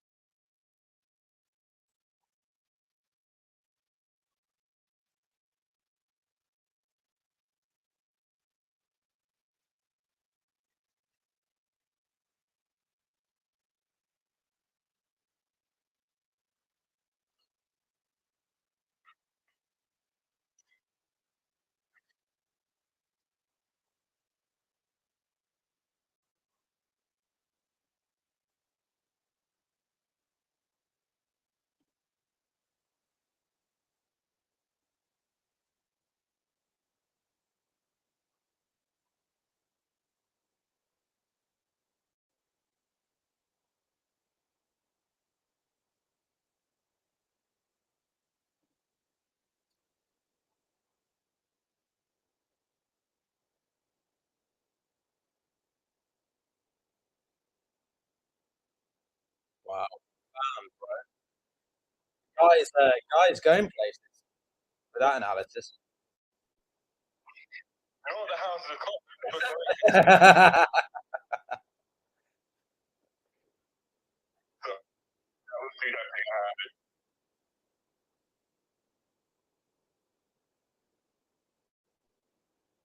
You're making it a soap opera, buddy. Oh my God! Induction Smith is held. There was a 0% chance that the IDS, as he's known, was going to hold his seat, or there was a 0.1. I can't remember the poll, but they were like, it's so unlikely. This bugger will not go away. If you don't know, he's a veteran Tory. He's part of the woodwork essentially, but he's a pretty unsavoury chap.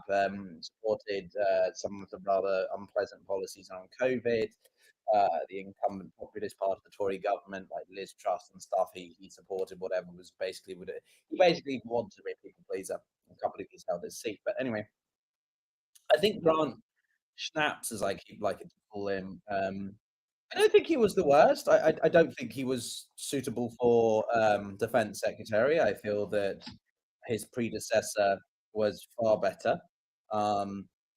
But as it currently stands, I'm thinking of making a Tory tier list. I need to start making these tier videos. I want to like tier videos. He was definitely not the worst. He's not as bad as a Suella Braverman or a Priti Patel, in my opinion. I think he has a bit more. Or Lee Anderson. Yeah. No, I think he's. I mean, from what he's saying now, he's.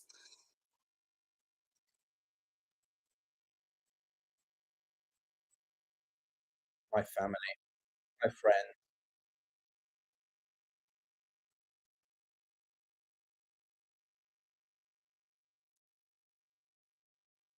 Right. Yeah, well, I don't know. He speaks with a degree of eloquence and sophistication, which we lack. Paisley and Ruthborough South have Labour gained from SNP. Okay, so we've got another Scottish result there. Interesting. The SNP collapse is. I don't think Scottish independence is. Wow, they've lost 15. Wow, they've lost 5 seats. Okay, so we've got a little bit more updates here. So we've got 400. Okay, so Labour have surpassed 100 seats, Conservatives on 14, Liberal Democrats on 12. Wow, the Libs are really doing quite well already, actually. At the moment, they've already overtaken the quantity that they had. They had 11, so that's already a win for the Liberal Democrats. I think worth talking about them for a second, which was quite interesting. The Liberal Democrats' policy was essentially to Phil, have you got two accounts in here? You've got Dark. That's weird. I see Dark Phil in the audience with a sort of mask. I don't know if that's related to you.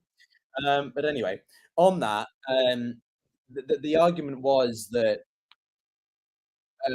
because it was going to be about the massive losses or risks to the Conservatives and the potential massive gains to Labour, there was very little coverage of the Liberal Democrats. And so Ed Davey, the leader, just started doing random crap. He started jumping in swimming pools and going down water slides and falling into water and just generally being a little bit of a bellend but it got him attention, it got him in the news. And it seems to have worked. Whether or not that means that they are going to win seats based on that, but it did get them coverage, which at the end of the day can then be the difference between more votes or not. Yeah. So. I forgot to ask about reform and taking votes for Tories because Mark Sharp losing his seat was a prime example of that. Labour got 19,877 votes, Conservatives got 16,078, and Reform got 6,397. So that's another example where maybe the Reform voters took what would have been Tory away and made them lose that seat.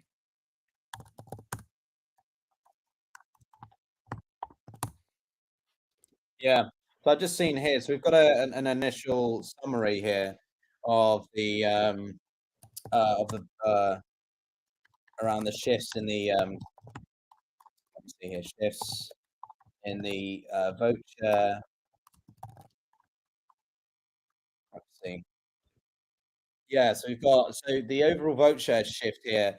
Interestingly, Labour's vote share has not changed, despite the massive shift, increase in their seats. The actual vote share for them has not changed from about 1%, 0.1% plus 1.1% on 2019. And I could tell you why this happened. I just finished my tally of 43 seats so far that were held by the Tories in the last election and have switched hands tonight. 23 of them are ridings where the combined Reform and Tory vote would have won. Reform has killed the Tories. I mean, just take a look at Huntington and White Forest. Tories barely hanging on there. Massive Reform votes in both of those two constituencies. You're seeing this over and over and over again. So this is going to be, if you really want to talk about, dare I say, the next election in a couple years, this is going to be the interesting bit. As to how many of these. Also, Bill Morgan is a badass name for a place. Well done. So Reform is Nigel Farage, and if Nigel Farage doesn't win his elected, Reform is toast. They're not going to last the next round. No, they're going to win. Because Nigel Farage will quit politics and leave. And then what will Reform be? No.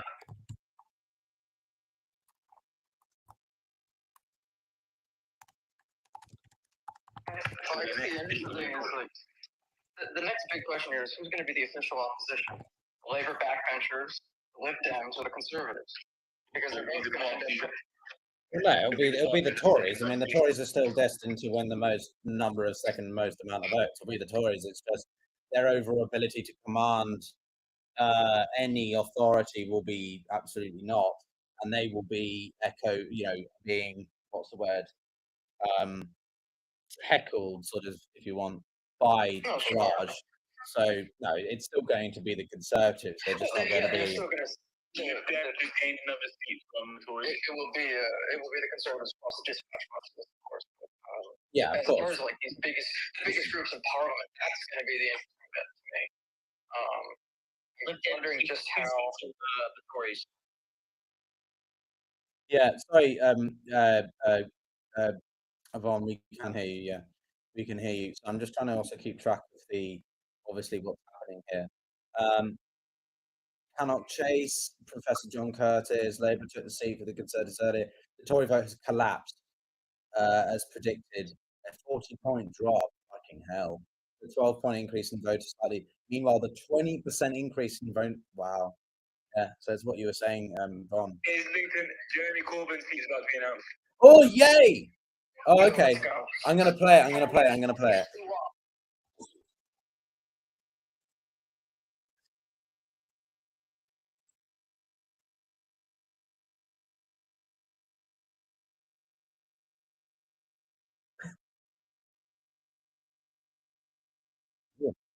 Whoa.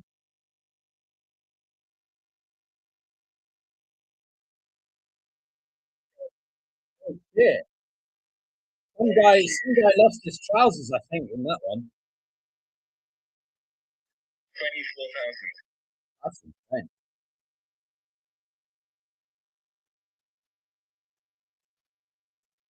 Yeah. All right, honey, we got it.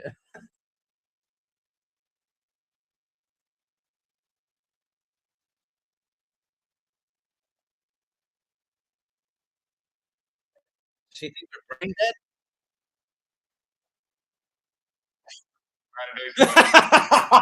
32.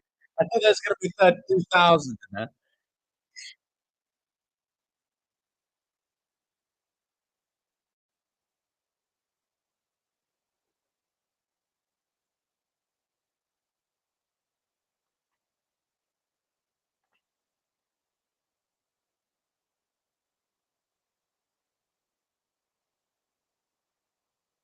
Wow. Wow, that's a comfortable win for Corbyn. Wow, that's insane. That is huge. That is massive. Okay, I can now ask the question I was going to ask earlier. Yeah, hang on. The House, who's going to sit on? The opposition side, all of the opposition parties on the other side. Guys,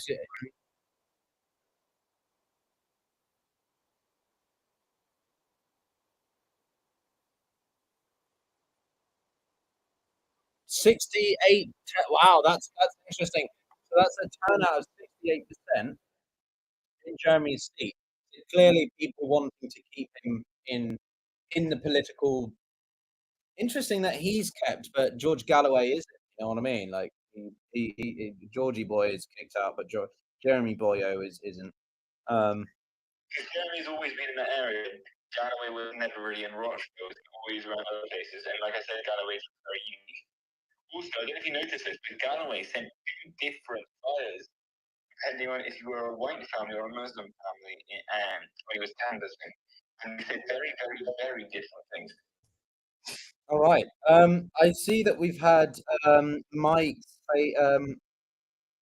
hand raised for a while. Did you want to jump in, Mike? Yeah, it's interesting, mate, because if you flick to Channel 4 now, Alistair Campbell is literally speaking on the Corbyn result that says, and bearing in mind is Alistair Campbell was Tony Blair's chief of staff and the Gulf War and all that stuff. Yeah. He's actually in a diatribe now that's saying that gives Keir Starmer his first major problem. And what he's actually saying by that is don't take these numbers for granted on the Labour landslide, because actually at the moment, statistically, and you just touched on it a few minutes ago, that is being announced. Oh shit, we've got. Sorry, buddy. We'll come back to you straight away. All right, go to it. I'll come back up. Thanks, Light.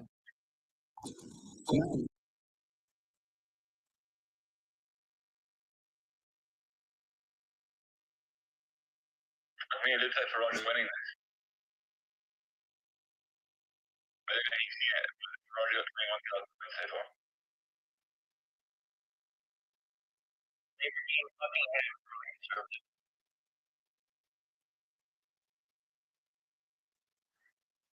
I had an interesting stat that the areas where there was the most concern. Sorry, guys. Sorry, I didn't know I was on mute.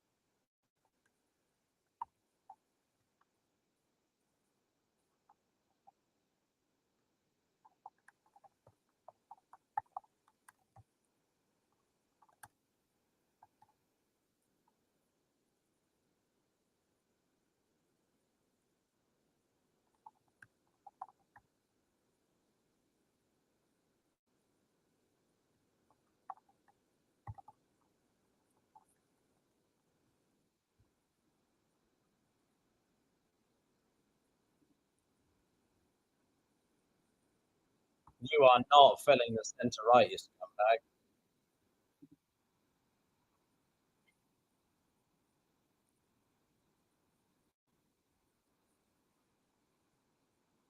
God, you agree with me.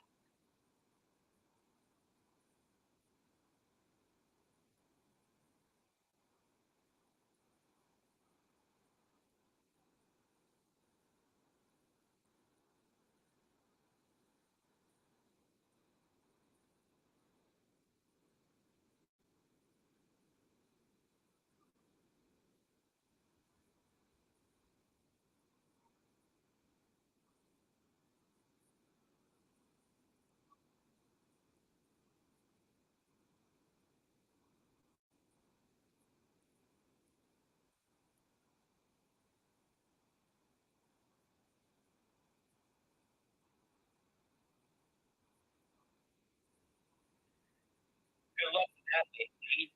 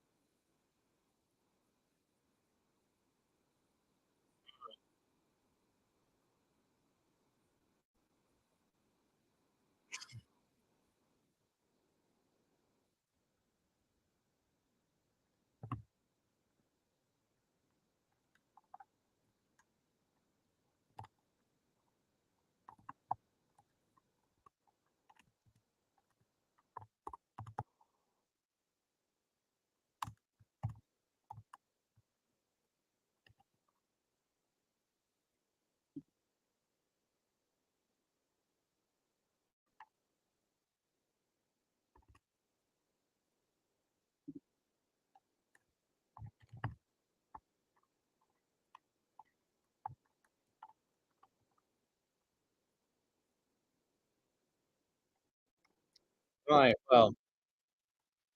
Can you argue Farage this is for this party because it's the mid-year of it, and the Tories aren't going to go away and become a new party. They're going to and come up with new candidates, and they're going to ignore this reform vote back.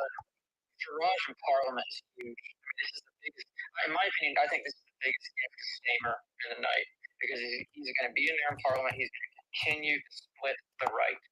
He's going to split the right, and it's for the next several years. So this, I think, is my opinion, the best thing to happen for Stamer all night. You see that I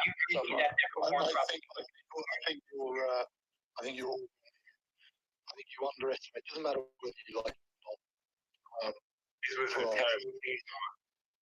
He is in fact absolutely wicked parliamentary performer. Remember, Britain's a parliamentary democracy. The Prime Minister, unlike the President, has to stand up every week, twice a week, and face the leader of the opposition. And as it is at the moment, whether we like it or not, the leader of the opposition is Nigel Farage, and Nigel Farage is a rapier in standing at the not Nigel Farage. He's not going to be leader of the opposition. He's not going to be leader. No, I know that. But he's going to have to represent. Oh, 1 second, guys. Corbyn's talking. Sorry, guys. Yeah.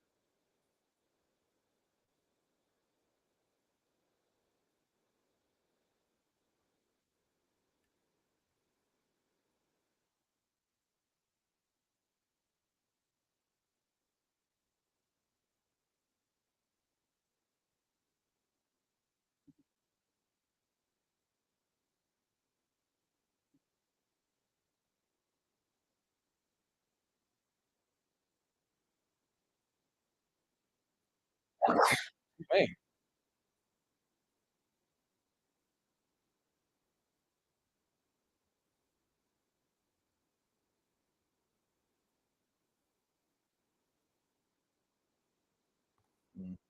Well, okay, interesting.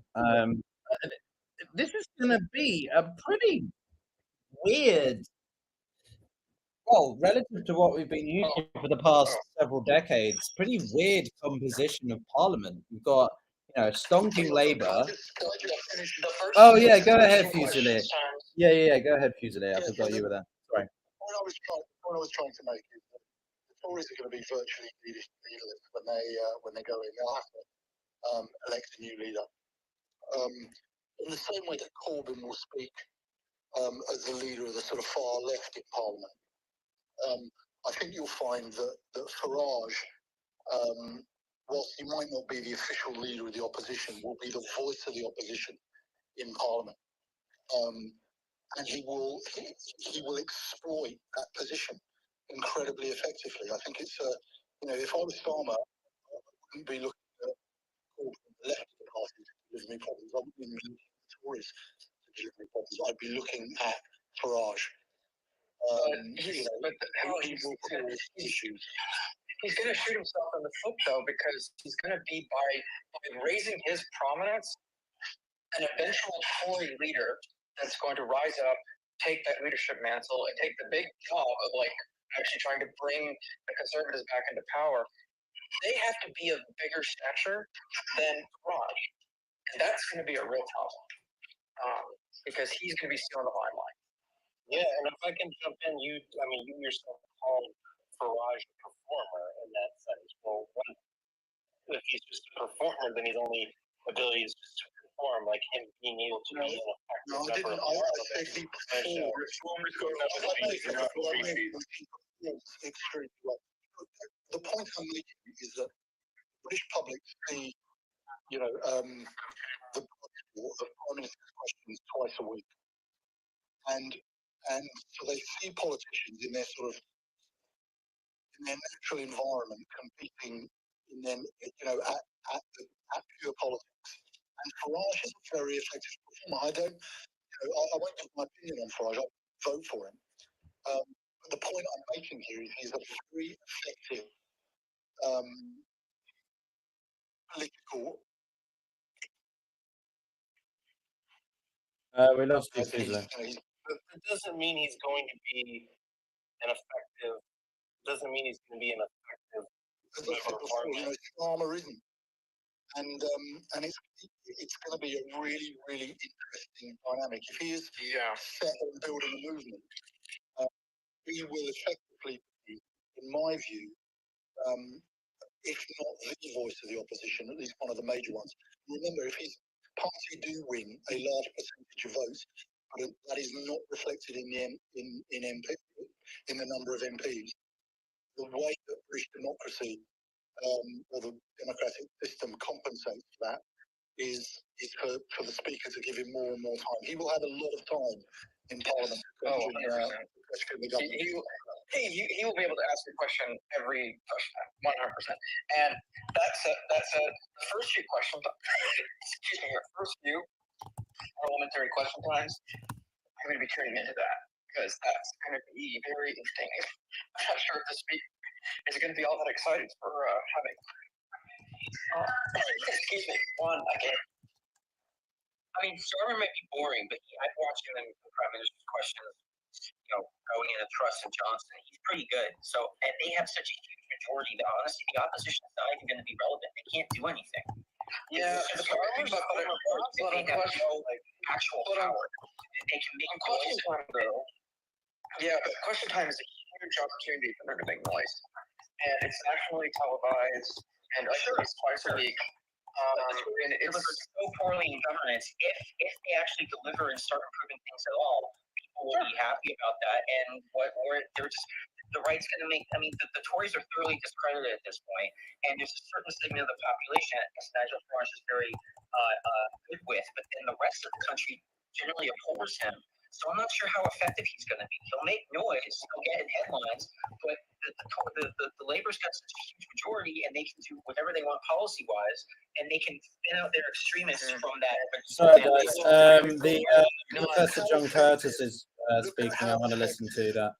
So 1 second, guys. About suggest. There's been a revisement in the predicted poll winnings. I've linked it above if you're interested.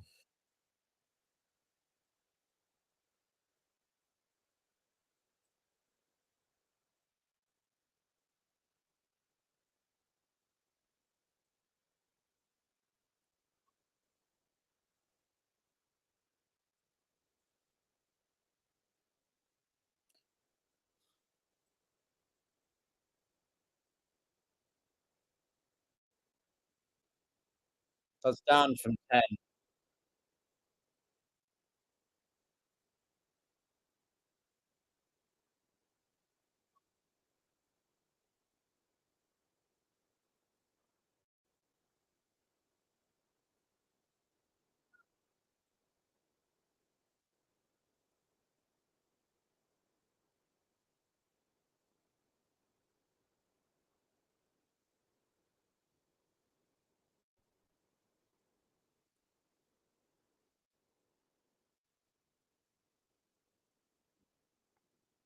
Wow. This is also very revealing, guys. This is the lowest turnout on record. Not only is it low, it is like low by a long way, 57%. Now, national elections in some countries don't often pull that, but in historically speaking, the lowest before this was 2001 at 59%. But in every other year prior to the 2000s, it's been sort of in the mid to high 70s. Only in the past 10, 15 years have we really seen a sort of the 60s. So it's a significant drop. The other thing that I'm seeing about this BBC forecast, or just shift in the forecast, is that it was 410 for Labour. That's dropped to 405. The Tories have now seen an increase of 24 to 154. So that is, I mean, concerning that some polls were predicting the Tories to lose, potentially get seats of only like 60, be the third largest party. That's a remarkable sort of not bad, relative to what we were considering, right? I think that's an effect of reform as well, Piotr. I think a lot of reform votes will be coming from traditional sort of working class Labour supporters, and in some of those constituencies, it'd be really interesting to see the breakdown. In some of those constituencies, the reform vote may have drawn more voters from Labour than from the Tories. But the point I wanted to make to Brian really quickly, Brian, was if you want to see how effective a marginal member of Parliament can be in the UK with his parliamentary performances, then just look at one individual in the European Parliament for 19 years called Nigel Farage. He had no bloc, he had no mandate, tiny party, but his performances at the equivalent of the European ballot box shaped the British political system. Piotr, could I just add a point to Fuse at what Fusiliers just said? It's Mike. Yeah, go ahead, Mike. Yeah, we needed to get back to you. No worries. It's interesting, mate. Just to add to what Fusilier says, I'm not a Farage supporter, but I'm watching on another channel and channel surfing. ITV are actually publishing at the moment figures. They're actually Starmer in the Labour Party are actually receiving less percentage votes than the Jeremy Corbyn election, which says an awful lot about where reform is. What's also interesting to answer, I think, to Tom's point earlier on in the debate, this is the first election in UK history where more than 3 parties have polled more than 5% of the vote. There's actually 5 parties as we sit tonight, which shows 2 things. It shows the massive influence of the success. It shows um, clearly the failings of the Conservatives, but also the success of Farage and the Reform Party. But it also gives Starmer a massive weakness. As Alistair Campbell just said, as I was saying before, and he's just finished his speech saying Jeremy Corbyn, when he was down where he's won, has left Starmer again with a massive headache because, yes, he has changed the Labour Party. And look, I'm a lifetime Conservative. I make no bones about that. But it's left Starmer with Grandad, if you like, rattling the left that he hasn't got rid of yet. And you've got to remember, on an international footing, you've got Angela Rayner sat there that for the last few days has been saying, right, she's going to disarm the nuclear deterrent for the UK. They're going to remove US bases from any British soil, including Cyprus and beyond. So internationally, Starmer's now got to go out there with austerity because, from my point of view, yeah, I'm a defeated Tory. It's been shit for the last few years. But that's been the general election in UK policy. You can sit here and say what any of those policies are. Starmer's got to very quickly start putting down any policies on tax, on education, etc. And the money is not now. So we've got to balance between austerity and delivering what he's delivering to the election. And Farage will not let that go. He really will.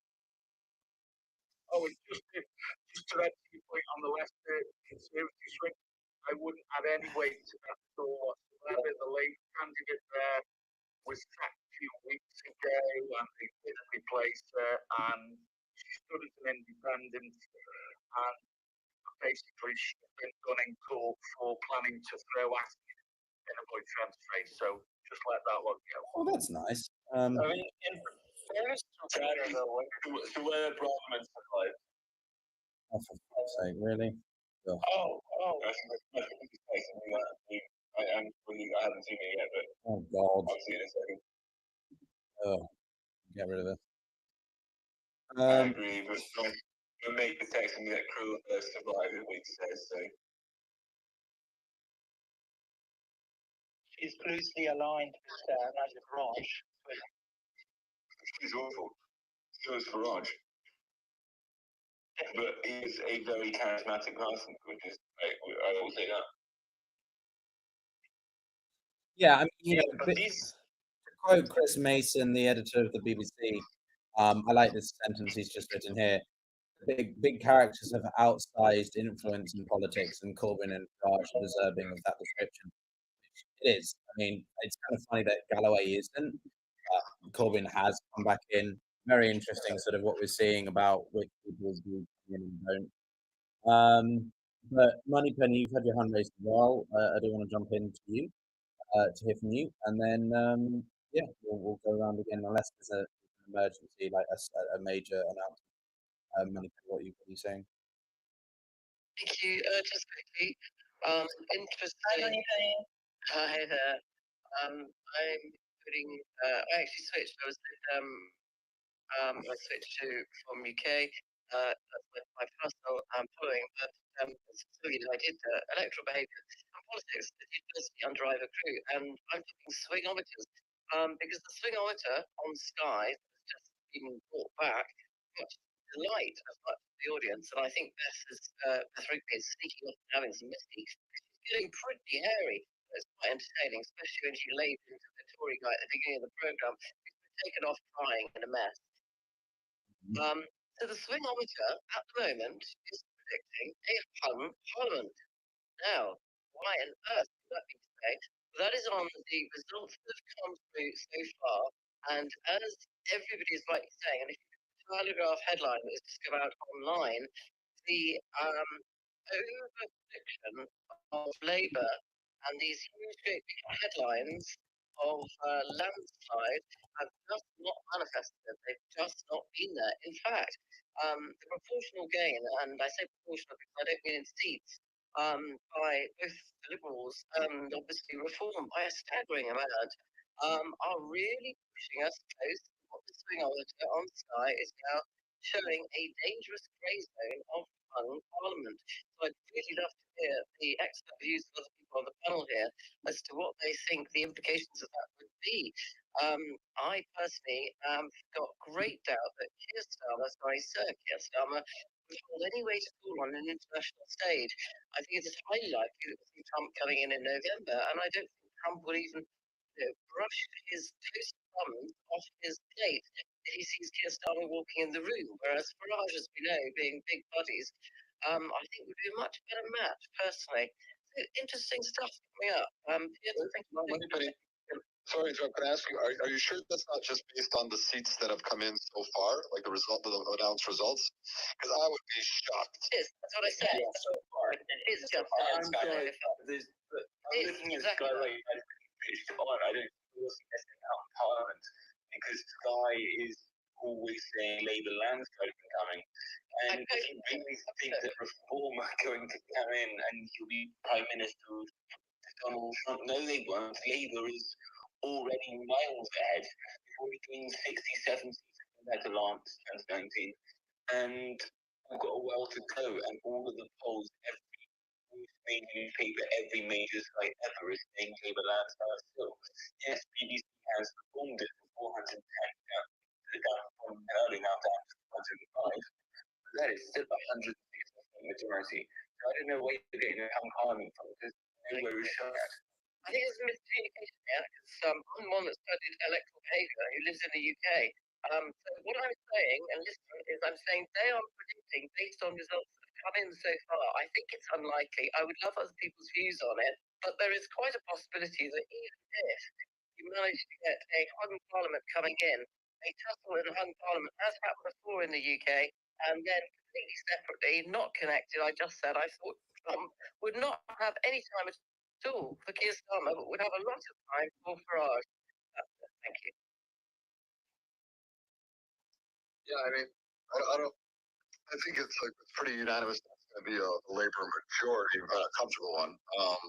Although maybe, but it does seem that based on the popular vote, which is meaningless, but I guess for to discuss that it's clearly more of a Tory collapse than a Labour surge, right? A Tory collapse to Reform UK in many areas, and some places to the Lib Dems, maybe around London, and some places to Labour, but mostly to Reform UK in terms of nationwide.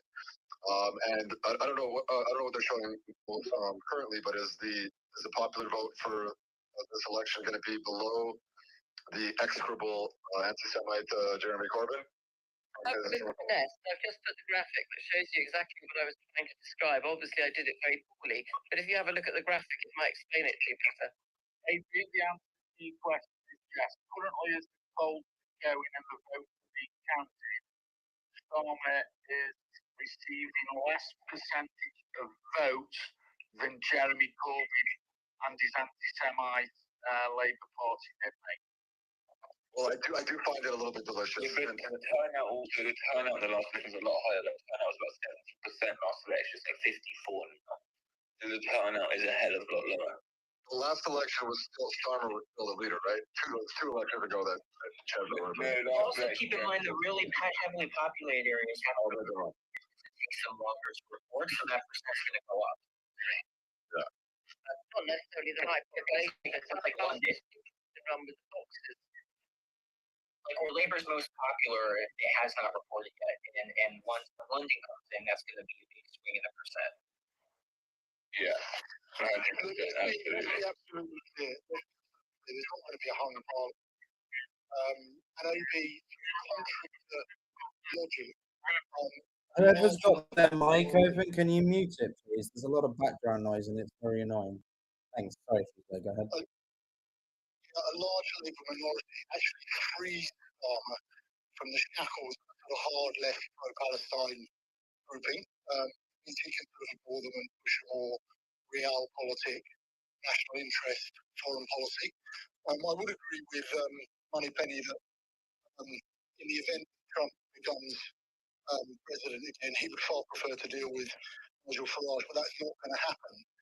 I think what we're actually seeing, and Mike Lindley made a really good point of it, about the number of parties now in the mix, is that we've gone from what has been hundreds of years in the UK of sort of two-dimensional chess to a three-dimensional, to a three-dimensional chessboard with more than two possible winners. And I think the influence of that third force, it used to be called the third force in politics. I hated that term when the Lib Dems coined it, but a real third force in British politics, a really major player, will affect both parties.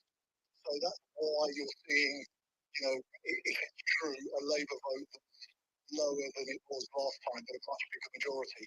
It's the influence of that third aspect. And as Piotr says, it's going to take months to analyse it, because in different constituencies, the effect of the reform vote will be different. In some constituencies, the reform vote will draw a lot of its strength from Labour voters, and in Tory seats from Tory voters.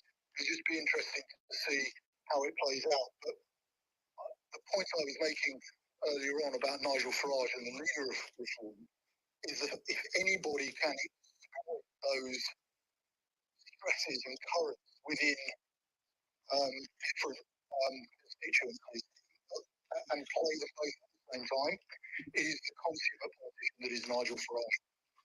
Usually, if we think that we as Brits have moved towards the more American way of voting in terms of, I personally think, as a Tory, one of our biggest downfalls was the fact is we've had 5 unelected Conservative prime ministers, where performed piss poorly, it has to be said, starting with Boris, who was, a great personality.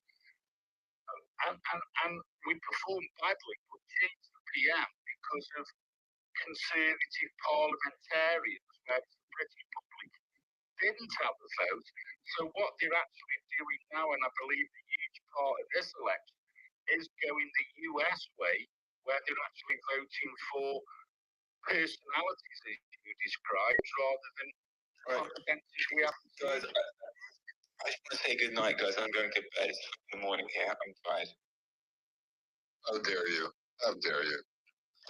Oh, I'm disappointed you can't see it through like us. Yeah, you're supposed to stay up, have some eggs Benedict and champagne in the morning, and Come on, Trampoline. You should at least wait until half the seats have been declared. Fine, I'll wait a bit longer. Yeah, we've still got 397 seats to go. So, Liberal. It does look like Farage is Sorry. Also, if I can jump in, I was looking at the graphic shared. I don't think that's what Sky News is saying in terms of a hung parliament. I think just what they're saying is these are the scenarios and these are the chances of a hung parliament. So those are the little dots there, and you see there's less of a chance, but there's more dots closer to where you see the big Labour swing. So I think it's just saying that more likely than not. It's just recording the votes as they're coming in, so it's just where it is right now. So I think that's representation. As one correct.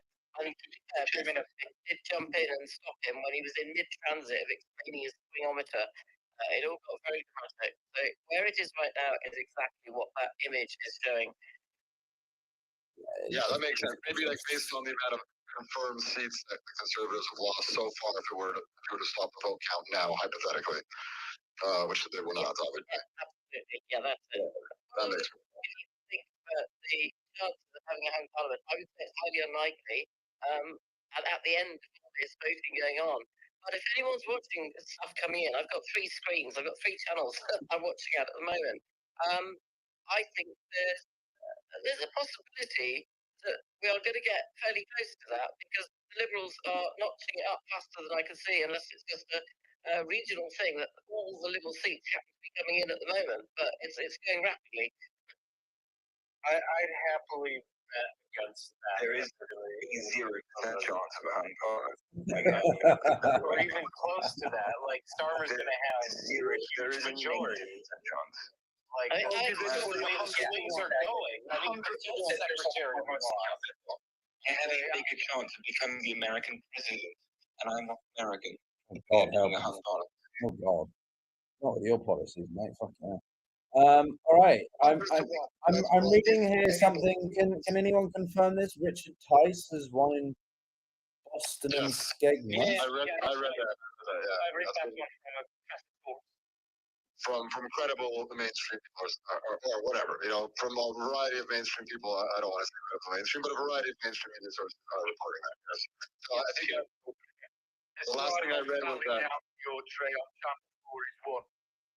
Yeah, the last thing I read, I haven't seen in the last few minutes, was that I was going to call it UKIP, Reform UK, has like 3 more or less confirmed seats. It looks like it may have fewer than. Oh, they've got Anne Whittaker. Oh God! So those of you who know UK politics even a little bit, then you'll be familiar with a lady called Anne Whittaker. Who went on, was it Skating on the Ice, whatever the crap it is. She's a bellend. I met her. She came to my school on my speech day when I was 14 years old in 2007, and I met her in the after whatever event, talking and stuff. And she was as much of a pillar then as she is now. But anyway, she's doing some. I love British insults so much. I love British insults so much. No, she's such a bellend. I had the same impression of Anne Whittaker told that story. Now, the fact that you think she's a bellend has endeared it to me. I really do hope she gets to Parliament. Oh, okay. She's not running. She's a commentator, but I do think she's a bit of a bellend. I don't know. She just. But anyway, the last thing I saw was that as the vote count's been coming in, it looks like Reform UK may get fewer. Probably will get fewer than the exit poll is suggesting, even though the popular vote is better than. Yeah, I mean the reform thing is going to be fascinating to analyze for a while. Again, I think it's more of this long term. Whatever we want to think that Farage is making, inflated statements.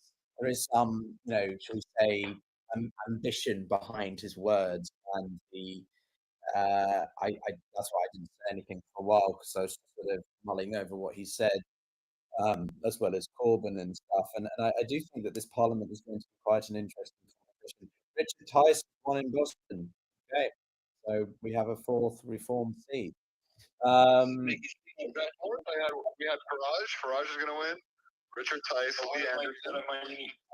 Is it 4th or 3rd? Okay, I'm very confused now. Okay, I guess it's 3rd. Okay, yeah, but I think we're going to have a really interesting composition in this Parliament. It's going to be a dominant Labour Party, and we're going to have somewhat of a Conservative Party that still exists. But it's going to be to I think what a lot of you guys have already said, which is the Tory Party is going to be lacking an identity, and therefore it's not going to really be a credible opposition.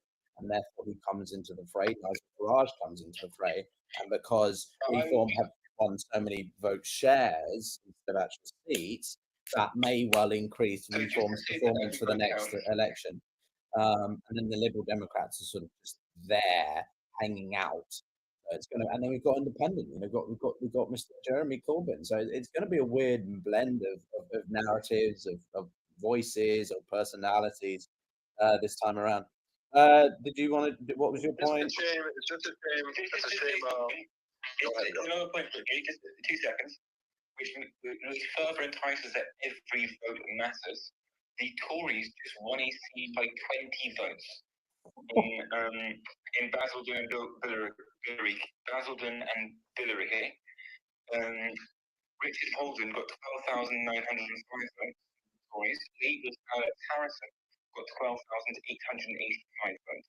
He won by 20 votes. So yes, every vote does matter. Wow. And he's the conservative. He's the chairman. He's the chairman of the Conservative Party, I think. If I'm not mistaken. Yeah. Update on the vote split tracker. Okay. Another 43 ridings that the Tories lost were lost tonight because of vote splitting. Wow. And I've just seen the vote share. The vote share's dropped as well, guys. The vote share has dropped significantly for Labour. They won 47 for the first half of the night, and that's dropped to 38. The Conservatives have gone up to 22. Reform's still holding at around 16. Liberal Democrats holding at 10. That is a notable shift in the Labour, and they're still. It shows you that the Conservative Party still has an ingrained set of people who just will not forget about it, or maybe they didn't want to see the Tory Party implode. Maybe their rhetoric around "don't give Labour a supermajority." This is definitely not as big a runaway, I think, as people expected for Labour in certain ways, and again to the Reform Party point that we're talking about. We've got the announcement of Penny Mordaunt. She's the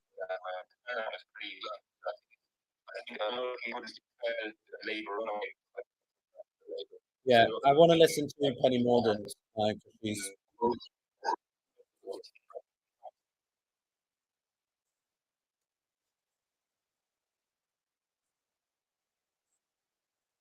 That's not good. That's not good. That's not a strong performance.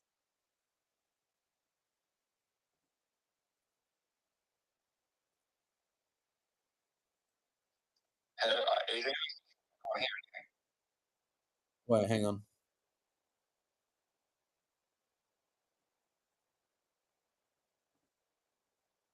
Oh, she's out. She's been beaten by Amanda. She's been beaten by the Labour Party candidate. The Greens took a seat from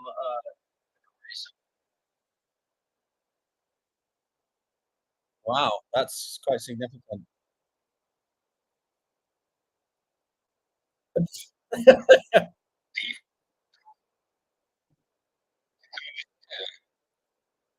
oh.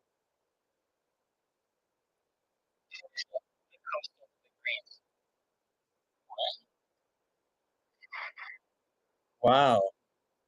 The Tories lost Suffolk Coastal to the Greens. Not something I was ever going to expect, but that's insane.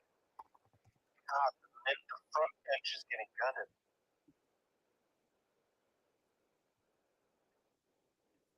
Goodness me. Wow, that's significant, guys, because she was seen as the potential. I can't hear anything. Yeah, guys, can you sort of let me when I jump in? Can you be quiet, please? Thanks. Yeah, thanks. When I'm trying to say something, I kind of would like the mic. Yeah, that's quite significant because she is seen as a front runner, or was seen as a front runner for the leadership replacement. We had a list of candidates that were seen as potentially more likely to replace Sunak. She was one of them. Shaps was another one. Now we've got more of the right, and they were more of the moderate types, the One Nation Tory types. There. Now we've got Suella Braverman, Priti Patel. I can't even remember some of the other names, to be honest, who might run and take over the party. And if one of those kinds takes over the party, then we've got a absolute firm shift to the right in the Tory party. And what does that do for the relationship with Reform? So yeah, a lot of questions there. But anyway, sorry, AB, did you want to jump in, or was it trampoline? Yeah, no, just so many comments. Very interesting. I love this stuff, man. I love this stuff. Not the results per se, but I just love election politics. Yeah, it will be interesting because I'm seeing, like, in terms of the results, you're already starting to see your comment before, Piotr, about whether the lack of identity of the current of the Tory party coming out of this election. You're already starting to see a fight in terms of the pundits between. I'm seeing in terms of the right of center or centrist pundits between those saying, "Oh, we need to." stay kind of centrist or center left or whatever we are right now, more or less, but be more competent and be more, less corrupt or whatever. And so we don't have to shift ideologically, or if anything, we have to shift ideologically slightly to the left. And then you have, of course, I think the dominant theme, in my opinion, and one that I tend to agree with, is that the reason that they lost so many votes is, yes, for sure competence, for sure the fact that they've been in power for 14 years, but the fact that they abandoned many of their voters on core issues, namely immigration, which is a huge one for Tory voters, including sort of the red wall, the formerly red wall seats, right, the former Labour seats that kind of went for Brexit or whatever. And so, yeah, that'll be an interesting fight going forward, and to see which direction they go. They'll probably be hopeless and incompetent for the next year or two while they're trying to figure it out. Yeah, they may well hold the second largest majority, but they're definitely not going to be a competent opposition. They're definitely not going to be able to command. They'll be there. They'll be doing all the talking points of just like, oh yeah, well, you guys are rubbish. You haven't done this. You failed on that. But they're not really going to, I think, have much of an actual platform. If you lack an identity, you lack real conviction and ability to represent effectively, right? Especially a party as old and significant as the Tory party. Trampoline, I know you were losing your shit to come back in, so do you want to jump in? And then I want to go to Alex, who's new, and Fusilier. I just couldn't hear anything because I was just saying right. something. Okay. Yeah. Quick reminder, everyone. I'm streaming this on YouTube, and I'm also on X if you want to watch my face for some reason. But we've been going for, let me see the timer here, 5 hours and 10 minutes. And as it stands, the Labour Party are on 222 seats. That is a flip of 99. The Conservatives on 37. That's a loss of 110. The Liberal Democrats on 26, a flip of 22. SNP, the Scottish National Party, a loss of 19 seats, currently sitting on 4. And the Reform Party, the dark horse, one of the main names of tonight, 3, and that is a gain of 3. One of them being the infamous Nigel Farage and his ability to command the Parliament as an individual. He's been doing this for 7 previous attempts, and he finally got it. And now a lot of the, I think, speculation and deliberation between us here is, what does this mean for the Tories? What does this mean for reform? And how much could Nigel Farage be sort of the de facto opposition, really, because he's so much more vocal, whilst the Tory party lack an identity, they lack a leader. Penny Mordaunt, seen as one of the leadership candidates who ran against Rishi Sunak and came, I think, 3rd, is out. So Grant Shapps, the current defence minister, he's out. And these are 2 more of the moderate parts of the Tory. So could you see one of the more right-leaning? And also, what's his name? Robert. What's his name? The Justice Minister, or whatever. Robert Buckhead, or not Buckhead. What's his name? I have no idea. Maybe. I don't know. The Justice Minister is never that important, to be honest. Okay, no. The Justice Minister is sort of like, they kind of follow the subset of the Home Secretary in some ways. I'd never really paid attention to them, to be honest with you. I might just look up the favourites to replace Rishi Sunak, because I think it's worth trying to remember who they were. But Alex, did you want to jump in? Sorry, I want to hear from Alex, because he's been Anyway, waiting. thanks for having me. I got to run, but thanks so much. Congratulations for throwing the bastards out, and democracy actually worked. No worries. That's Thank it. You. Yeah. It's a good 4th of July for both of us. Hey. How ironic is this on the 4th of July, too? I love it. Wait. Who looks at a first past the post system and says, you know what, that's democracy working? There's accountability, and people change their minds because of that performance, so that's always reassuring. Well, let's begin this with a nod to our American friends and saying the loyalists, which I still love the loyalists during the American rebellion. They called the loyalists Tories, and they kicked them out on the 4th of July.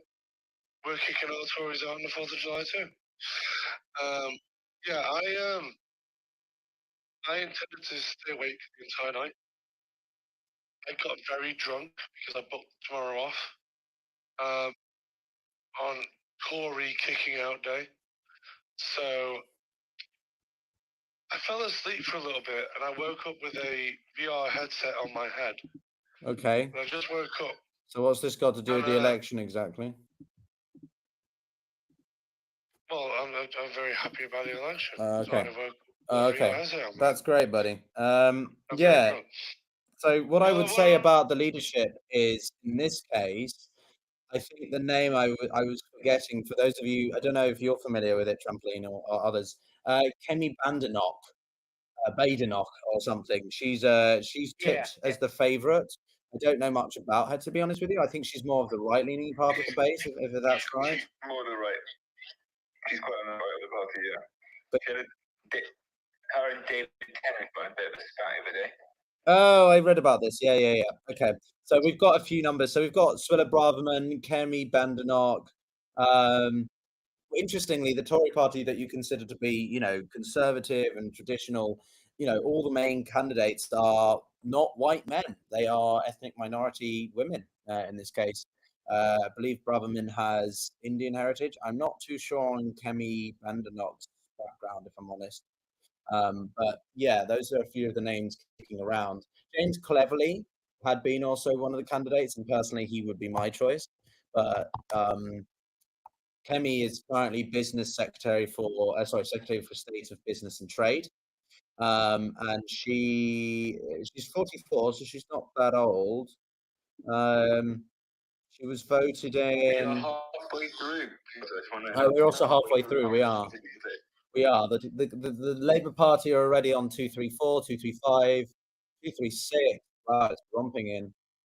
So I just wanted to have a look at Kemi Badenoch for a minute, because she could be the person that leads the government. She's Nigerian, is she? Background. Yeah, I was getting that She's sense. British, but Nigerian background. Yeah. Okay. Well, she taught in Wimbledon. Okay. Studied at the University of Sussex in engineering and Birkbeck in law. Interesting. She's got an occupation of politician, software engineer, consultancy, and banking. Okay, interesting. I'm going to have to do more of a dive and then talk about who would replace the Tories and then conversation. But yeah, Jeff, did you want to jump in? Love to hear your perspective. Yes, good morning. I just want to wish anybody that's from America here happy 4th of July. I consider America, in a lot of ways, like England, almost pretty much identical. And my question is that since Joe Biden has not been running the country in America for several years now, he's has mental illness. He has dementia. Yeah. And is unable to lead our country. What's this got to do with the UK election? I'm sorry? What's this got to do with the UK election? Okay, the question that I have is, with the new parliament and Donald Trump looking at being the next president of the United States, how are we going to work together considering all the turmoil that's going on around the world? And I just wanted your input on that and your input on how your opinion is on Joe Biden, please. You'll work together the same way you have for the last God knows how long. It's not really going to be a major shift. The shift will come depending upon who wins in November. I think personally that there'll be more synergy between Keir. I'm just going to call him Keir. I don't like him saying sir. Keir and Biden than there would be between Trump and Keir. For sure, there has been a rise of populism in parts of Europe, not as much as people like to claim. Obviously, what happens in France on Sunday will be pretty major. But if you look at the Nordic states, there was actually an outright rejection of the right in favor of more left-leaning parties. So it wasn't this wave of populism on the right that people like to claim. It was more just in specific parts of countries.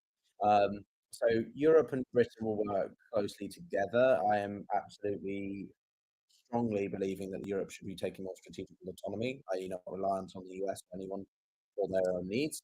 I I think, from what I understand, I was reading an article in Politico yesterday, and it was stating that there is a plan now around Trump and what he would do with NATO. He wouldn't pull out, but he would severely gut American funding, and also particularly in countries that don't meet 2% threshold. So Spain, France, I think, is on 1.9%.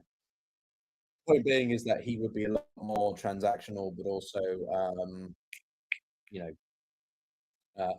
threatening or making threats, punitive threats around what could happen if he doesn't get his way over NATO. And that would obviously be enough to, I think, embolden Moscow, particularly maybe Beijing and others, to sort of be more disruptive in certain areas.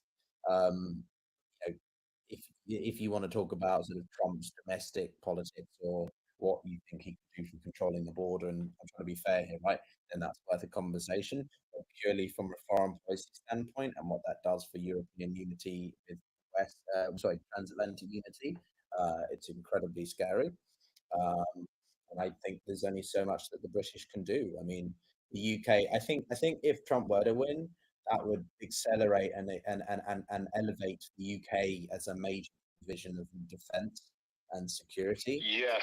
Because we are one of the best in intelligence, and you know, again, I don't know if you like that. I think it's the fact that we are, you know, the French are good in certain ways. I think they've got a better standing army, but in terms of defence and security material area, counter sort of ops, I think the UK are very, very good on that, and I think that the Europeans are more than happy to deepen ties. And I think that's one of the priorities of the Labour government is to deepen relations with the Europeans, but particularly in that area of security, not necessarily because that's not necessarily dependent on the European Union, right?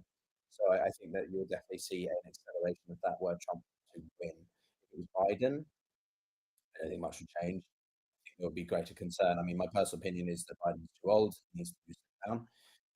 It was just ridiculous what happened a week ago. I was up again until 4 in the morning, being like, "What the fuck am I watching?" But I just, you know, he's not running the country in that sense. But you know what? Kamala Harris takes over. She's more unpopular than he is. She's more unpopular than he is. You know, so what? Can you imagine Kamala Harris Not particularly. debating Vladimir Putin or Xi Jinping would be absurd. She is inexperienced, unacceptable. She'd be better than Trump has, because he's up.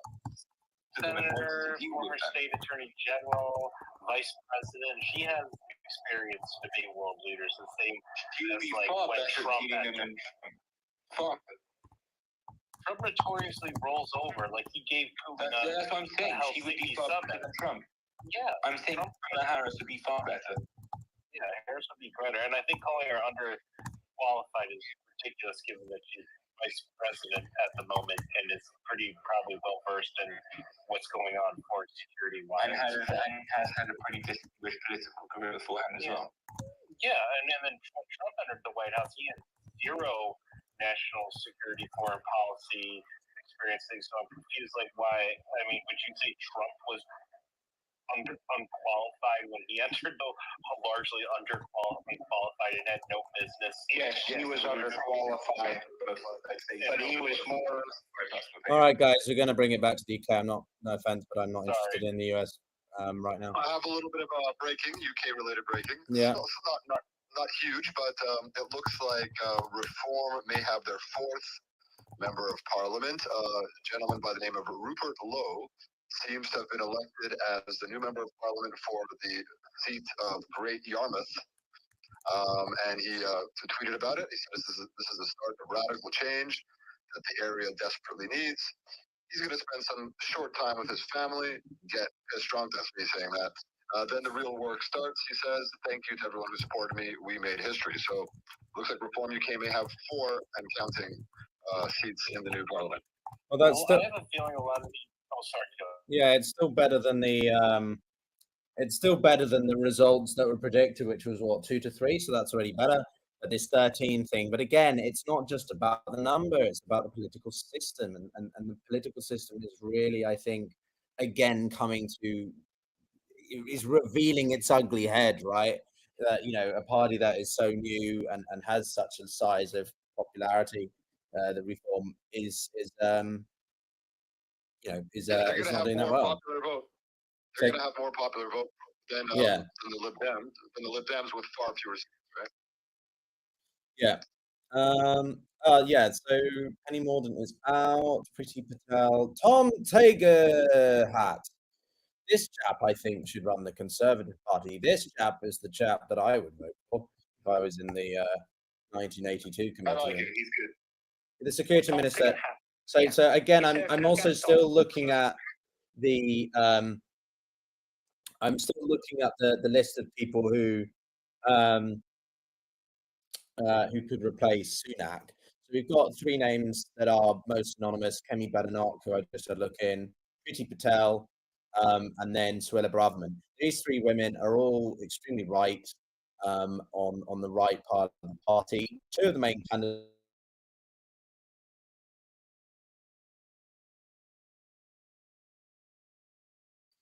Tom Tugendhat is Tugendhat, stupid name. The security minister. He would become a vessel of the hopes. He's not sure on self-confidence. Okay, this is the Guardian saying this. He could also struggle to win over the Tory members if he reaches the final two. Yeah, I don't know if he covers. My personal pick would be Cleverly. I think he's not. I don't necessarily agree with everything he stands for, but I think in terms of a steadfast person who I think could unite parts of the factions, the left, more the centre right, and the right parts of the Tory party, he could probably be the best place to do it. There's another chap here called Robert Jenrick, idea, and then Victoria Atkins, I think, is a bit of a stretch. But yeah, Jenrick was the housing minister when Grenfell happened. oh boy, that's great. Okay. Yeah, so that I just thought it's. I think there's going to be a lot of from the grassroots, just my guess, sort of the members, if you will, or the conservative-leaning people in the UK. There's going to be a lot of pressure to like combine forces, or to sort of swallow Reform UK, or let Reform UK swallow them, or whatever, like a reverse merger or something along those lines. And then, of course, among the sort of the POFs, is that what they call them? Whatever, the sort of the high-ranking people in the party, there's going to be pressure to to not do that. Yeah. We've seen an updated forecast from the BBC now. They expect the Labour Party to actually keep their 410. They've dropped their forecast for the Conservatives and down by 10 to 144.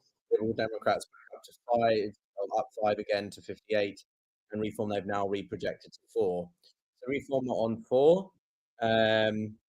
Better than anticipated. A tough night for the SNP as well. Those of you interested in Scotland, Labour have won 19 seats. That's a gain of 19 because they had none. SNP have dropped minus 20. And so all of that, bar one, has gone to the Labour Party. The other one has gone to the Liberal Democrats. And the Conservatives have 0 change. Oh, dear. I'm happy to see that. Screw the SNP, and I'm happy to see that. That's good. That's good news. Even though I am a conservative-leaning guy, seeing the SNP get obliterated is a good day, always. What will this country look like in 2-3 years' time? I think it's. Oh, there you go. That's good timing. Let's listen for a second. If you want to see it, you can jump on the video version.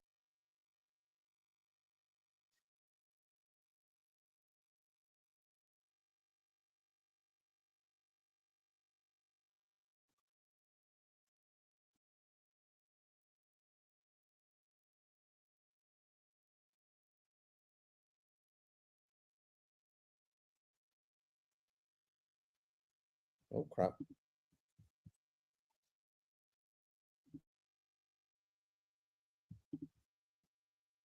Okay, there we go.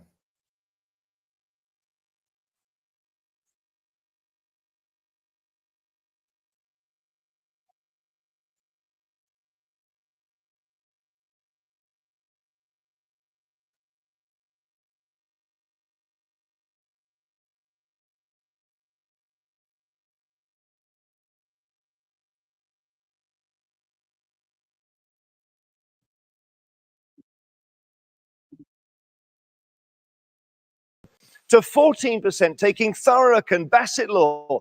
It's got a swing of 15% in Nuneaton, classic bellwether constituency, Folkestone and Hythe. So it's gone beyond its average swing in the places where it needs to, and it doesn't even stop there. Let's roll it round a bit further. Let's have a look here. So 16, 17% gives them Gravesham. Gravesham 199 on Labour's target list. Harlow, South Derbyshire, 18%. Amber Valley on 19%. They even took Redditch and North Warwickshire on a 20% swing. And at this point, the swingometer broke. We didn't think we were going to have to go beyond 20%, but somewhere around the back, we've got Lichfield and Tamworth. And let's think, Cannock Chase, somewhere, maybe it's even round the corner here, I don't know, 25% swing in Cannock Chase. So this is what they've done. Let's show you a couple of graphs here, which will make it clear. As I say, the vote share on this side, these are Labour seats here. Reflection of so Labour seats where they've held their own seats. Look at that. Their performance is actually relatively modest. They're down 6% on last time. Labour. Conservatives down, but they didn't have a chance. Have a look now at the seats they're taking. Conservative seats. Look at what's happened to the Conservative vote here. And this is the story here. Down 26% in Conservative-held seats, seats that were held by them going into this election. Labour up 4, Lib Dems up 1 on average, and Reform shooting up 17%. But the Conservatives here getting minced. And that's why you've got this extraordinary situation of a swing for Labour in those seats going 19, 20, 21%. It's extraordinary. But this here, this column is the story. And that's what's happened. I don't Jeremy, fully thank agree you for with that. Jeremy. I don't fully agree with that. I don't think the story is the loss of the Tories. I mean, I've just taken Bristol Central. It's the story as much as it is the. Yes, that's right. And I am feeling over the moon I and don't so know. grateful for all of the support we've received from voters in Bristol Central and across the country. There's obviously a lot of results still to come in from elsewhere, but I've just been told that we've already surpassed 1 million votes, and we've got a number of very healthy second place results in some of the constituencies that have already come out too. Yeah, you've got 1 million votes. You're over 1 million votes. In fact, your vote share is up 4%. You did take the local council there in Bristol during the local election, so you had a good platform upon which to build to unseat. Thank. The places where they really have increased their vote share. But in general, no, We don't quite have overall control on Bristol City Council, but we are the largest party with 34 out of 70. And in the constituency, my constituency, I guess I can call it now, of Bristol Central, 88 of them have been due to vote splitting. Yeah, I think I saw a stat earlier. I think I saw a stat earlier that Reform may come in second place in 200 plus seats or something like that. Not a chance. Not a chance. What? Reform coming in. No. I don't mean second place in Parliament. Not in Parliament. I mean in the individual seat results, they will come in second place. Not in terms of elected members of Parliament, but second place. Okay, yeah, I got you. Yeah.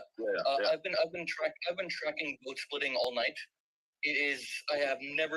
I'm from Quebec, and I've Wow. Sorry, my own constituency. We've gained from Conservative. The Labour have gained from Conservative. Interesting.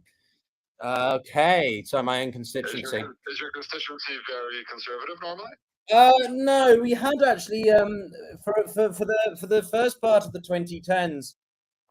My constituency was actually the former Home Secretary, I think it was, or was it former Secretary Amber Rudd, who was more One Nation Tory. She was.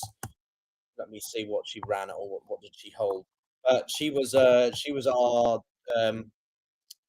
So she left 2019, and she was at her peak Home Secretary for 2 years under Theresa May, and then she ran for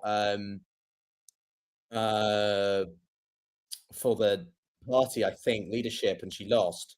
And then she was Secretary of State for Work and Pensions until 2019, and then dropped or was let go by Boris Johnson.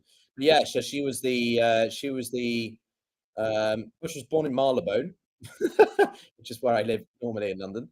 And then she worked as an investment banker before being elected to the House of Commons for Hastings and Rye in East Sussex in 2010, beating incumbent Labour MP Michael Foster. So what's happened is basically the Conservatives past 14 years have pivoted the constituency back to the Labour Party. Anyway, that's just a personal one for me. But AB, did you have a? I do love the irony. I do love the irony that as somebody who loathes Jeremy Corbyn, I do love the irony that he's going to have to watch this successor take a huge majority in Parliament with equal or maybe a little bit less popular vote. A guy who celebrates Shabbat dinner every week with his Jewish wife. So fuck you, Jezza. All right, Jacob, do you want to jump in and then we'll go to trampoline? Yeah, my curiosity is just like, now that Reform UK is in Parliament, how they will do polling wise. Like, I would assume they would get some type of maybe a brief spike in terms of like through momentum. But usually when these types of like populists that are more performers than like politicians, they usually shoot themselves in the foot very quickly. I mean, we're seeing that now with this new Dutch government. I mean, within 3 days, they're already infighting because one of the Gert Wilders people posted like a really dumb tweet, and now Gert Wilders is like attacking his own prime minister that he supported, right? So it's like usually when these folks get into where they actually have to be part of the governing process, they kind of flub it. So I'm just curious, especially with who Reform UK are like picking to be MPs, right? Like, what are these folks that aren't Richard Tice, that aren't Lee Anderson, that aren't Nigel Farage? How will they act in Parliament? Like, what are they going to do? And like, is there going to be a Reform UK scandal? And how long? How many days until now? Right, until it breaks, that like causes like, just like Reform UK will drop in the polls. Oh shit! Oh shit! It's the PM. It's Rishi Sunaki boy is about to be delivered his results. Ah shit. Okay, here we go, guys. We've got it's actually a bit awkward. We've got both the ex-chancellor Jeremy Hunt, so second finance minister, but second in command here, and the PM Rishi Sunak about to be delivered in their results. So shit's gonna hit the fan potentially. If one of them gets knocked out. Okay, let me just. I'm just going to play this. All right, guys, 1 second, please.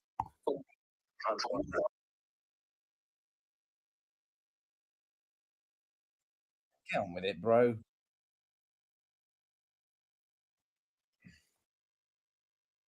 Please tell me they just.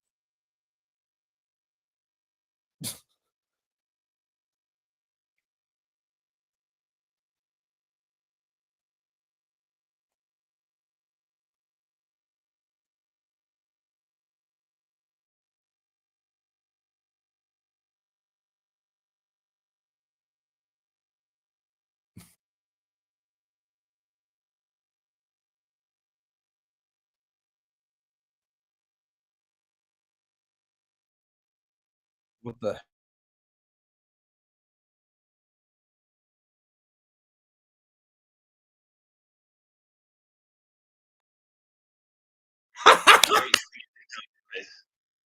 Oh, come on, guys, let him in.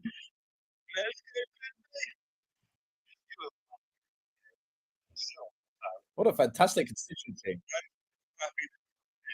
Hang on, guys. Hang on.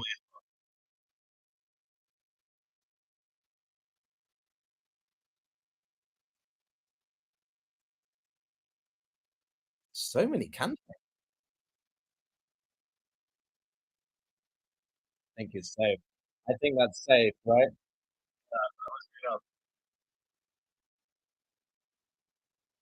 Not bad.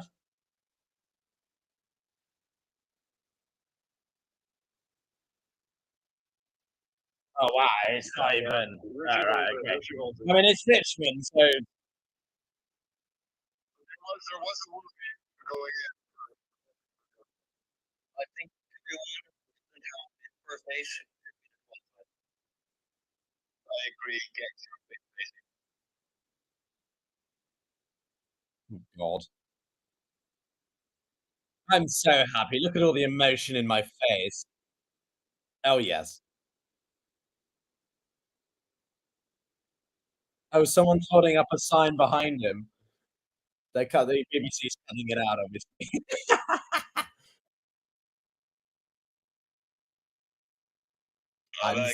Oh, he's so smarmy. He's such a punchable person. I'm not endorsing violence, everyone, but he's got such a smarmy face. We have Ted Cruz in the US. Yeah, that's true. Oh, he smiled. Oh, shit. Oh, yes. How delightful.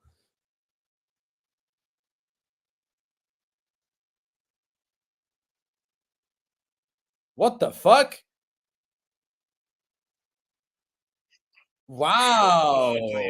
He's admitted defeat before the advantage has even come through. Wow, that's sad. No, but also shots fired to Trump. The people.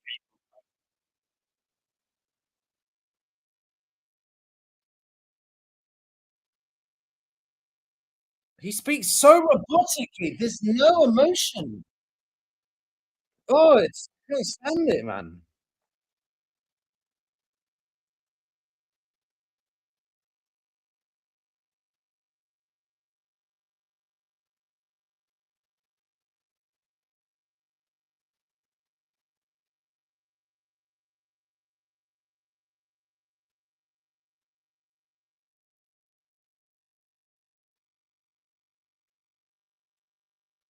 Wow, what a somber. Wow, that's insane. He's literally just. The word coming out is that he's going to tender his resignation as that he's going to tender his resignation as Conservative Party leader tomorrow, which will be very fast because usually they hold on for they hold on for, like Gordon Brown, I think held on for 6 or 7 weeks. And but he's apparently going to resign tomorrow as the lead, not as an MP, but as the leader of the Conservative Party. I don't like Rishi Sunak. I don't like what the Conservative Party has become. But that speech there gave me a little bit of, shall we say, cautious optimism that democracy is still at least existing in Britain. I'm not going to go on too much of a sort of diatribe or some sort of soliloquy, but I'm reassured, and it makes me quite it gives me a warm feeling inside that sort of power can be transferred peacefully, audibly, and respectfully in that way.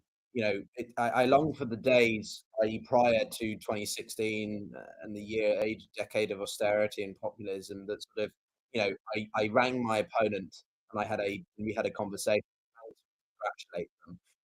We've had such a shit show of political rounds of elections in this country since 2016 that has been predicated on, corruption, on emotionality, on sensationalism, on just no degree of civility, and that's so nice to see. I don't like Sunak's mandate and him personally, but I don't. I like to see that that kind of cordiality exists still, and I hope that we can get back to more of that going forward. Because I'm speaking very much from a personal point of view, in case it's not clear.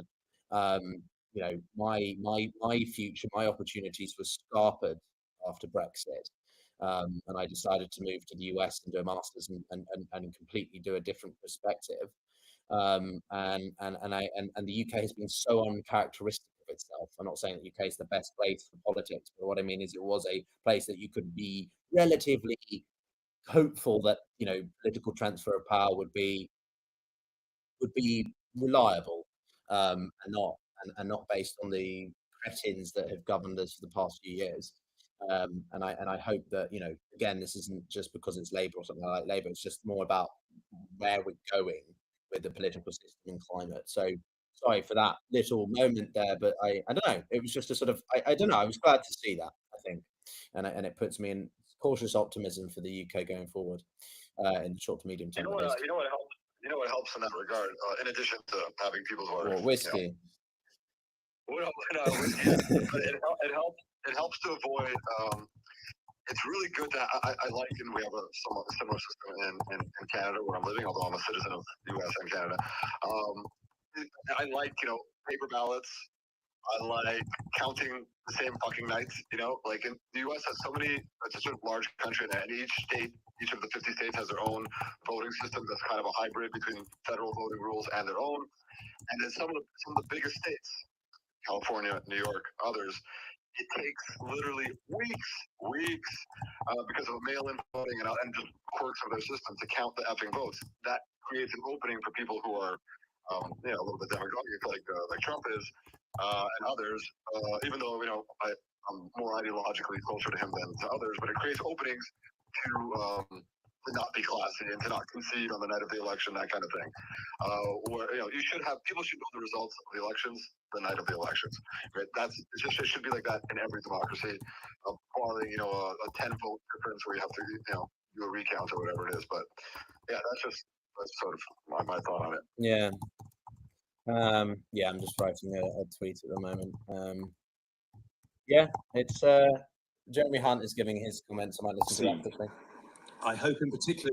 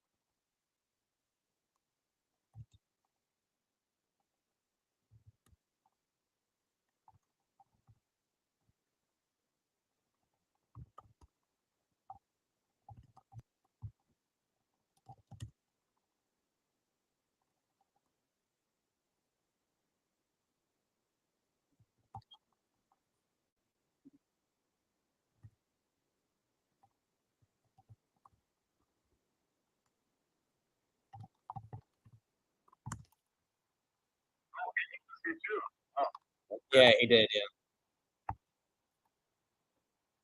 Gracious, nice words. I like that. I actually agree with you for once, Laura. Okay, so I find Laura Coon's political editor of the BBC very annoying. Tory for you. She's too Tory for you. She's too Tory for you. All right. No, she just has a very irritating way of delivery.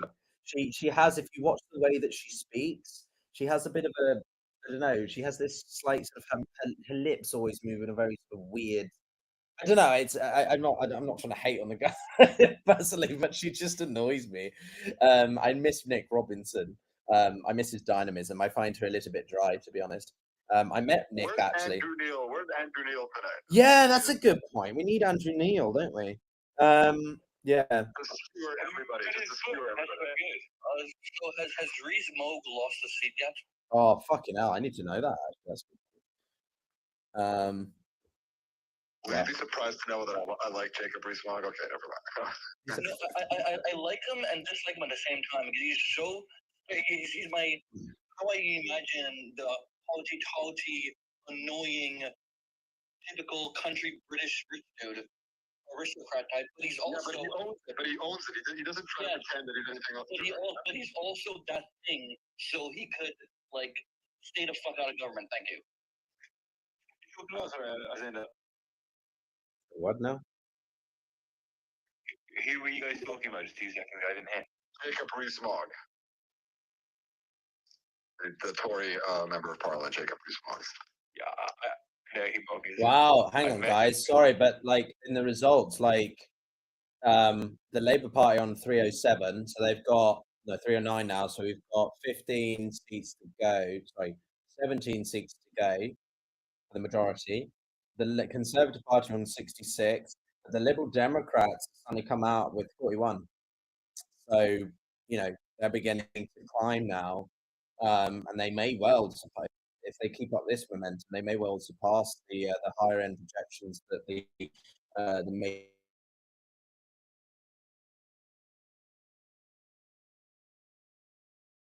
they've got them at 58. I feel like they could get more than that. I'm not entirely sure where the Conservatives are going to get 144 seats, but they're only on 66. Like, you'd think that they start to pick up more at this point. Although I guess we still have 200 seats to go. But just an interesting observation. Well, Liberal Democrats have gained Lewis. That's my constituency, a couple over from me. They've gained that from the Conservatives. So you are seeing a bit of a reshift of the Southeast, which was often heavily Conservative. Yeah. Oh, and an interesting bit of an analysis here from Henry Zeffman. So Hunt actually spent, the Chancellor spent a lot of his time in his own constituency, in Godalming and Ash. And what's interesting about this is because obviously, you know, you don't tend to spend too much time in the places where you're likely to be a safe seat. But it showed you how much the Conservatives were expecting themselves pounded by Labour, and so they focused on the seats that they already were holding, and have held historically, and it seems to have paid off. But you can't overstate, I think, the extent to which everyone assumed that he was likely to go. So for James Hunt to still be in power or to still be in Parliament despite everything that he's been associated with in the past few months. Jeremy Hunt. I think that's pretty not major as well. I'm seeing a lot on Twitter, which obviously is more strong opinions and things of that nature. But I'm seeing a lot of delighted conservatives, small c, ideological conservatives, people who are just reveling at the Conservatives getting obliterated. I'm seeing a lot more than you would think. Alison Pearson, Tim Montgomery, what's his name? Toby Young. The guy who are like they want it because they feel betrayed by their own party from the right, and they wanted their party to get a proper ass whooping, and it looks like they have gotten their wish.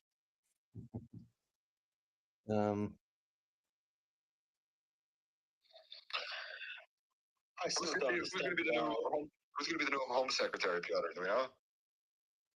No, well, the Home Secretary, the Shadow Home Secretary is actually, hang on. They're going to give it to Jeremy Corbyn just for shits and giggles. Yvette Cooper. Oh, it's Yvette Cooper. She's a long-standing. Yeah, she's a long-standing MP. She was also the Shadow Home Secretary under Ed Miliband from 2011 to 2012. So she's got a lot of experience in this role, and I think she might. Even reelected? I heard it was in a tight race, Yvette Cooper. I'm not sure if that's accurate. Is that accurate? No, I'm not. I saw somewhere on a tweet earlier that she was in a tight race. Doesn't mean that she lost it. Maybe Reform UK was pushing hard on that particular seat. I'm not sure. I have to double check on that. Yeah, not sure, but I don't think so. I think she would be voted in. I don't see any reason why she wouldn't be. But yeah.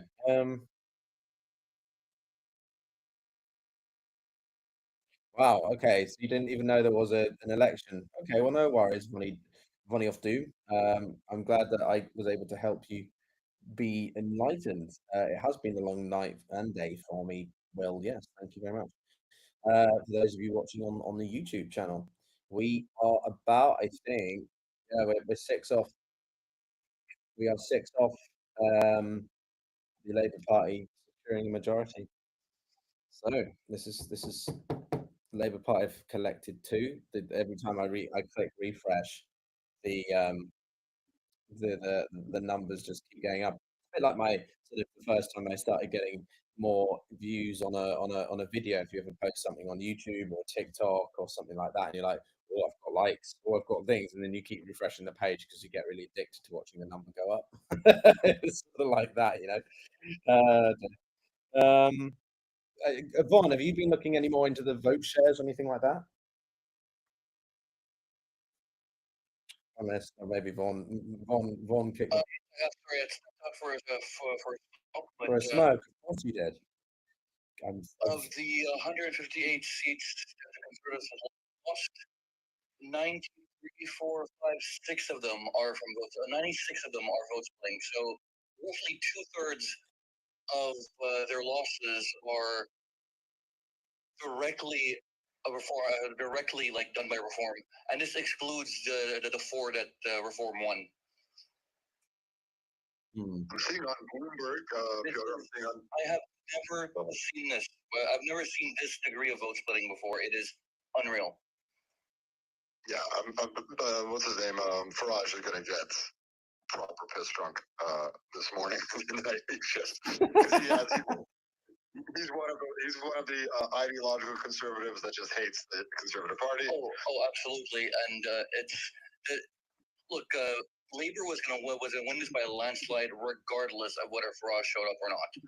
But the damage he's done to the Tories tonight is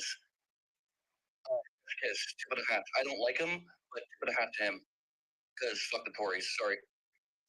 So, Alex Morales, who's the UK politics editor for Bloomberg, has just said if it wasn't clear already, Labour's election victory has just been confirmed.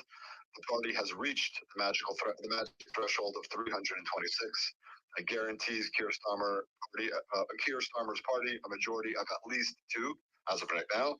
It comes shortly after Rishi Sunak conceded defeat, as we heard, at the election count in his own constituency, saying he'd follow Starmer with congratulating on his victory. So apparently, the latest numbers show that they have reached 326 at least seats and are now. Boom! Labour win.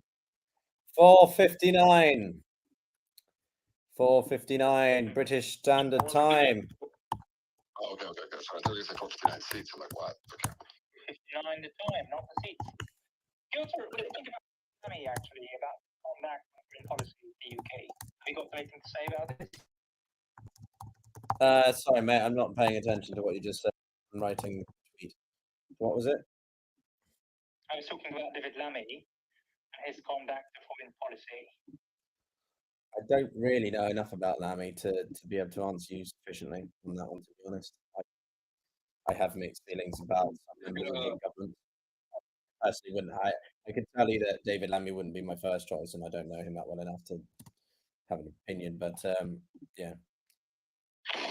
I think he's been talking with Trump campaign. Oh, it's Jacob Rees-Mogg. Here we go. It's Mr. Mogg. For those of you who aren't familiar, Jacob Rees-Mogg is a massive wanker who is about epitome of establishment elitist, and yet, well, he lied to the British electorate multiple times over the UK and Europe. But I want to hear the announcement. 1 second. 25.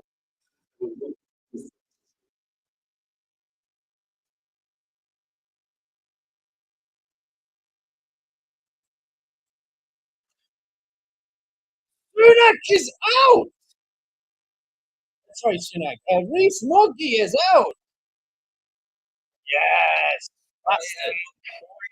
Myself to celebrate. The longer is the word. That is exactly what he is.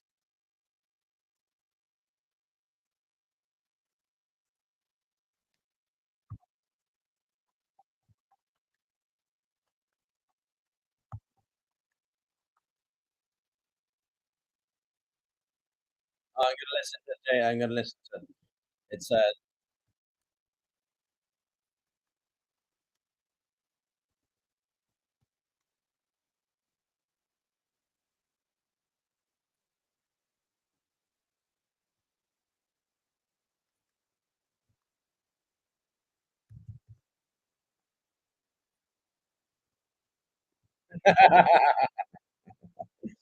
he is brilliant. This is the most what's the word? Energized. Well, one would hope he is.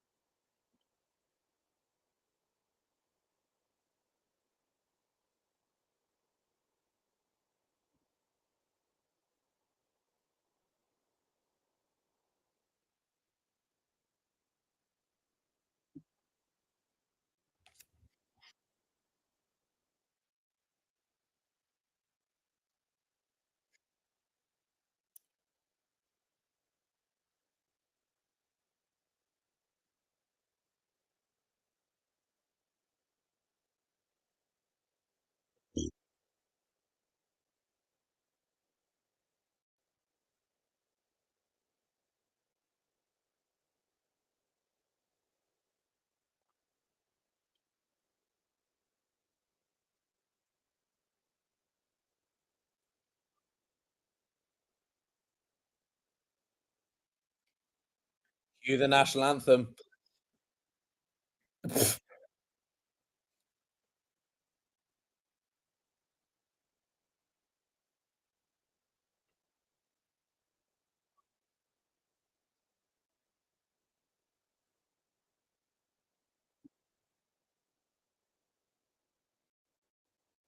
Please. A bit like that.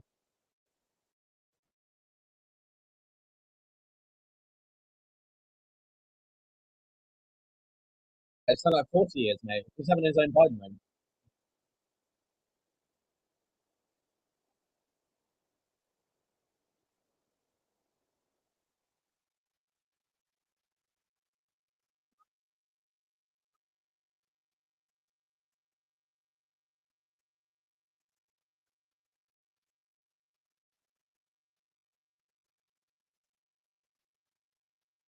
Oh, for God's sake.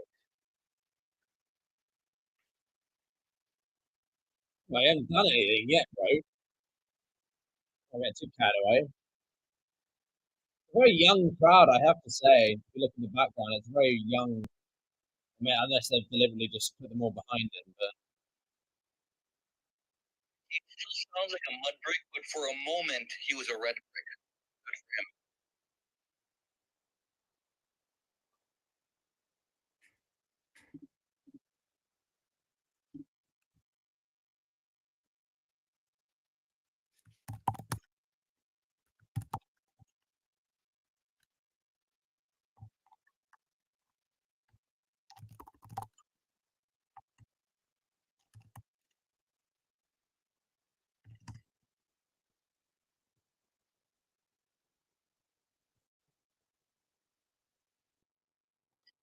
Sounds very Tory.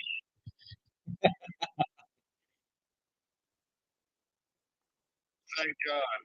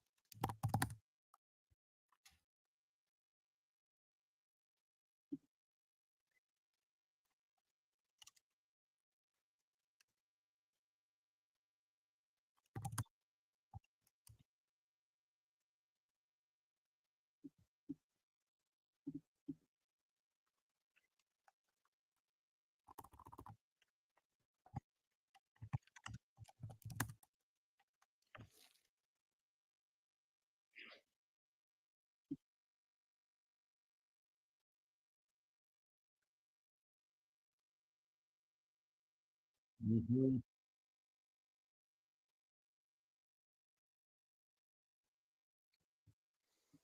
Oh, it's still going. 1 second. I was just checking the update. So they're on 337. The Conservatives on.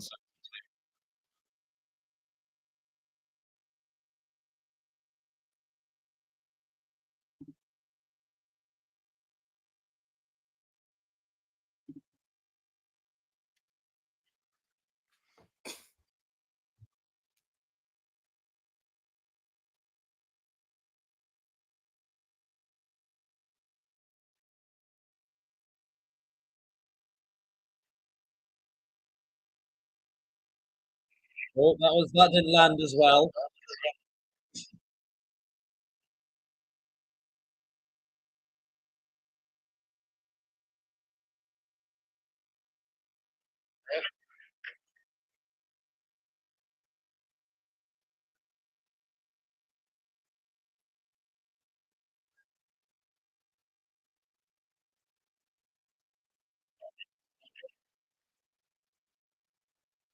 Oh, he's really trying hard to distance himself from Corbyn, isn't he? Thank God.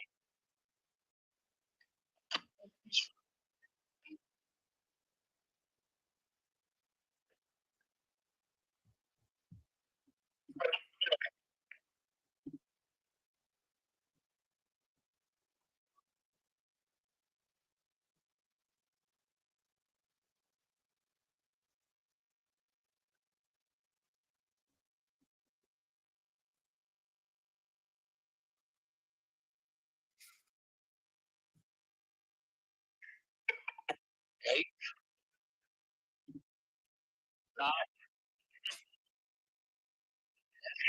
All right, you get it. You changed the Labour Party. All right.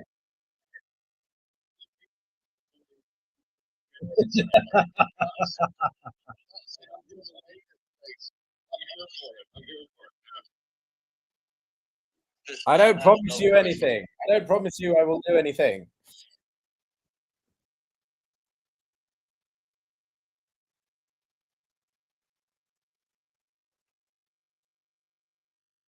The tough get going. Oh.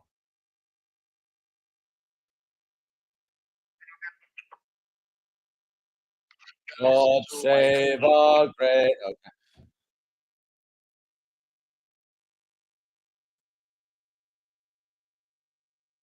All right, mate. Fucking hell. Is this a. Leave this for the number 10, man.